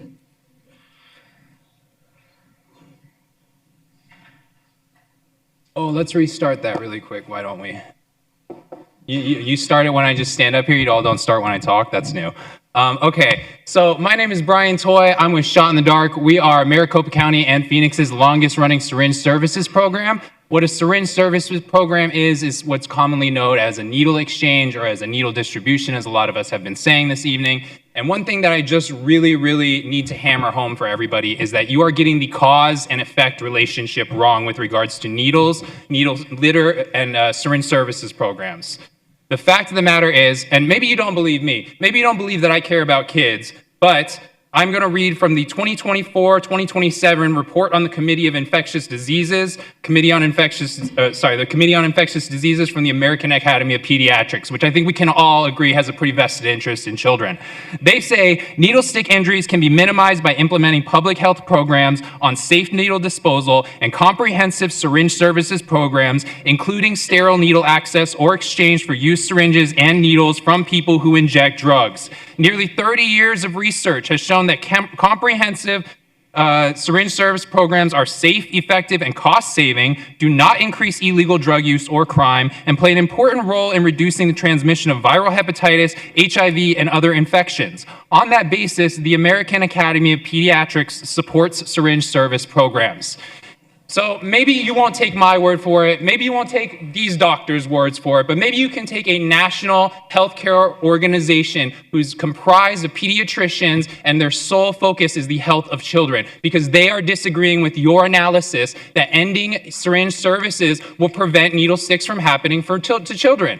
So I think, again, we need to examine the cause and relationship, look at evidence instead of stigma, innuendo, and fear. Thank you. Mayor, may I ask a couple questions? Councilwoman. Thank you, Mayor. Thank you, Brian. I just have a few questions for you. You were a little short in time at the beginning, so I want to ask you first. Can you elaborate a little bit more on exactly what harm reduction is and how it helps people? Most definitely. Thank you so much for that question, Mayor, Councilwoman Hernandez. So harm reduction is a set of ideas and interventions that seek to reduce the harms associated with both drug use and punitive drug policies. The fact of the matter is that harm reduction really doesn't have to be such a scary thing because we all use harm reduction principles every day, whether it's seat belts, bike helmets, sunscreens, or flu shots. They don't completely eliminate the risk of activities, but they do make us safer. The same idea applies to drugs. Sterile supplies lower a person's risk of HIV and hepatitis. Test strips can detect fentanyl. Having naloxone on hand can save a loved one's life in an overdose. Harm reduction is simply common sense safety. Harm reduction is applying that common sense approach to keep people alive and offers a road towards care. Thank you. Thank you for sharing that. And I mean, you touched a little bit about how those would be beneficial to public health issues, right? On the side of, because we've heard a lot tonight about the litter of needles in parks, how can some of these programs improve that litter in the parks? Yeah, so as I said, there's been over 30 decades of research regarding this issue. We've had syringe services programs in our country for 30 years for many, but we've had syringe services programs across the country for many decades. So we can look at studies and New York City, Baltimore, and Miami that all show decreases of syringe litter in neighborhoods where SSPs were implemented. We've also looked at a study in Hartford, Connecticut that showed that needle stick injuries to law enforcement were actually decreased 66% after the implementation of an SSP. Thank you so much for sharing that. And then just my last question, how can providers and the city work to, in what other way can we work together to implement ways to address the concerns that we've heard that brought the need for this ordinance forward? Mayor Gallego, Councilwoman Hernandez. So I think that there is a wide range of solutions that we could take a look at in partnership to find out ways that we can address the very real and very serious concerns that my neighbors have shared today. Because I don't think that they are making any of that up. I think that those are very real, serious things that we all need to be concerned about as a community. First of all, I want to highlight that Vitalist has been convening a number of us as a coalition. We have decided to call ourselves the Impact Coalition. We are really interested in finding ways that we can partner with the city among harm reduction groups and medical service providers so that we can address some of these issues. Some of the ideas that have been floated around within that coalition include organizing community cleanups that we'd be happy to take on the brunt of actually doing that organizing, doing that marketing work, doing the provision of the supplies like the long handle grabber sticks and the puncture-proof gloves and the safe biohazard disposal bins. We've also talked about syringe disposal boxes in problem areas. So these could be posted within parks. And the idea of this would be like, I'm sure in many city buildings, you'll have insulin needle collectors in your bathrooms, right? It could just be something like that that's set up in a metal cage so that it's a secure posting, right? This could be set up in parks, fire departments. You could mandate that pharmacies take back dirty syringes because that's at their discretion, and that's something that the city could mandate for pharmacies operating here in Phoenix. Hospitals as well have expressed interest in being places of collection for these materials so that we can help them keep up out of our public spaces.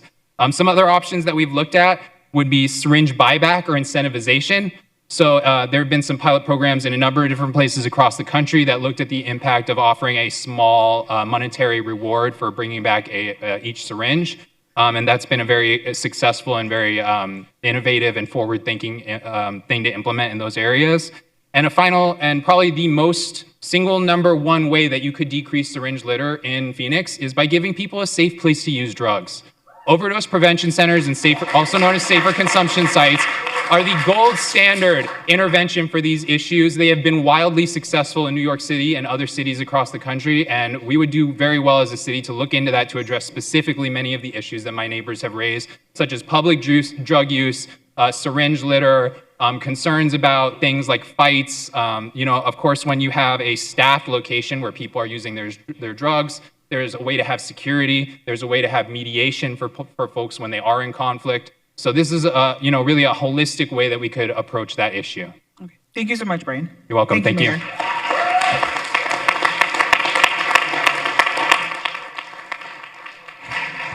Frank is next, followed by Rachel Lee. Hello, City Council, Mayor, and esteemed members of the council. My name is Frank Urban. I'm with Fund for Empowerment.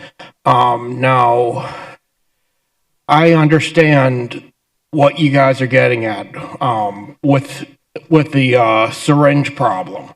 Okay, I completely understand that, but limiting help to the homeless for only twice a month per park in the city, that's ludicrous. I mean, the homeless are there 24/7. Sometimes they need medical care, sometimes they need food. Okay, sometimes it's life-giving medical care. You know, if a homeless person having a heart attack offends in a park offends a few people, no offense, but oh well. You know, I just plead with you to do the right thing, to have compassion.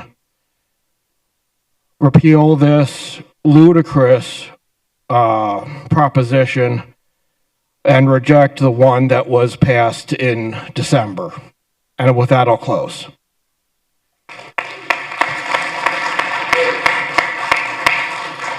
Rachel V., followed by Elizabeth V. I'm going to pull this down because I'm a lot smaller than him. All righty. Good evening, Mayor and Council members. My name is Rachel Valenzuela. I'm the Chief Community Engagement Officer for Valle del Sol. You heard from our CEO earlier today. I represent the outreach teams of Valle del Sol. We go out into the community and work with our unhoused individuals to meet them where they're at, including the city parks. We are huge fans and advocates of Circle the City and the work that they do as well. Every day, our teams are working directly with people experiencing homelessness by building trust, providing care, and helping people take steps towards stability. The parks allow us to have a first point of connection, and that first point of connection can make the difference between saving someone's life or losing them to the catastrophic harshness of homelessness. Sometimes it's conversation, sometimes it's providing them with food, and sometimes it's directing them to medical and behavioral health care. But ultimately, it's showing homeless community members that they are seen, they are heard, and they are valued. Many times, this is the first time they are hearing this and receiving this type of kindness. This ordinance does not fix the core issue of homelessness. It reinforces the societal assumption that these individuals do not matter. Their needs are unpredictable and do not follow a schedule. This permit system cannot predict what parks will have the highest needs, what specific days will see the most community members, and simply put, the permit system cannot predict when and where organizations like ours and Circle the City will save lives. We support the efforts to make parks more safe for families and children, but criminalizing the work that we do will not fix the core issue. We ask the city to support outreach, not restrict it, help us expand accessibility to care, don't limit it. We ask you to reject this amended version of the ordinance and also repeal the original version. This is not the answer. Criminalizing our work is not the solution. Organizations like ours and many of our friends here in the room are ready to partner with you for real solutions.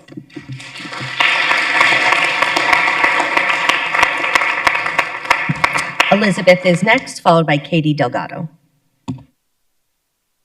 Elizabeth Venable, Fund for Empowerment.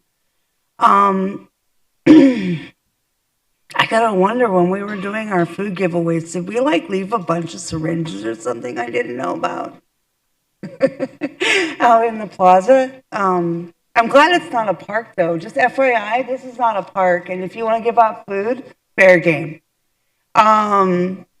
I had that clarified. I have a question though. It didn't get answered, and I have a question. I know that we've been very clear, and even the people in the council have been very clear about how this is about people being homeless in the parks, et cetera, et cetera, et cetera.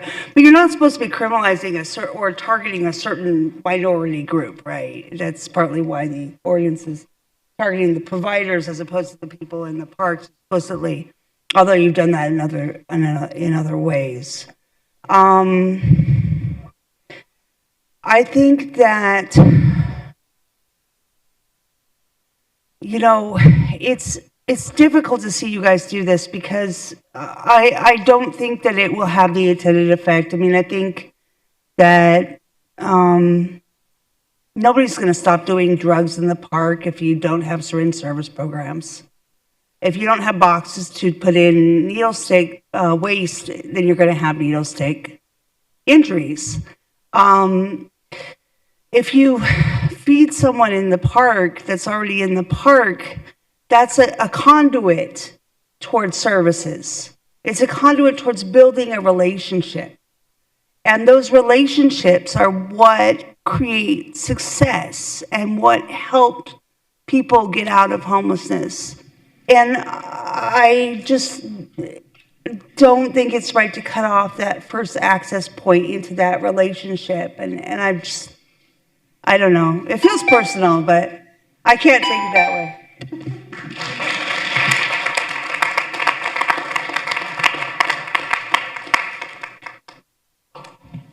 Katie Delgado, followed by Lee Ellis.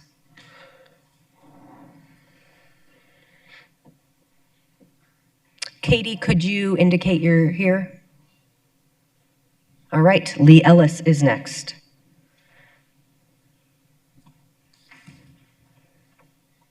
Thank you for your time. I just want to speak up on the same reasons we were here. The Shot in the Dark riot, Church on the Street, Aries Foundation, they're trying to be pushed out of the zone. These guys provide medical services, they feed us, they keep people safe. We may not like their choices, but they do help keep people safe without contaminating. I also wanted to speak on DES. I went to reapply for my nutrition assistance. They're saying I have to do a substance abuse program. I don't use substances, but I'm not being led to where to go to this class. Those are just things we need to look into. Just help keep community clean. Thank you for your time, guys.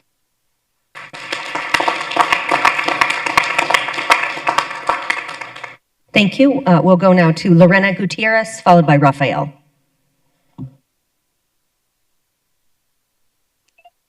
Hi, I'm sorry. Can you hear me? We can hear you, yes. Thank you. Thanks for waiting for us. Thank you. Thank you. Well, I had good afternoon, but now it's good evening.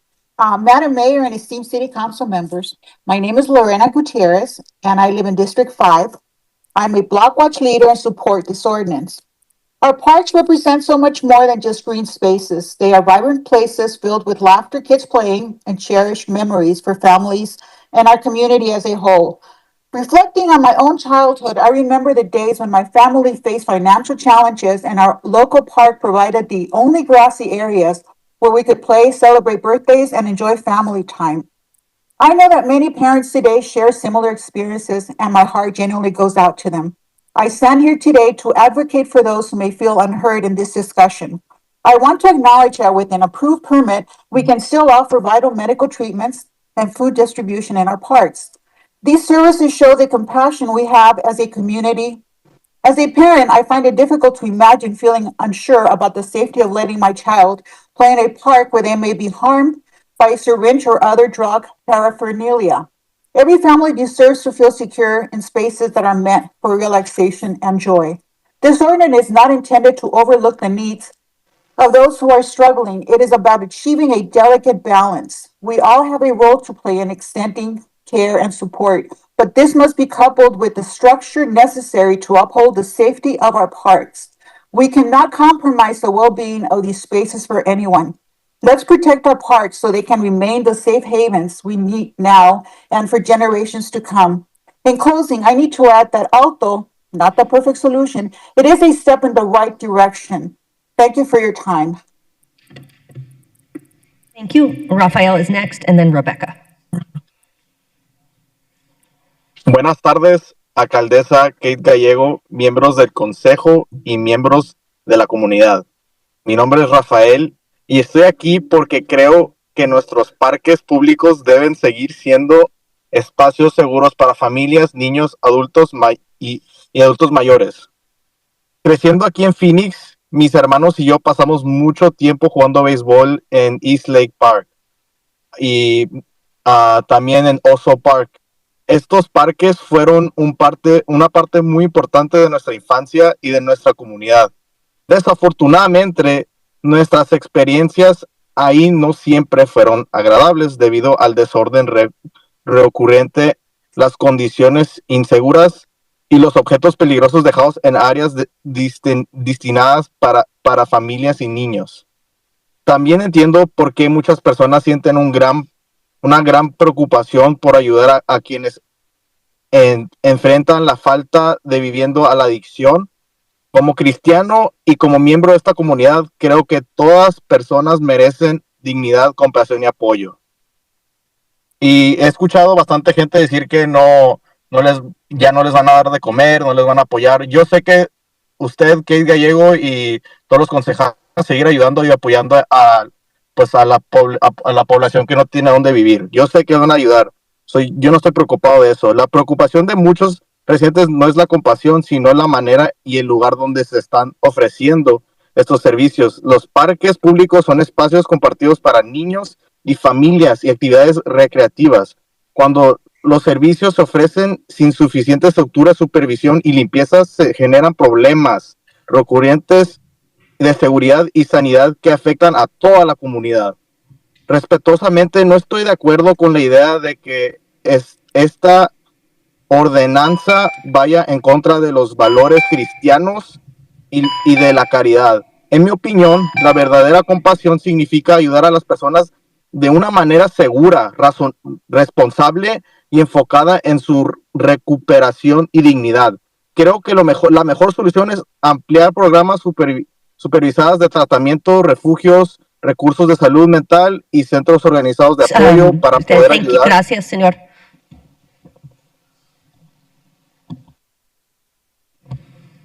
Good afternoon, Mayor and members, Mayor Kate Gallego and members of the council. My name is Rafael, and I am here because I believe that our public parks need to be safe spaces for families and children and senior citizens to gather. I've been living here in Phoenix, and my siblings and I spent a lot of time playing at the parks, baseball, and specifically in East Lake Park, and also in Oso Park.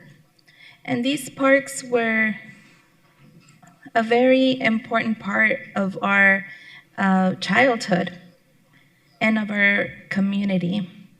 Unfortunately, the experiences there weren't always pleasant because of the disorderly conduct that others had, and also the objects that were found, and specifically in areas that were destined for families to gather and children. And I understand why a lot of people feel concern to help those that are facing lack, and also those that are facing addiction.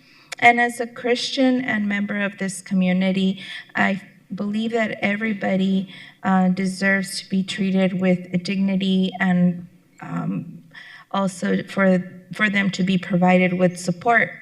And I've listened to a lot of people say that they're no longer going to be fed and they're no longer going to be supported.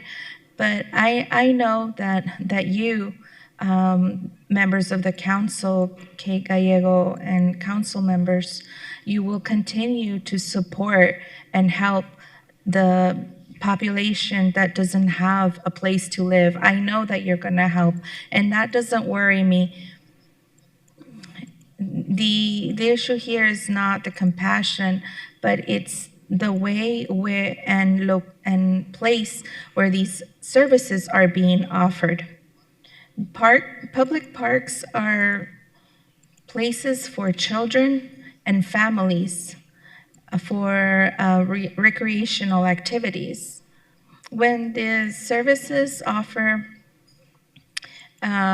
being offered under a structure and supervision, if without that, then that leads to more problems. And also lack of safety, which affects the community as a whole. So respectfully, I am not in agreement with the idea that this ordinance goes against the values, Christian values. And in my opinion, the true compassion is to help people in a safe way, in a responsible way, and focused in their recovery and dignity. And I think the best solution is to offer more programs where they and refugees, or I'm sorry, and shelters and resources to help them with their mental health and sobriety. Thank you. Thank you. Let's go to Angel or Angel A, followed by Shane Gore.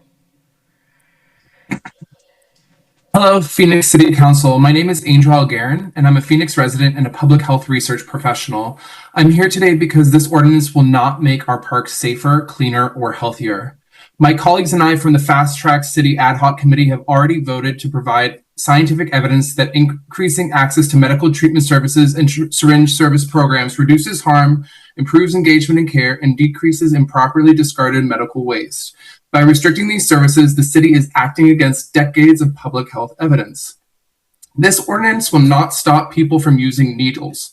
It will only reduce access to safer disposal options and evidence-based services, increasing the likelihood of improperly discarded syringes and occupational risk for park and recreational employees and the public alike. The restriction on food distributions are equally troubling. Hunger is not a crime, and policy should not make it harder for people to access basic needs.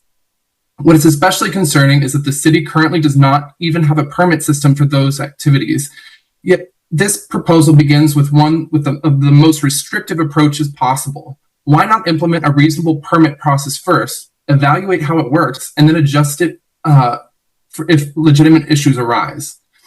Many residents have been led to believe this ordinance will eliminate homelessness in parks. It will not. Restricting food distribution, outreach, and medical services does not solve homelessness and only further marginalize vulnerable populations. I encourage this council to consider how residents will remember these votes, whether Phoenix chooses compassionate, evidence-based solutions or deeper barriers for vulnerable residents. Thank you.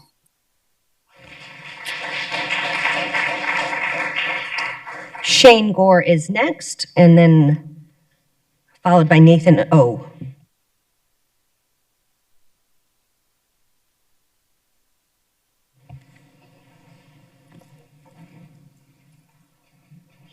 Shane? We're showing Shane muted.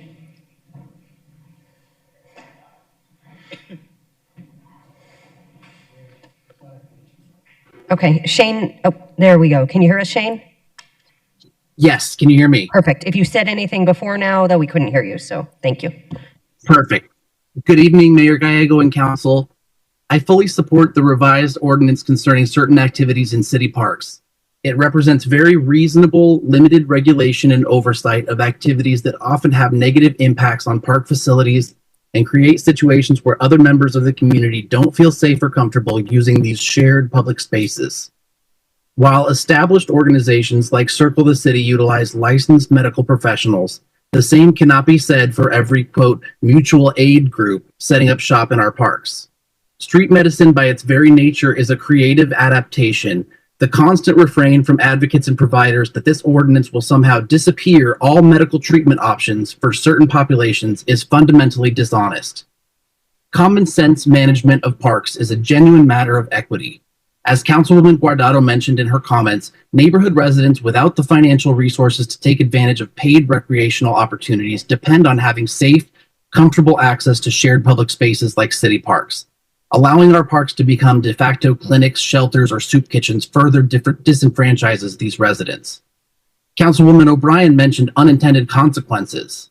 To add to her comment, I would respectfully point out that this ordinance is a direct response to the real consequences of current and past services taking place in parks, which I assume were unintended on the part of providers and advocates. Those who use religious arguments to oppose this ordinance should take note. Jesus famously flipped tables in reaction to certain individuals disrespecting community norms and expectations about the time, place, and manner of their activities. City Council would not be considering this ordinance at all if outreach groups and individuals were self-regulating the impacts they have on shared spaces. They are not, and that is why this ordinance is needed. I am thankful to city staff who have worked diligently to apply the philosophy of harm reduction to our parks on behalf of our families, and to members of council for having the courage to approve this ordinance. Thank you. Thank you. Nathan O is next, followed by Megan Kepler.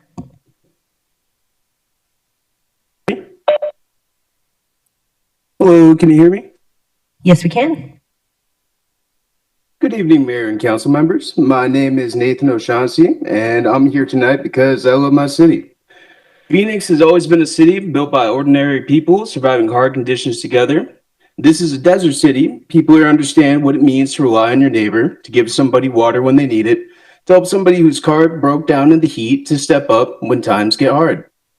The spirit of neighborliness is part of who we are. But right now, across Phoenix, there are people suffering in plain sight. Men and women sleeping in parks, elderly people trying to survive triple-digit heat, veterans struggling with PTSD and addiction, working people living out of cars because rent has gotten too high, and families hanging on by a thread. And in a city where the summer heat can become deadly overnight, food, water, shade, and medical care are not luxuries, they are survival. This is why I'm asking this council to support, not criminalize, churches, volunteers, outreach groups, and street medics who provide food, hydration, hygiene supplies, and volunteer medical care in public spaces.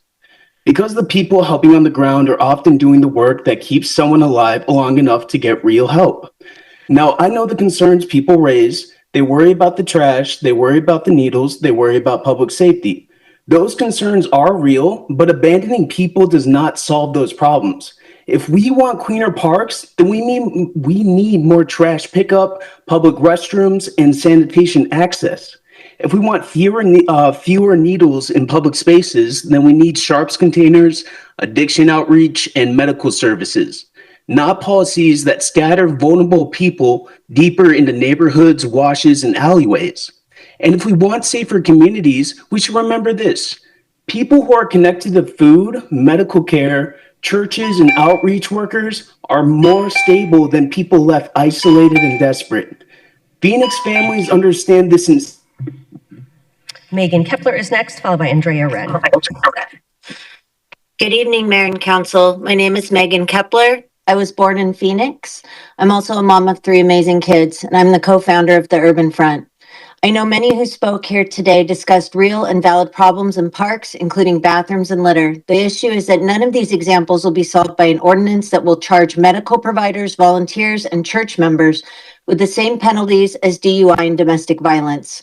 This ordinance is a fictional promise that if people do not feed, provide medical treatment, or provide safe syringe services, including syringe disposal, the unhoused and the issues they describe that accompany homelessness will magically disappear. This is just not true. Every single person supporting this ordinance is asking for the eradication of homelessness in their parks. How will this ordinance solve this? In fact, the city already has a variety of laws that can address these constituents' complaints.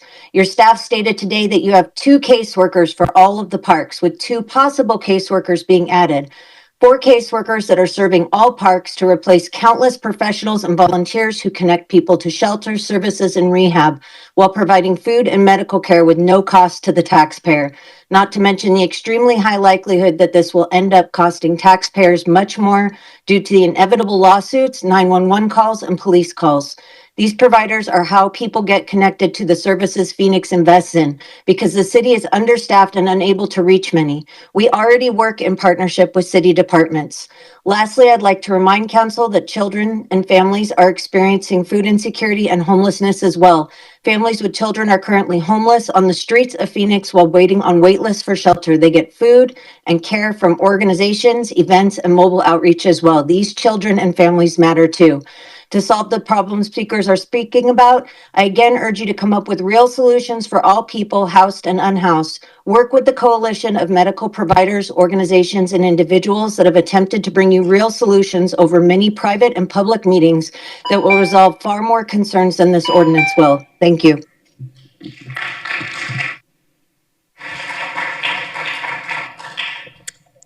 Thank you. Andrea is next, followed by Andrew R.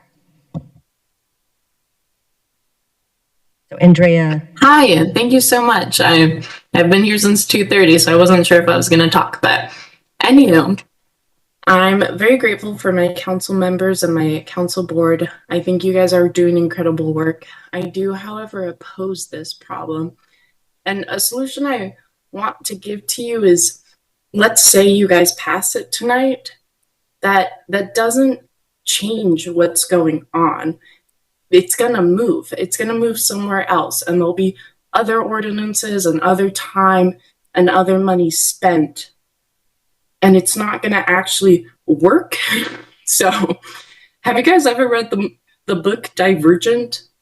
We are creating essentially like another cast of what they called factionalists. And I just want to know, if you vote for this, you're just trying to squeeze out a population of our brothers and sisters and like people that we know. Like everyone's been saying here, oh my brother, it's really easy to become homeless, where I believe it's 60% of Americans, not specific to Arizona, are living paycheck to paycheck. So food for thought. I think we can do better, and I think that we all want to be a part of a better solution to this. Thank you. Thank you. Thanks for sticking with us.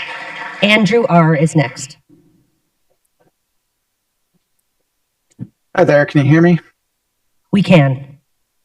Great. Hi, everyone. So the main complaint that I hear in this discussion is about finding needles and people doing drugs in parks. Drug possession and public use of drugs are already illegal and against park regulations. If punitive solutions worked, we wouldn't be hearing these complaints today because the problem would already be solved. This ordinance is an emotional reaction to a difficult problem that ignores evidence-based solutions with studies and statistics to back them up. Harm reduction services, serving food, and other mutual aid efforts are an important first step to build trust and support and fill the gaps that the larger systems have. A few years ago, the city seemed interested in partnering with these different organizations for heat relief and to combat public health and safety issues. Over the past few years, it seems like the city is more interested in ignoring these issues and hoping that they just go away. It hasn't worked in the past, and it won't happen now. Drug use will continue to exist with or without this ordinance, and this ordinance only makes it harder to support public health efforts. Trash, needle disposal, and park cleanup are problems that can be solved without putting bureaucracy in front of basic human connection and decency. Getting off script a bit, I'd also like to point out that you're criticizing the logic of some people pointing out that they don't see needles in parks, but you're using one limited evidence of one park and one medical group that you can't even name to provide this bill for the whole city. Additionally, when you say this isn't a ban on services or food sharing, I've personally been told by the Phoenix police that I can't share food in a private parking lot that I was told I'm allowed to be in. So, these sort of things are already happening, and this type of ordinance just furthers that behavior from the city towards different organizations trying to help. Thank you.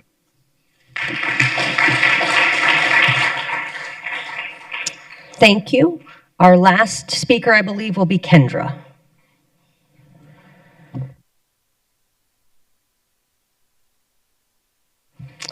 Kendra, the floor is yours. You're unmuted.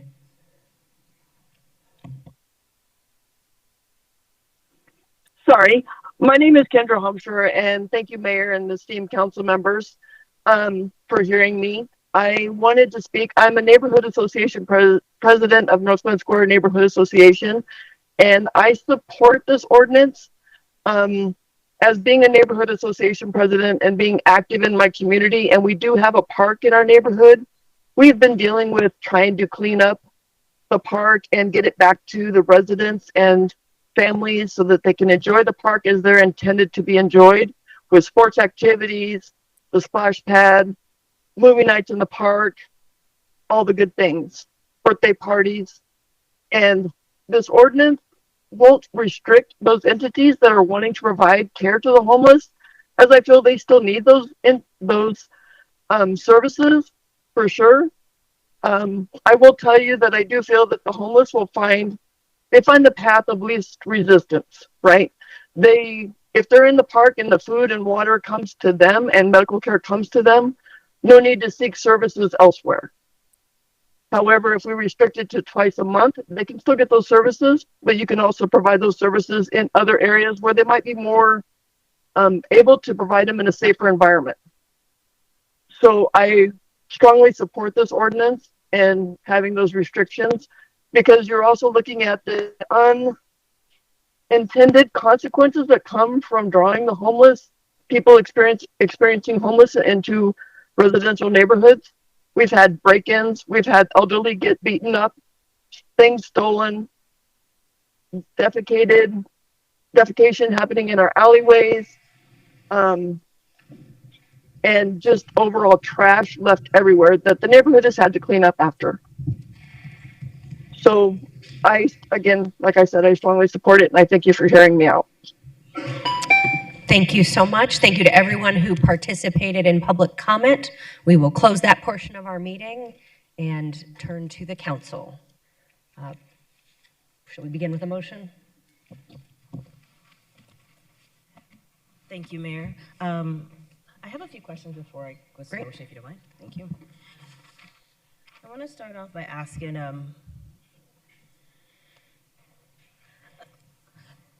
I'll start with you, Cynthia. I know you mentioned before that there are some performance measures you will be tracking. Can you just confirm which measures you will be tracking, what will be included, and that will include the condition of the parks to be, let me start over, very long day. So I know you mentioned the performance measures you will be tracking. Can you reconfirm those measures for us, please? Yes, Mayor, members of the council, Vice Mayor Hodge Washington. Right now, we will be prepared to track things like the number of applications received, the number of permits that are issued, number of permits that are denied, number of educations or contacts made with service providers or individuals we come across that want to provide these, and we may have to educate or issue a warning to. Also, citations issued is something that will be tracked. Okay, thank you for that. I do have a few questions also for OHS. I don't know if Gina is, sorry, and Rachel, there we go.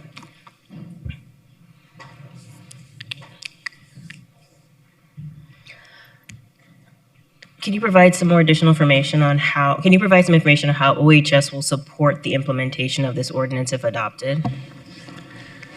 Mayor, members of council, Councilwoman Vice Mayor Hodge Washington, sorry.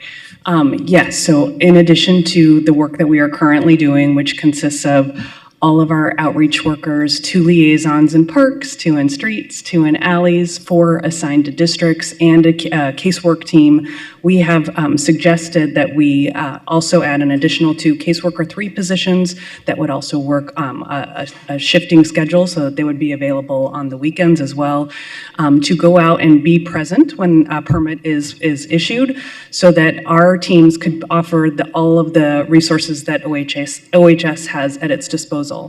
In addition to being at the permitted events, we would also like to offer coordinated outreach with groups that are interested in doing that, similar to what we do currently with other groups, but really go out in parks doing coordinated outreach with the whole host of resources that OHS offers, plus transportation if individuals are taking us up on something that we're looking to offer, but also in addition, the whole host of resources that those groups bring to the table as well, which are often different than what OHS has to offer. Okay, and I want to make sure I heard you correctly. One of the services will be provided is some level of transportation if necessary, is that correct? Yes, that, Mayor, members of council, Vice Mayor, yes, transportation is core in any of the services that we offer. All of our outreach workers come with the ability to transport individuals to resources, be that one of our shelters or other treatment programs, any program in the community. We also have the ability to transport their pets and their property as well. Okay, and then there has been some questions raised, and I want to start off by acknowledging the great work that I think the Office of Homeless Solutions does. It is an office that didn't exist a couple years ago, and we have managed to, we heard earlier about the number of investments we've made in beds. Have we solved the problem? I can say the answer is no, but have we done tremendously great work? I think we have, and I want to make sure that the office gets the recognition for the hard work that you do. I feel like sometimes we do get quite a bit of criticism because we're expected to solve the woes of the entire problem, and that's some of it is beyond our control. But I've seen yourself and Scott. I've seen the dedication, and I've had the opportunity to ride along with some of the outreach specialists, and I really think it's important to not let that work go unnoticed and unappreciated. So I just wanted to say that because I do believe that we are marching in the right direction when it comes to this.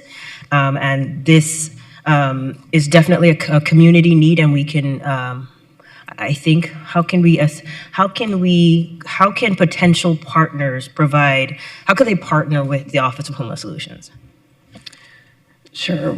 Mayor, members of council, Vice Mayor, we are open to any and all partnerships. We've had people reach out to us just recently because of all of the media attention this has been getting, but we are, people can contact through myself, through Scott Hall. We're open to discussing partnerships now and in the future. Okay. My question was also about, like, I started off to ask a question, I got a little distracted, was about, like, we don't, the inference that we don't have enough beds. I would like you to give me an opportunity to respond to that. Sure, Mayor and members of council, certainly we do not have enough shelter beds in our community for every single individual who is experiencing homelessness. In the short time since the Office of Homeless Solutions has been in existence, not only our office, but a few other departments in the city have spent roughly $75 million in infrastructure and adding additional beds in our community. We've added 1,295 indoor beds and 300 spaces at the Safe Outdoor Space. So really made a huge difference in the capacity in the homeless service system in the last just few years alone. Certainly, though, we do not have enough for every single individual experiencing homelessness. One of the core aspects that we're working on now is helping improve people's experience in shelter, helping them exit quickly to housing so that we free up those beds and have more turnover and availability in our shelter currently to better use the beds we have. And thank you for thank you for acknowledging that although we don't have enough, it's my understanding also that because of our relationship with other organizations, and when we do reach out, although we may not have a bed, we may have a bed for substance abuse or some other connotation. Could you talk a little bit about that? Sure, Vice Mayor. Yes, so as I mentioned earlier today, we are dealing with a handful of beds at each one of our city-owned sites and our partner sites every night, but we also have a whole host of resources that don't always get tapped into, and that is really our treatment programs in our community. So those are something that we are trying to make a better connection with and offer those services more readily as well. And partnering with organizations that have those relationships would benefit not only OHS, but the clients we're trying to serve. And similarly, if we have organizations that have relationships with some of our unsheltered residents, they coordinate with the Office of Homeless Solutions, they're able to provide that soft handoff to help them get the treatment. Is that what you're anticipating? Vice Mayor, that is exactly correct. In fact, in the break, I was speaking with a group who said, who we have partnered with in the past, who said that was what made our partnership so successful, is that partner brought the relationship, OHS brought the beds, and we were able to make those successful placements that way. Thank you for that. And the only other question I would ask, actually, let me ask this question to I want to come back to you, Cynthia, and ask a couple questions about parks. I know we have identified, there's been a certain number of parks that have been identified as eligible parks. Can you state the number for me? Yes, Mayor, Vice Mayor, members of the council, there are 105 eligible parks to receive the service permits. So that means about 210 options a month. Correct. Okay.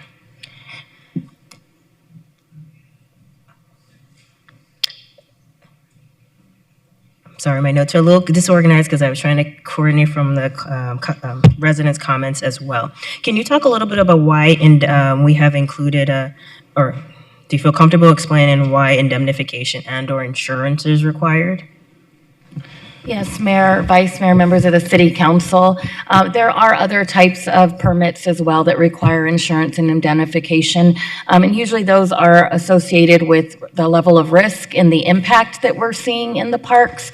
And so again, because these activities do carry an element of risk, especially with the medical treatment and the impact that we're seeing from food distribution activities, that is why we've included that as a requirement for these permits as well.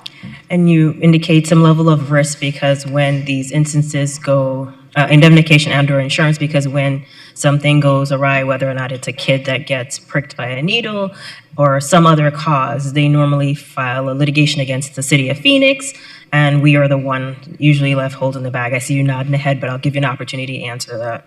Yes, Vice Mayor, members of the council, what you said is accurate. Okay.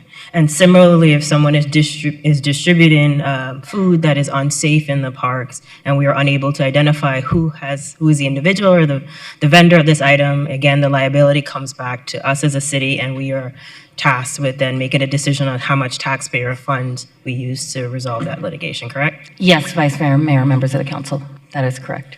Okay.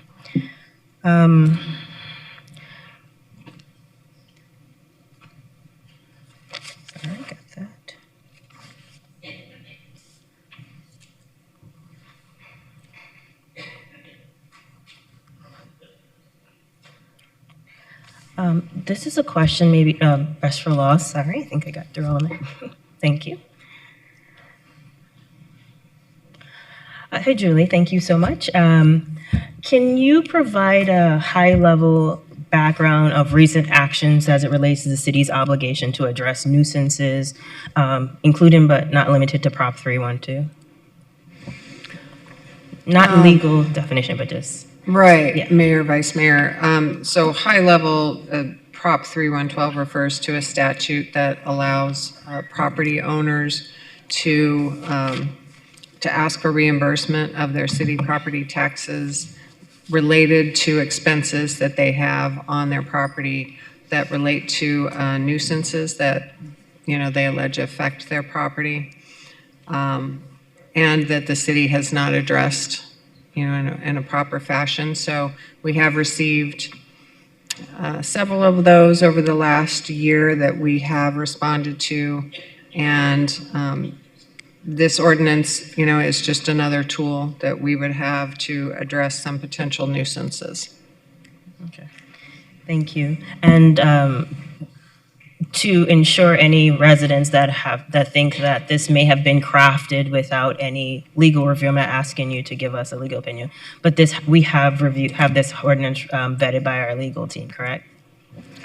Yes, Mayor, Vice Mayor, we have reviewed this ordinance and done legal research to ensure that we have looked at all different aspects in the research and crafting of this. Okay, thank you. Those are my questions for you. Cynthia, again, my notes are not as clear, but I do have another question back for you, so apologies for the back and forth. In terms of the feedback that we have received from the neighborhood associations, can you share as to, because we've heard a lot from, this process I think has shown us that this is a deeply divided issue, and I'm just curious if you could summarize what the neighborhood association's feedback has been on Yes, absolutely. Mayor, Vice Mayor Hodge Washington, and members of the council. In terms of the resident feedback through the stakeholder process, we heard, I will kind of put it into two buckets. We heard from a lot of residents who just couldn't wrap their mind around allowing these services in parks and really expressing the sentiment that parks are not appropriate places for these types of activities. And then we also heard from residents who understand that the services are better suited to have parameters versus not having parameters, and they seem to have an understanding that there is no rule or ordinance now that provides that for these services and are supportive of establishing an ordinance that would do so. And is it, I don't want to say fair, but so for example, when this ordinance was initially brought to us in December, it was a complete prohibition on medical care, but what we have now is a ordinance or proposed ordinance that allows them twice a month. And what I'm hearing you saying is there were some community members who were upset about the notion of adding those approved. Is that correct? Vice Mayor Hodge Washington, Mayor, members of the council, I'll clarify there. So I think members in the community there was some confusion in a couple different ways. One, they took any ordinance as an introduction in allowing the services, thinking that the services were not allowed currently, and had to do some education so that they could understand that these are services already happening, but again, with no rules or ordinance to provide parameters around those. And then there certainly were individuals who had a better understanding of what this ordinance was doing and the difference between the first and the second. Residents either didn't want the services or they only wanted to see services in mobile medical vehicles. With discussions in mayor and council, we had the addition of the enclosed tents as an option versus just mobile medical vehicles so that groups that don't have those mobile medical vehicles could still provide the services. So there was a variety of areas within both ordinances, depending on the feedback we received and in which they may have supported or not supported. Okay, thank you. Just maybe a little procedural question. One of the concerns we heard was whether or not the issuance of the permits, are there any guidelines that would be applicable and any process for appeals or review of that decision? Yes, Vice Mayor Hodge Washington, Mayor, members of the City Council. So within the permit application itself, if the ordinance were to pass this evening, the ordinance itself would go into effect on June 5th, and we're prepared to launch the application process, which will end a web page by tomorrow morning. That will have information on the application window opening tomorrow, when it will close, when permits will be issued, so that those permits can be issued in time for the effective date of June 5th. In terms of an appeal process similar to our other permits, if there is a permit denied, there will be information where they can contact a representative within the Parks Department to express their concern and ask their questions. Thank you. And then the logistics of like the permit, how long do we think it's going to take to be issued? What is the cost, if any, associated with that? Yes, Vice Mayor Hodge Washington, Mayor, members of the council. There is no cost for these permits, so it is free. There is no charge. And also in terms of a turnaround time, because of the 30-day window we will have when this ordinance goes into effect, in this particular situation, the applicants, the window would open tomorrow on May 7th. It closes May 22nd, I believe, and then so it closes May 22nd, and individuals would receive notification by June 5th about their permit application status. Okay. And Vice Mayor, this is the first window that would open for these permits. Okay. Thank you for that. Sorry, there was quite a bit on my notes here. And I just had one more back to you, Rachel. Again, I should have organized a little bit better. But there was some comments that I heard that I do not believe to be factually correct. And it's regarding the notion that individuals, we are seeing an increase because we have followed the court order with respect to the area around the Keys campus. Can you talk to that about like the tracking that the office did to ensure that those individuals were actually placed into housing? Mayor, members of the council, vice mayor, certainly just to state, we have seen an increase in homelessness over the last several years, but specifically to the area around what was then the Human Service Campus, when we were doing our block by block approach to offer every single individual who was being displaced from that area an indoor place to be. We worked with roughly 800 individuals, and 83% of them accepted our offer of indoor shelter at that time. Around the same time, we also opened a safe outdoor space. That was intentional because we knew that as we started that effort, we knew we were not going to have not everyone would take us up on our offer of indoor shelter. So we did maintain tracking of those individuals for the first year, and I don't have the data with me, but I can get you the exact data. But most of those individuals were either still sheltered or housed after 1 year. Some had returned to homelessness. Okay. Thank you for that. Those conclude my questions, and I am ready to make a motion. My motion is I move to approve. I have questions. Go ahead. Why don't we just get the motion on the table?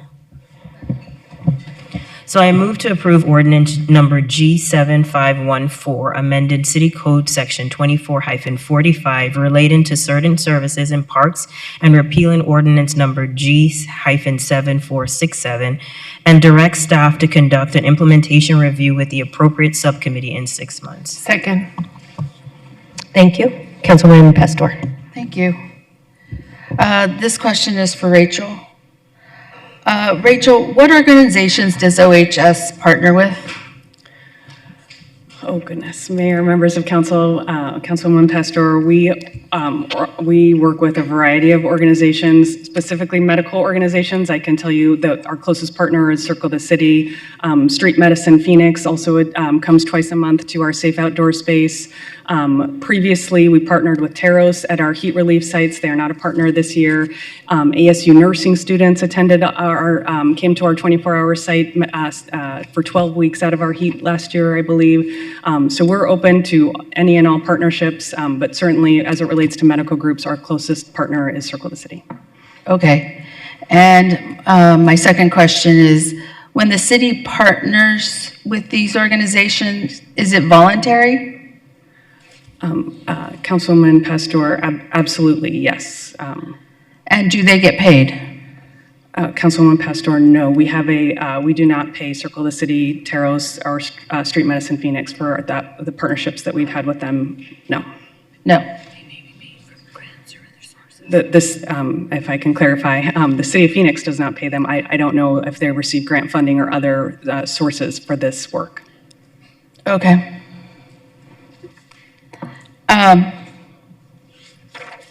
My other question is at 2:01 today, I received from your office some numbers.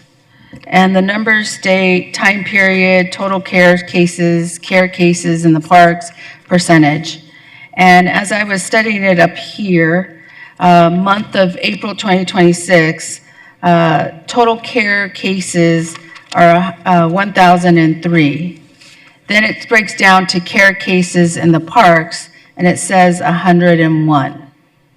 And that's 10% percentage from, I guess, the 1,003. My question is, if we're already April, and it seems to be a little bit higher than the April 2025 to April 2026 percentage, do you anticipate more cases in the summer? Mayor, members of council, Councilwoman Pastor, so right now, of all of our current open CARES cases, 3% of them are in parks. In the month of April, roughly 10% of our open CARES cases were in parks. And in the year previous, from April 2025 to April 2026, 8% of our total CARES cases in that year were in parks. I will say we step up our outreach considerably. I mean, we're always outreaching, but in the summer months especially, we are working diligently to get as many people into indoor spaces. We will continue our work in parks and throughout the city to get as many people who are experiencing unsheltered homelessness into indoor environments. And then the question, it talked about, someone had spoken about data, in particular deaths. I know we carry or we collect data specifically during the heat relief period. And who collects that? Who houses that? I want to say public health, but I think that's how we designed it. Councilwoman Pastor, Maricopa County Department of Public Health and the medical examiner, they track that data and provide it to the city of Phoenix. I know, but when we created the public health office, we were getting questioned about our heat deaths, I'm sorry. And we started collecting data. Where's that housed, or are we not doing it anymore? Mayor, members of council, Councilwoman Pastor, the heat office in consultation with, the public health office in consultation with the heat office and OHS, they do review data. However, some of it is our data, but the death data, the heat related death data comes from Maricopa County, and we don't have a separate repository for that. We use that data and we track that data, and that's evaluated as part of our process in the summer heat months. Okay, then I guess my question is, how will we, or does it need to be part of the motion to collect data of deaths in the park? Can somebody answer me? Does it need to be part of the motion, or? If you watch the park subcommittee, that is already data that we already have, and we report regularly, and it is way too high. Oh, I have it. I don't watch it. So my next question is one about my motion, my original motion of why we're here today. And in this motion, it talks about a delay effect, and it talks, in the motion it says, we direct the city manager to have staff from Parks and Recreations, Public Health, and Office of Homeless Solution meet with healthcare providers who provide services in parks to review the ordinance and identify any potential clarification that could support provision of services by medical professionals while keeping parks safe for all community members and park users. Nowhere in there it talks about food. At what point did food come into this motion? Mayor, members of the City Council, Councilwoman Pastor, that direction came from Mayor and City Council. Okay. Where? It wasn't public. Mayor, Councilwoman Pastor, those would have been part of agendized e-session, executive session discussions. All right. Because that wasn't originally part of my motion, and my question to Julie is, how do we add food when it wasn't part of the motion? Mayor, members of council, so there was a separate discussion that had been ongoing about food distribution also in the parks. There had been a separate draft for that. At some point that had also been discussed, and it got combined into one ordinance. Okay, thank you. I guess my question is to my colleagues, is there a possibility to separate the food and the medical?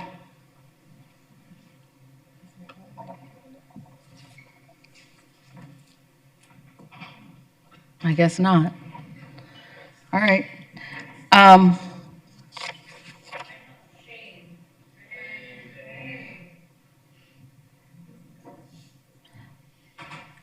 Please tell me, and this will be my last question, please tell me how we reached to a criminal citation.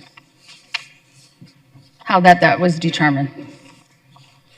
Mayor, members of City Council, Councilwoman Pastor, I know that in this particular section of the city code, chapters 23 and 24 that are specific to park violations in the ordinance, this is consistent with the language and penalties that are associated with many other park rules, including ordinances, loitering in the park after hours, prohibition of wheeled devices, spirituous liquor in parks, glass beverage containers. I think that was selected just because of the consistency of that being listed in the ordinance for other park ordinances. Thank you. I do want to thank staff for all their work because I know how this has been it's been tough. And it's been tough for staff, and it's been tough for community, and it's been tough for us. But you were given direction, and you had to follow that direction. And thank you. Any additional comment? Councilwoman Stark. Thank you, Mayor. I don't really have any questions, but I have heard a lot of frustration from my neighborhoods. In particular, one park, Cave Creek Park, they not only have one group come out and feed, but they have a second group. And so the question is it because there's so much activity at that park, people continue to be in that park? And I think that the neighborhood said, can we get a break? And I've gone, and there are 3 neighborhoods around Cave Creek, and they're working class neighborhoods. They're not rich neighborhoods. And they're just, can we get a break? And that's when I go to their neighborhood meetings. It's not that they don't appreciate that people are helping the unhoused. It's just like, can we share it across the city a little bit? And there's a real level of frustration that I hear from my residents. And I actually do have some residents that say, I don't want anything in the park. But as far as Cave Creek, most of the neighborhoods around that said, this is a fair, this is a compromise, and we're willing to go along with it. And I know it's hard, and I know you all have a mission, and I know you have a purpose, and I know you love what you do, but the folks that live next to their parks also love their parks, and they want to be able to enjoy them.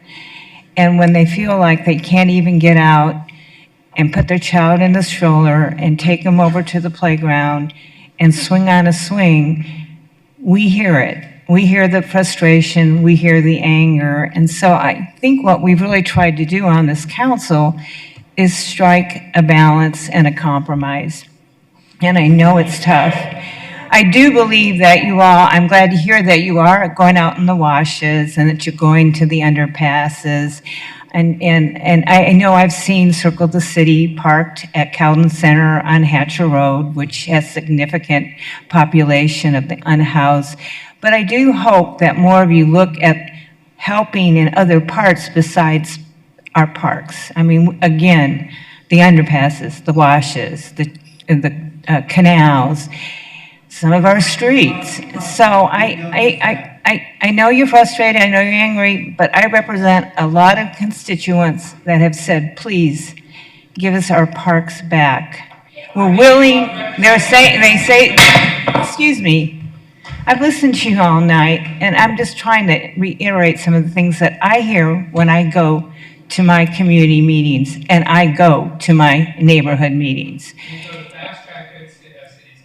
I've gone to fast track cities too. I've heard both sides. Thank you. I'm not going to argue with you. Please stop. Brian, you are warned. Thank you very much. I appreciate it. Yes, I've been in the fast track meetings, and we tried to talk about a compromise, but I also hear from my neighborhoods. And I will tell you, and I guess she didn't last, waiting, I know she wanted to talk about it, but I had one neighborhood who wanted to have a movie in the park.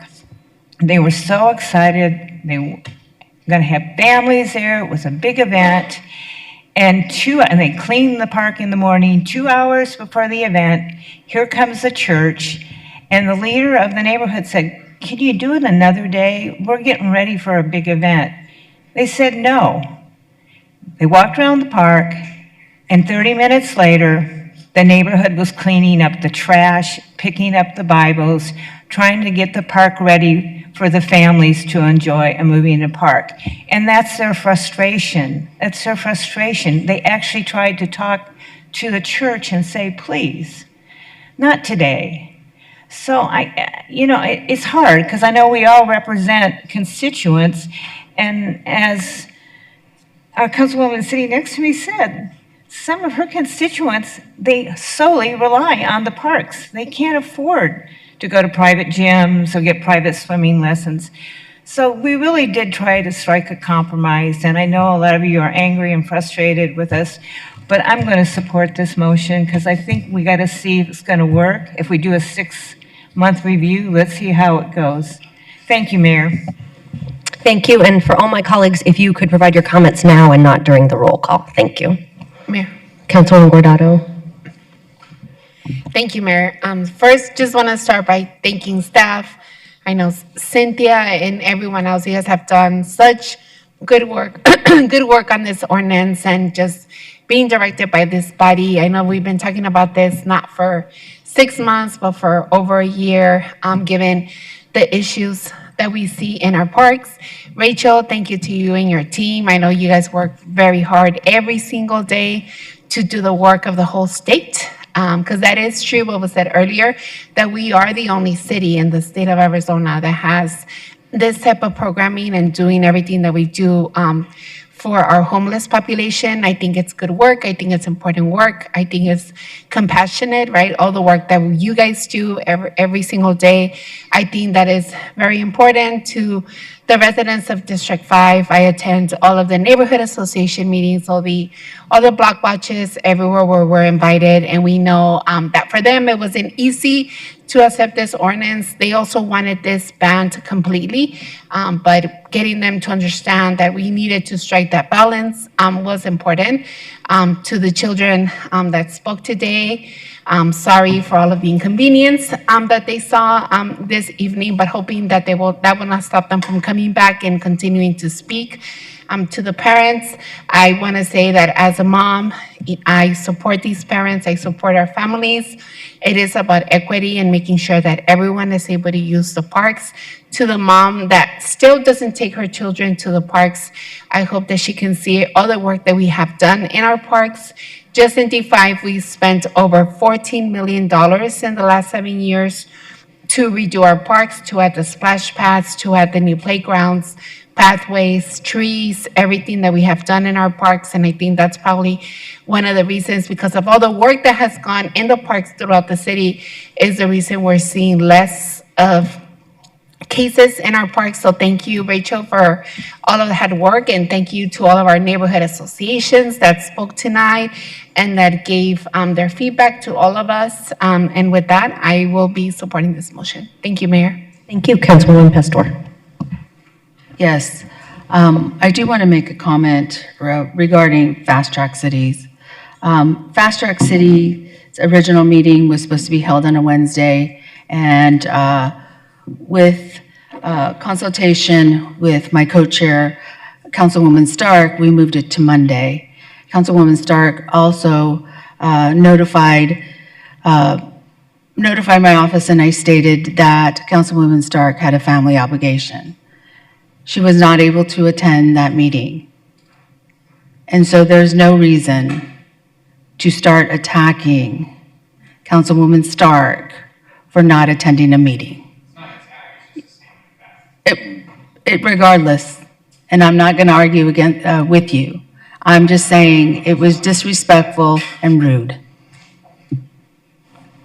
Councilman Waring. Thank you, Mayor. When we came out of this meeting, a few months ago, I appreciate all the work that Keisha and Betty put into this. I thought Betty did about as articulate a job arguing her side, which irritated the hell out of me because I wanted to be that guy, but she definitely, I thought, made the best arguments about this. Told Christine that at the time, and did so again tonight. So it pains me to say that I'm going to vote no, but the reason I'm voting no is I don't want to have this activity in our parks, period. And I don't want 5 years from now, somebody in Desert Ridge or Tatum Ranch to say who signed off on this and have my name attached to it. That is not a criticism of what we're doing tonight. I understand exactly why. I have the longest history of being on this council, and I have heard more times than I would care to remember how we're going to lose in court, how it's impossible to do this or impossible to do that. I can think of quite a few that were high profile, beating the FAA. We can't have prayers before our meetings. Last time I checked, we had a prayer before this very meeting, this very night. We actually voted to ban it. I didn't, but others did. And then we realized, oops, well, maybe they don't have that great a legal case at all. Gone through that rigmarole, I don't know how many times. Somehow we've managed to, I think, Cynthia, I'm right about this, ban smoking in the parks. Because you can go ahead and poison your lungs to your heart's content. Have as many lung darts as you want. I don't care. But it bothers other people. Somehow the things that bother other, we managed to that heavy lift. I don't remember if we voted on it or you just banned it. But we got to put up with this. I got threatened by a homeless person yesterday, walking out of our building to walk over here. Screaming, yelling in my face, blah, blah, blah. Rachel offered them services, they declined. That's why we don't need 10,000 beds for 10,000 people, because a lot of people are going to decline the beds. And without a warrant, you can't do anything about it.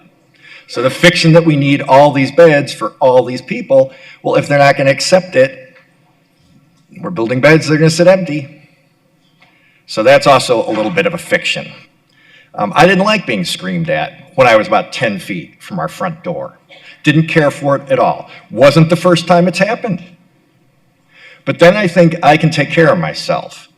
But there are people like that woman who called who said she can't even go to her park across the street, and that people showed up on her front porch and were yelling at her and then came back. Well, I've had that happen to people I care about. I've had that happen. So not every person we're trying to help is a good guy. Because if you're screaming at some woman on her front door with her kid in her arms, you're not the good guy. Have no illusions. I don't care what your problems are. So the idea that we're going to be attracting folks to these neighborhoods with houses right around them and making, as I've heard one of my colleagues, I don't want to speak for her, so I'm not going to say the name, you know, we shouldn't be turning what should be a positive thing that the city spends a fortune on into a negative where people feel like they got to take time out of their busy day to call their city council meeting and complain. A lot of them sound like they'd be happier if they didn't have a park anywhere near them. That wasn't the purpose of the parks. It was supposed to be a positive thing for people to get outside, and particularly people who don't have options, as has been addressed by Betty and others. So really, this is more a vanity project for me. I get the legal arguments. I don't necessarily buy them. Heard that just too many different times. So I just don't want someone to come back and say, I cannot believe you signed off on this, Jim. You let this activity happen. And now I've got people behaving like that guy did yesterday with me right outside City Hall. Act like that. And I'm not 6'4". I can't defend myself. And then they're scared. That is completely unacceptable. I don't care whether you believe the stories we heard or not. I was appalled at the way you treated Tim Kenobi from the firefighters. That's just repellent, but I guess you don't care if he gets stuck with a needle. Okay, that's a lot, not lying. So on his behalf, I just have to say that's crazy. But regardless, I can't find it in me to say, I think this should happen in our neighborhoods. Cynthia, I think you've assured me that so far in District 2, it's not happening. I guess there's no guarantee that it won't in the future. So I haven't had the personal experience that a lot of my colleagues have had, but I have certainly had personal experiences. Rachel and Gina, I know you guys get sick of hearing from me. I'm going to go out on a crazy limb here and say I call you guys more than anybody, even though I have less of the activities we're talking about, probably in my area, I'm guessing, than anybody else. But I've got eyes and I can see, and I don't like what I see. I don't like the trend. I didn't like what happened yesterday, but I'll get over it. But other people wouldn't. They wouldn't come back downtown. We built all this infrastructure down here, bike lanes and all this stuff that I don't know how many people actually use, to lure people downtown. And then they see that. Well, a lot of people would never come back. How do I know? Because people have come down for ball games and stuff, and they're like, well, I'm never riding that light rail again. I'm never going to Hance Park again. I've heard it all. So just something to keep in mind. So I think this is probably going to pass, is my guess. I do think my colleagues made excellent arguments. But I do think we need to reevaluate the course we're on, as you and I talked about this morning, Ed. It's discouraging. So I appreciate the time, Mayor. Thank you. Thank you. Councilwoman Hernandez. Thank you, Mayor, and apologies to the community for some of us being very verbose this evening. I will probably continue that pattern. But on December 17th, we approved a policy that was already wrong, just inherently through the process itself. We did acknowledge those shortcomings and initiated a community engagement process with the explicit commitment of improvement. We then returned with the policy that got more punitive, more restrictive, and more disconnected from evidence-based and data-driven policymaking, which is at the core what I believe we need. We have now, in my opinion, we have now broken that trust with the community after committing to find improvements based on their feedback. And the revised ordinance up for a vote today gets it wrong. I also want to be very clear that I am of the belief that anyone struggling with an issue does not make you a bad person. Just point blank, period. I do actually want to summarize. I have a couple pictures to summarize some of the points we've heard tonight. I just need someone to help me hold the pictures up.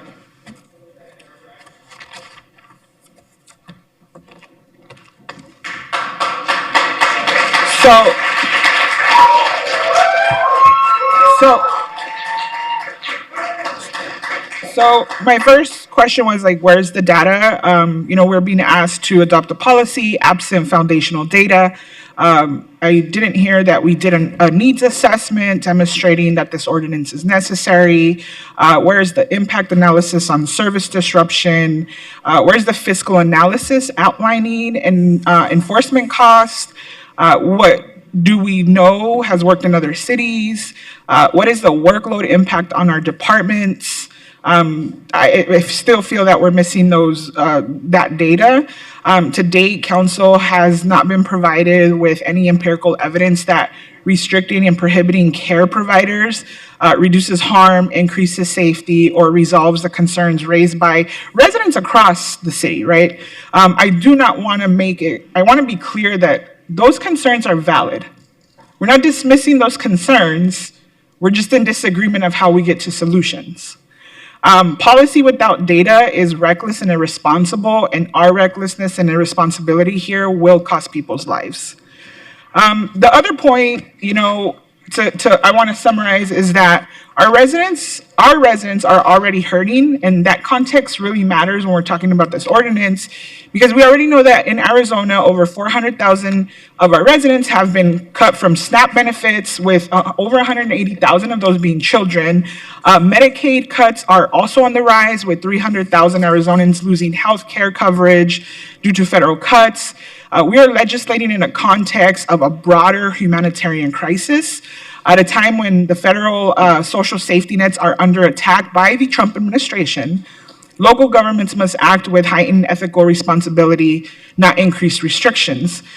We should also remember that we are seeing record high temperatures in the summers that also directly impact the health and safety of those living outside. In a couple of months, just as this ordinance goes into effect, we will very be likely seeing sustained summer temperatures exceeding 110 degrees daily for days on end.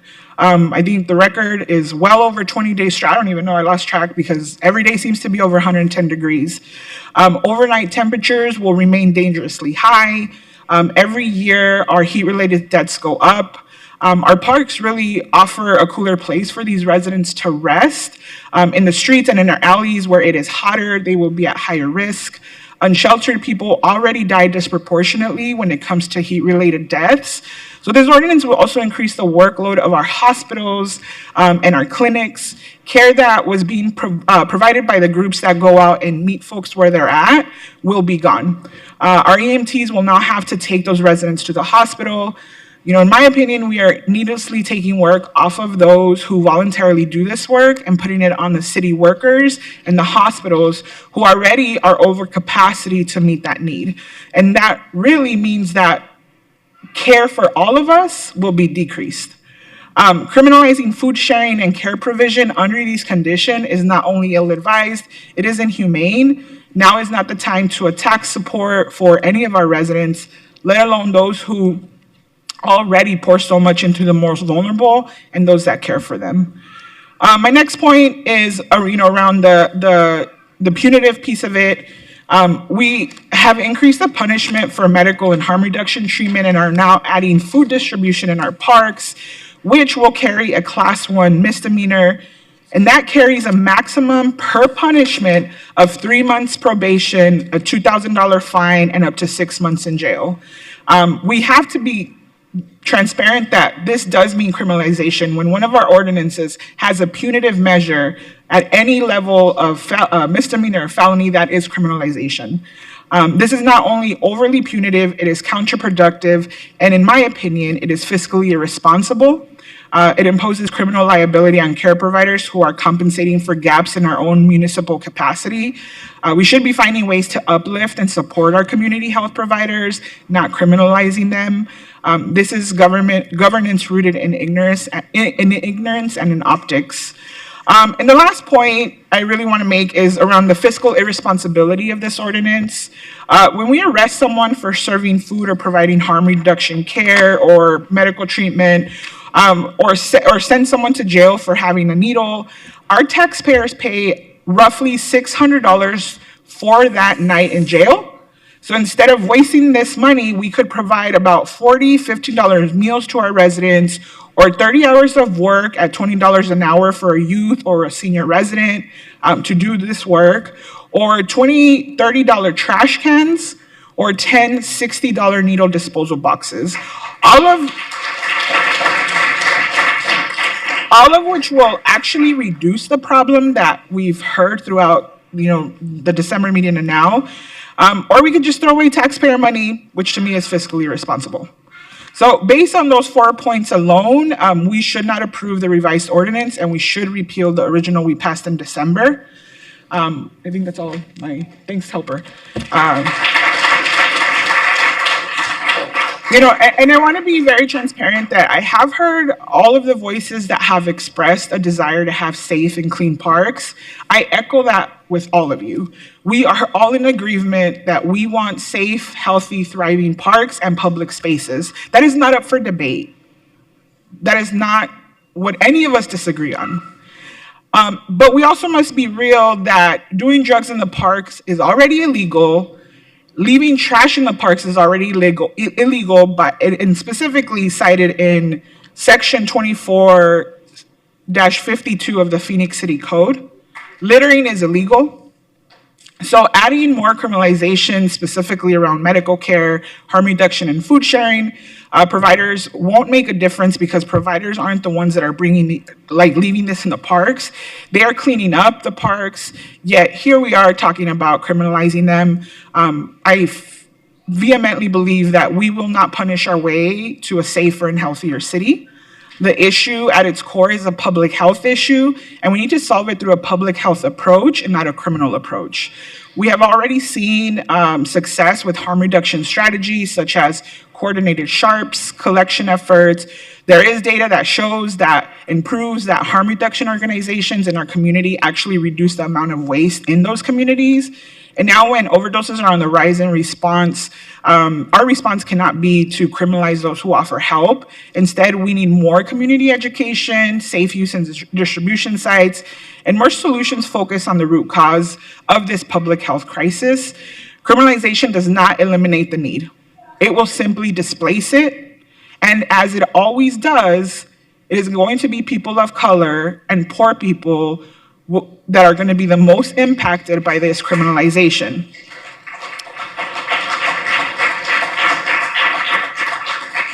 The choice here must be care and not punitive consequences. A work and effective caring model already exists. They are operational and supporting our sheltered residents now. They're cleaning our parks. Now is the time to really deepen those partnerships, expand access to care, and support community-based stewardship in our parks. Criminalization of those that help us will lead to more deaths. This ordinance, in my opinion, again, gets it all wrong, and I will not support a policy where the predictable outcome of our inaction is that people will suffer and die. And based on everything that I just laid out, I would actually like to make a substitute motion for this council to head in a different direction.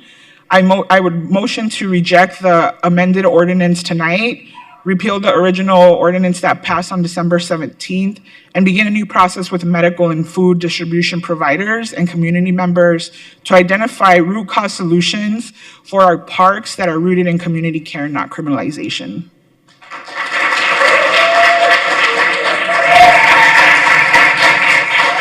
Councilman Robinson.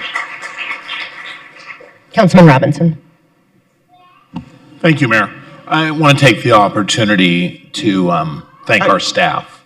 I think my colleagues have all done it, but I think it's only appropriate that I do it as well. A lot of hard work went into this, and not everybody agrees, clearly. We see that, we hear it, and what's interesting is what our responsibility is to listen to all sides, and to the best of our ability, come to a decision.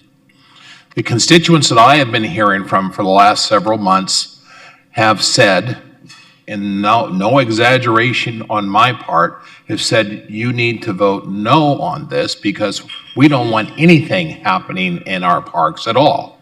We don't want the permitting, we don't want anything. That's not what our parks are there for. They've made that very clear.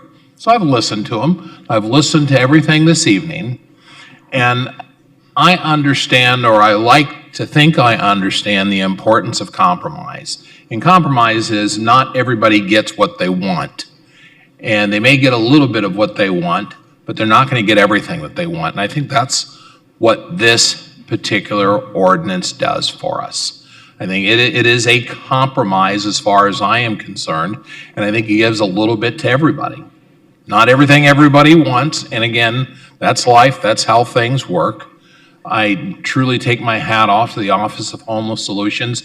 Everything that they do, everything that they try to do, and everything that they're willing to do kind of answers a lot of questions I heard, or a lot of concerns that I heard from the audience this evening. So I think we really have to sit back and look at and look for opportunities to partner with the Office of Homeless Solutions, because what you found with this council, especially in the mayor and the council in the last few weeks, once we realized we had a little bit of a surplus, we directed as much money to the Office of Homeless Solutions as we possibly could. And so again, there is that compromise. There is looking out for those who are the most vulnerable amongst us, and we have a responsibility to do that. But what I have been hearing time and time again is we want our parks to be safe, and I know everybody wants that. But folks don't necessarily agree that parks should be used for something other than recreation and for families and residents to use. So I think this is a good compromise. I will be voting in support of this ordinance. And Mayor, I thank you for the time, but I want to end with thanking everybody that came out this evening. Really appreciated hearing from everybody. I want to thank our staff again, because they're doing the heavy lifting as always. And it was a tough road to go, but I think you delivered, and I thank you for it. And Mayor, thank you for the time. Thank you, Councilwoman Hernandez. Thank you, Mayor. And I kind of figured I would not have a second, so I was not done with my comments, but thank you. We all share the same goal, which is safe, clean, and accessible public spaces, which include our parks. Our residents come to our parks because they want to find community, peace, rest, and to be safe. Our residents means all of our residents, not just some of our residents. This includes residents navigating homelessness and other issues that they're struggling with. Residents who need food, those who need a place to sleep, a lighted parking lot, or medical and addiction care. As a council, we share the responsibility to pursue that goal through evidence-based, humane, and effective policymaking.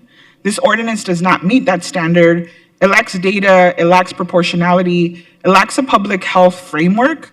It also exposes us to litigation for violating residents' rights, and it lacks the trust of the community we are meant to serve. For those reasons, I cannot support it. This ordinance is not rooted in preserving the dignity of our residents, nor does it seek to foster genuine collaboration between neighbors around the parks, the homeless residents who also have a right to use our parks, and the harm reduction and medical care providers and other care groups who fill a gap that the city is not able to fill. So tonight, I will not be supporting this ordinance. Thank you.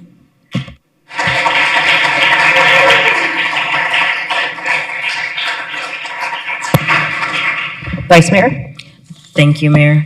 I want to start off also by saying thank you to city staff for all of your hard work on this. I want to say thank you to the residents that showed up and participated in the surveys, the town halls, the providers that participated. I've met with many of them in the months since we initially had this conversation. As I mentioned earlier, this is not an easy decision for me. I look at for example, the young man that came and talked about his experience. I also think about the fact that we have park employees that have had to deal with this. I think about, for me, one of the first emails that I received as a councilwoman was photographs of needles in our parks and concerns about what happens if their kid picks it up. I believe that this is a reasonable balance of addressing both those responses, or we've heard from both our firefighters and our park employees. To me, it says a lot that our firefighters who provide our EMT service are in support of this ordinance. They recognize that this is something that we have to address. Our unsheltered individuals, I count myself as an advocate for all of them, because I believe they are a part of our community sometimes that does not get the representation. But I also believe that we need to make sure that we are providing spaces for everyone. And when we have circumstances where the certain uses are not allowing other people to use the park safely, we have to provide some level of structure. As I mentioned before, there are organizations who do this well, but there's also groups that do not do this well. And as a result, as council members, I believe we have an obligation to respond. Part of why I asked the questions about potential liability is, yes, we expose ourselves to liability if we know of these risks and we do not take action. But I also understand that there may be unintended consequences that may come for this. And that's why the motion includes an implementation review, so that we can see if we've made a mistake, we can make the adjustments. I think Councilman Robinson said it best. A compromise means you don't get everything that you're expecting, that you've asked for. When we originally started this process, it was completely banned on all of these things. We heard from both sides. We made modifications. We tried to address these concerns. I want to say to the stakeholders, I value your input. I don't want you to think that you were not heard, you were not listened to. In fact, I asked many of the stakeholders that I met with, what do you propose as a solution? And unfortunately, many of the responses was, we just want to go back to the way it was. And that is not an answer that we can take if we're supposed to be good stewards of not only our resources, that include our financial resources, taxpayer funds, and or the parks that we are entrusted to take care of. So I want to make sure that it's clear that I'm still open to having conversations on what we can do. And I want the stakeholders to hear, I spent some time asking OHS about the opportunities for them to partner. So you still have opportunities to partner with our Office of Homeless Solutions to provide the medical care that you believe we want to make sure that everyone has access to. And we also have activities. The first speaker talked about our Healthy Giving initiative. There are still opportunities. We all want the same thing. I don't want to see more deaths in the park. I don't want that. I don't want to see, but I also don't want to see a situation continuing to escalate in the way it is. This is our attempt to try and reach that concern. We have to respond to the potential liability that Prop 3112 exposes us to. A year ago, that was not a consideration. That was passed by voters in Arizona saying that we have to make sure that we are not allowing nuisances to occur. My office receives more emails than we care to receive about individuals who live next to a park that talk about how the park is not, beneficial factor that it used to be, and they are demanding us to do something. So this is not an easy one for me, but I believe that we are trying to strike the right balance, and I encourage stakeholders to continue to try the path that we have outlined for you. And if it doesn't work, that's why the implementation review will be helpful. So I just want again to say thank you to everyone that's been involved, because I do believe that because your input is important. I really hated the fact that this was pitted for many instances. It was choose this side versus this side. We are one Phoenix, and our goal is to make sure that everyone is able to utilize our parks in a safe way. So again, to the stakeholders who continue to do the work, thank you. Help us continue to do that work. There are just other places that it probably is best suited for. So thank you, Mayor, for the opportunity to explain my vote. I will be supporting the ordinance, but I'm also open to making sure that our implementation does not have any unintended consequences. Thank you. It's too easy in a dialogue like this to talk past each other, and it seems like that's happened a bit tonight. In Phoenix, I'm proud of what we do compared to other governments in Arizona to help our unsheltered community and to lift people out of homelessness. And for those who tell us we need to do more, I hear you and I agree. If you look at the budget the city is developing, we're looking at $45.5 million that we're allocating to fight homelessness. The entire state of Arizona majority budget, $3.5 million. More than 10 times more at the city of Phoenix. While the majority budget that the legislature passed sweeps $6.6 million from the housing trust, or no, well, they sweep $4.4 million from the trust fund. We're adding $6.6 million to bring it to $15 million. Many of the medical providers who spoke tonight are right. The services are helpful for our most vulnerable. But it's also true that our parks cannot be the primary place where this type of treatment takes place. Our new budget will help provide new positions to guide those who need help to clinics and other places for treatment. And we'll work with medical providers to guide them to where homeless individuals are. Many speakers tonight talked about the importance of meeting people where they are. I agree. More than 90% of the calls we've received about homelessness are for people outside of our parks. That's one of the reasons parks can't be the primary place for treatment. And what we've heard from moms, neighborhood leaders, and so many others tonight is also true. Parks must be safe for our kids. Families must feel safe in them. That is one of the primary reasons we build parks. This ordinance provides a framework for us to work closely with medical providers and food providers and safeguard against needles in our parks. It may not feel like it because of the intensity of the debate, but we can do both. And we're putting more resources toward that goal. I'm grateful for everyone who has worked on this. Moms and dads who have personally spoken with me about it. My colleagues, including Councilwoman Guardado. Our staff who have spent months trying to get this right. And to the medical providers and those who disagree on this ordinance. Even though we may not see eye to eye here, we're committed to working with everyone, and we'll continue to track our progress along the way. Thank you. Would anyone like to comment? Roll call. Guardado. Yes. Hernandez. No. O'Brien. Yes. Pastor. No. Robinson. Yes. Stark. Yes. Waring. Hodge Washington. Yes. Gallego. Yes. Passes 6-3. Thank you.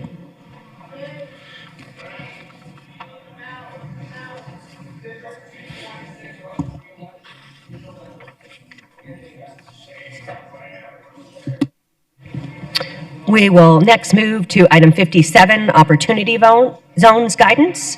Vice Mayor, do we have a motion? Yes, we do. Motion to approve item 57. Second. And per the, Motion to approve item 57, per the memo from the Community and Economics Development Director dated May 6, 2026. Second. thank you. A second from Councilman O'Brien, Councilwoman Pastor. Yes, can I have staff come to the table?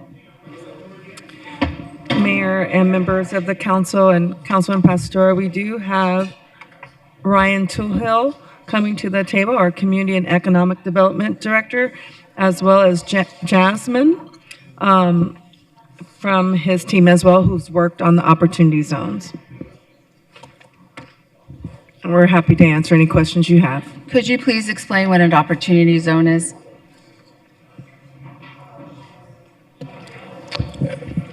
Mayor, members of council, Councilwoman Pastor, opportunity zones are a federal tax benefit program.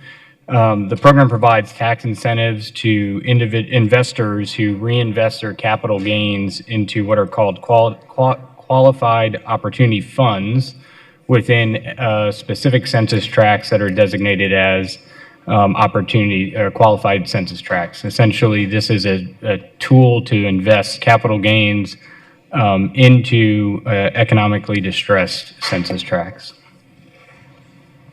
What's considered a distressed tract? Mayor, members of council, Councilwoman Pastor, the Opportunity Zone program is going through a modernization. It's Opportunity Zones 2.0.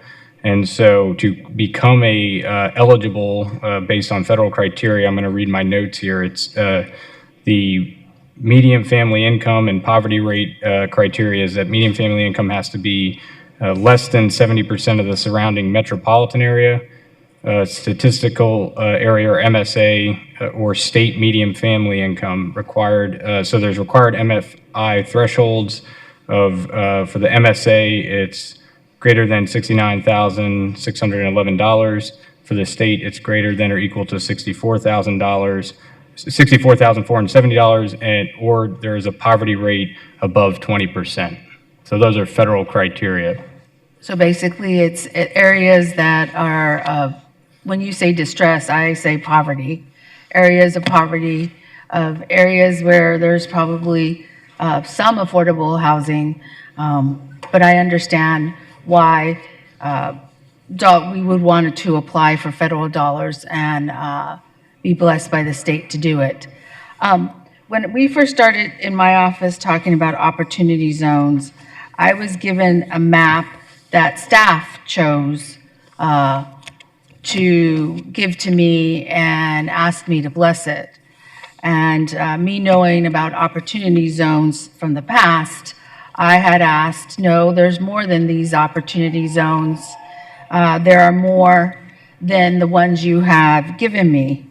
And so I asked for that map, and I got that map, and I studied the map, looking at it and seeing where there are opportunities. In studying it, and the reason why I chose my original areas of different from what was recommended was because I was looking at the area and the map as a whole. Since District 4 is the central part, it butts up against many districts, and there's many areas that I touch. And so I was looking very strategically on how I would be able to touch some of those outlying areas and be grouped with different districts so that we could make a bigger impact. And that was my thought process and strategy. When I started to go through the map and sat down with everybody, I was told I was only allowed to pick 5 or 6. And so I picked the ones that I thought were in great need, and the other ones I chose not to pick because I knew they were going to be built out anyways because of what was in that area. What I want to say is I want to thank the mayor for looking at District 4's map and seeing it and seeing where there was more areas of growth to be able to add, I guess, more zones. And so I was able then to add more zones in order for it to be a cluster. And what ended up happening is that I was able to make impact on 5, 7, and a little bit of 8. And so that's really, I'm just putting it on the record to say what my strategy was and why I did what I did. And so I want to thank everybody that participated in this and was able to look at it and maneuver the way it went. And so that's why I wanted to pull the opportunity zones out and to thank the mayor for giving me or providing more zones. So thank you. Wonderful. Thank you, Councilwoman. Opportunity zones are an interesting tool, and so many communities have used them in a variety of different ways.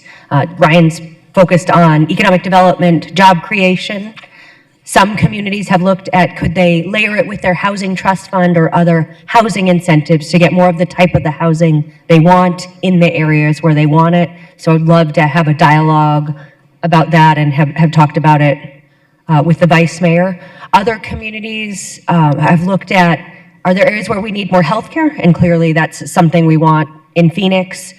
One can go to individuals like doctors who have capital gains and say, here is where we would love to work with you to direct that funding. So this can be a strategic goal to accomplish so many of our goals. Some communities have looked at areas where they have crime hotspots and said, let's put opportunity zones there to try to drive new investment and community safety.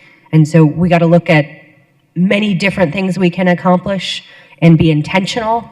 Many of these deals may happen quickly, and if we are able to say what our city priorities are, that may help direct the investment to where we have the highest complete benefits for our community, not just return on financial investment.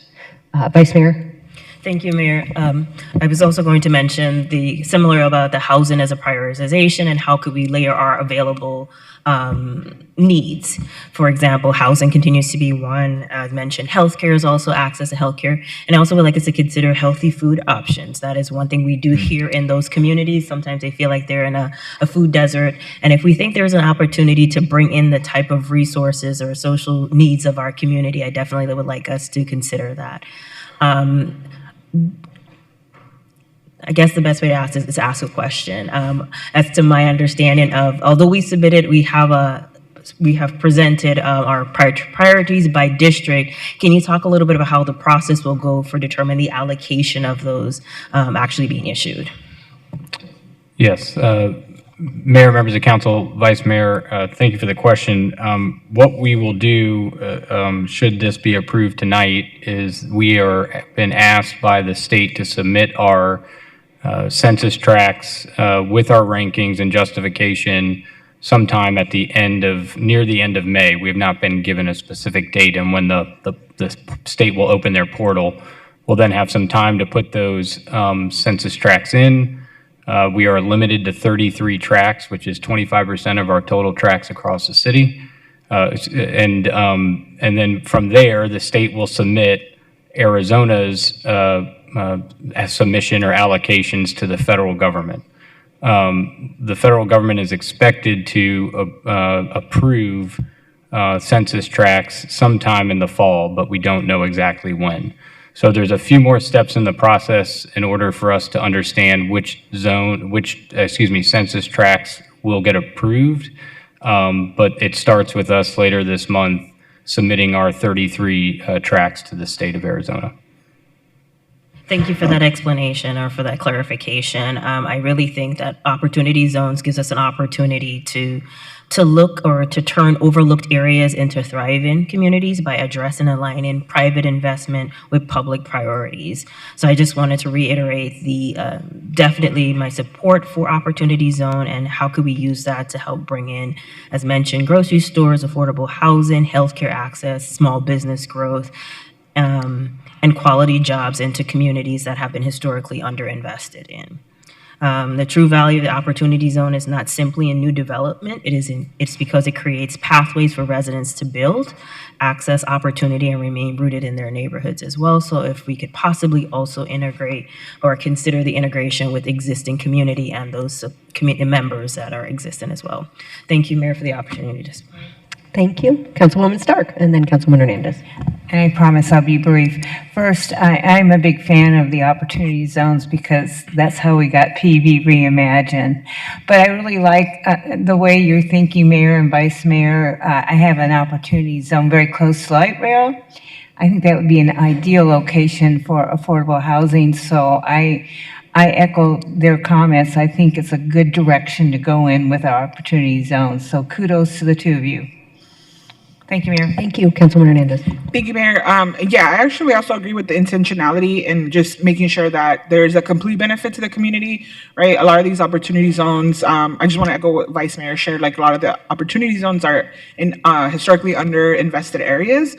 So I also agree with like the focus not just being the fiscal benefit here, right, but the complete benefit to that community as something that the mayor also shared. So just wanted to say that, and thank you so much for all the work in explaining these to me recently and making me a little smarter on the opportunity zones. So thank you. Thank you. Roll call. Guardado. Hernandez. Yes. O'Brien. Yes. Pastor. Yes. Robinson. Yes. Stark. Yes. Waring. Hodge Washington. Yes. Gallego. Yes. Passes 8-0. We next move to item 65, which has to do with the Sky Harbor Land Reuse Cultural Corridor, and I'll turn to the Vice Mayor. Motion to approve item 65. Second. Vice Mayor. Thank you so much, Mayor, for I just wanted to take this opportunity to thank both staff and our community as we move forward with this cultural corridor. This has been in the kind of brewing for some time, and I'm so excited to see it move forward.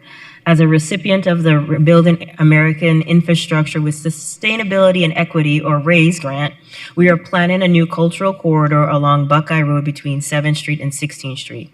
I'm excited to see this effort moving forward as part of the land reuse strategy. This strategy is focused on investing in existing neighborhood.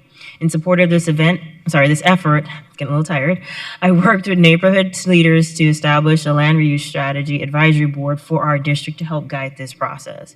I appreciate the contributions of their efforts, and I look forward to continuing to see this exciting work move forward. I just wanted to say my gratitude to staff for moving this item forward. Thank you, Mayor. Thank you. Roll call. Guardado. Hernandez. Yes. O'Brien. Yes. Pastor. Yes. Robinson. Yes. Stark. Yes. Waring. Hodge Washington. Yes. Gallego. Yes. Passes 8-0. Item 67 is related to Deer Valley Airport in District 1, and I will turn to Councilwoman O'Brien for a motion and comments. Thank you, Mayor. I move to approve item 67. Second. And I couldn't be more thrilled to be voting on this tonight. Deer Valley Airport is more than a District 1 asset. It's a citywide economic engine. It primarily serves private aircraft, corporate travel, and flight training, while Sky Harbor Airport focuses on commercial airline passengers. And that distinction is important because Deer Valley relieves pressure on Sky Harbor and keeps our entire system running efficiently. And I'm thankful to Qatar Aviation and Sky Harbor for their business partnership out at Deer Valley Airport. With nearly 1,100 based aircraft and more than 400,000 operations each year, Deer Valley supports quality jobs in aviation maintenance, flight training, engineering, and advanced manufacturing. It attracts business investment, supports our growing semiconductor and technology sectors, and helps keep Phoenix competitive as a place where companies can move quickly and connect globally. Modernizing Deer Valley's terminal is an opportunity to reimagine the airport from only a place of movement to a place of experience. A reconfigured layout, lobby enhancements, and new outdoor patio and observation area will make this airport more welcoming and accessible to everyone. We're creating a space where families can watch planes take off and land, where aviation enthusiasts can spend an afternoon, and where people will be drawn to Deer Valley to dine, gather, and experience something unique. With Barrio Brewing Company already bringing people onto the airfield campus and offering the Phoenix drink, the investment builds on that momentum and will help turn Deer Valley Airport into a destination in its own right. This is a smart, strategic investment. It strengthens our economy, enhances community connection, and elevates an already vital asset. I look forward to supporting this item. Thank you, Mayor. Councilwoman Stark. I just wanted to know, let's not forget that one of our former mayors flies out of Deer Valley, so it's a special airport. He lives in District 3. Thank you for that reminder. Thank you so much. Exciting investments in a very important part of our city. Roll call. Guardado. Yes. Hernandez. Yes. O'Brien. Yes. Pastor. Yes. Robinson. Yes. Stark. Yes. Waring. Hodge Washington. Yes. Gallego. Yes. Passes 9-0. Thank you. And we now go to the final portion of our meeting, and I'll turn to our city attorney to explain this section. Thank you, Mayor. During citizen comment, members of the public may speak to the City Council for up to 3 minutes on issues of interest or concern. However, the matters addressed must be within the jurisdiction of the Phoenix City Council and on which the council has the authority to act. The citizen comment session is limited to 30 minutes. The Arizona Open Meeting Law allows the City Council to listen to comments but prohibits council members from discussing or acting on the issues presented. However, council members may respond to criticism. Thank you, Mayor. Thank you. Is Diane Barker here? All right, Diane, followed by Leonard Clark if he's here, otherwise David Eberly. Okay, well, good evening, Mayor Kate, City Council, and I'm in District 7. Diane Barker. It's been a long day. I started out early at the board, but I don't want to sound patronizing, but this body is the most passionate city council or agency I've been to in the valley, and you're keeping your head. So I want to applaud you for that, okay? What I'm sharing, just a brief message, because I know you're probably antsy. I don't blame you getting home. You're going to get up early again tomorrow. I was at the board and I said, air quality, and my supervisor is Gallardo, and he mentioned the poor air quality in the West, and I said, you're right, and what we get from MAG and the federal government has released the ozone, and we're headed for more ozone bad days. We've already had some, and Mayor Kate knows about that. She's mentioned that. The only mayor that mentioned that we have poor air quality in Arizona Republic gives us an F, and MAG says, we're just moderate for ozone because we found out we've got wildfires. China and Mexico, international emissions, and Maricopa County is just 20%. Mayor, I've said, if we don't watch out where we're going, we'll end up there. I look forward to us cutting down on the air, cutting down on the litter. All these people, particularly the religious ones that come and, really pull on your shirt sleeves. And do-gooders, I'm for do-gooders, but they have the responsibility. They gave the litter. They need to stay up there and help the people that receiving these gifts of food clean it up. Clean the litter and clean the air. And the reason we have poor in both is because we don't enforce it. Love you. Have a good evening. Thank you. I do not see Leonard. Do we have David Eberly? Eric Richardson? What? Is that David? David, could you wave? Great, okay. Thank you. So we do have David, and then Shamika will be next, unless we have Eric. Eric, if you're here, come close.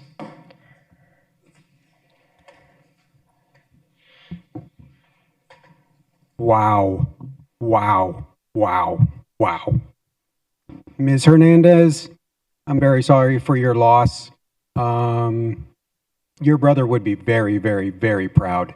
The way that you can speak, the way that you can put words together, the way that things can flow, all of the rest of the council members could learn from her. As far as the parks go, no data. What are we doing? No data. We have a lawyer that says they reviewed it, but we have multiple lawyers here that say there's constitutional problems, and the lawyer just says, yep. So that's just a concern. Also, I'm an agricultural producer. I'm sure you're all aware of that. Let me just read Arizona Revised Statute 3-563, tax, license, or fee against producers, and 3-562. Restriction on sales by food producers prohibited. The producers of food products on agricultural lands, farms, and gardens shall never, under any pretext, be denied or restricted. Shall never be denied or restricted the right to sell or dispose of their products except in a manner consistent with the law, blah, blah, blah. The right to sell and dispose of food products shall extend to the producer in person, members of his family, his agents, and all persons in his service. Additionally, there's studies, 90% of homeless people suffer from mental health. I see a lot of green there. I see a lot of green there. You should think twice. Secondly, officer overtime. What are the health consequences associated with all of our officers doing all of this overtime? Have you looked into it? Have you studied it? Why does Glendale not have an officer problem, but City of Phoenix can't hire officers? Come on. And then lastly, Ms. Guardado, and I'll be filing this, I guess this is to all of you, I'll be filing this in the Phoenix Integrity, but I just happened to see one of the members of Ms. Guardado's staff for the first 3 hours go back and forth. He had his little lanyard on, so I don't know if he was on a vacation day or he was working, but he was handing out stickers that were pro this little policy that you all passed. Now, ethically, that would concern me a little bit that he's just sitting here handing them out. Actually, they closed off that door and sent everyone downstairs. But for some reason, this gentleman was able to get all of his people in here with all of their stickers, and they all stood up here with their stickers supporting that thing. Now, again, is there an issue with that? I don't know, but ethically? Thank you. Thank you. Shamika will be our final speaker.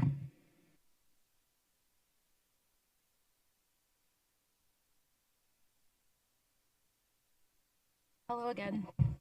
It is I have returned. Hi. I wanted to start off by saying that I appreciate all of the efforts that the city has made. I care a lot for city workers. I literally work on them all day. I talk to them all day. And they are so passionate about what they do. They care. They really, really care. And I feel bad for them that they're shackled by the expectations of their constituents and by their fellow council members and by all of the pressure of the press. I understand it must be extremely stressful. But in my opinion, this ordinance with the parks is cutting out a very important stopgap of individual volunteers like myself who keep people from dying of dehydration or overdosing. We are their last line of defense when they don't trust services. And I understand that your goal is to funnel them toward the services that you fund and that you partner with, which is excellent. I appreciate that very much. But because so many of them have bipolar or schizophrenia, they do not trust large organizations. So by penalizing us, you're getting rid of that last line of defense, that only touch of humanity they might have. So many of them have told me that people just look right through them. I knew a woman that got shot in the stomach while she was sleeping by some young people that they thought it was fun. They're human beings, and you're treating them like stray cats. That if you stop feeding them, they'll just go somewhere else. Where else do you want them to go? I've heard that other cities drop off their homeless people here because we have the resources. The zone formed around that area because of the resources. It's not that we're drawing the people to the parks. That's just where they are because it's cooler, because there's shade, because maybe they can duck under a bush or something, because so much of our architecture is anti-homeless architecture. You're edging them out and then getting frustrated that you're accountable for them when they are citizens of your city. I would be willing to work with you if I thought that what I said would change your decisions, but I'm not convinced that it would. I want this problem to be solved. I do, but I don't know if I can solve it with you, and I'm more comfortable working on my own. So if you start like some kind of community dialogue, I'm willing to talk to you. I'd love to tell you all the experiences that I've had working with homeless people on my own. But that has to be that has to have some follow-up of action, or it wouldn't be worth my energy. I work a full-time job, I'm exhausted, and this, I can't look away from it. All I see is my brother, my cousins. I can't look away from it. So if you want to work with me, I'll work with you. Thank you. Thank you for that testimony. We are adjourned.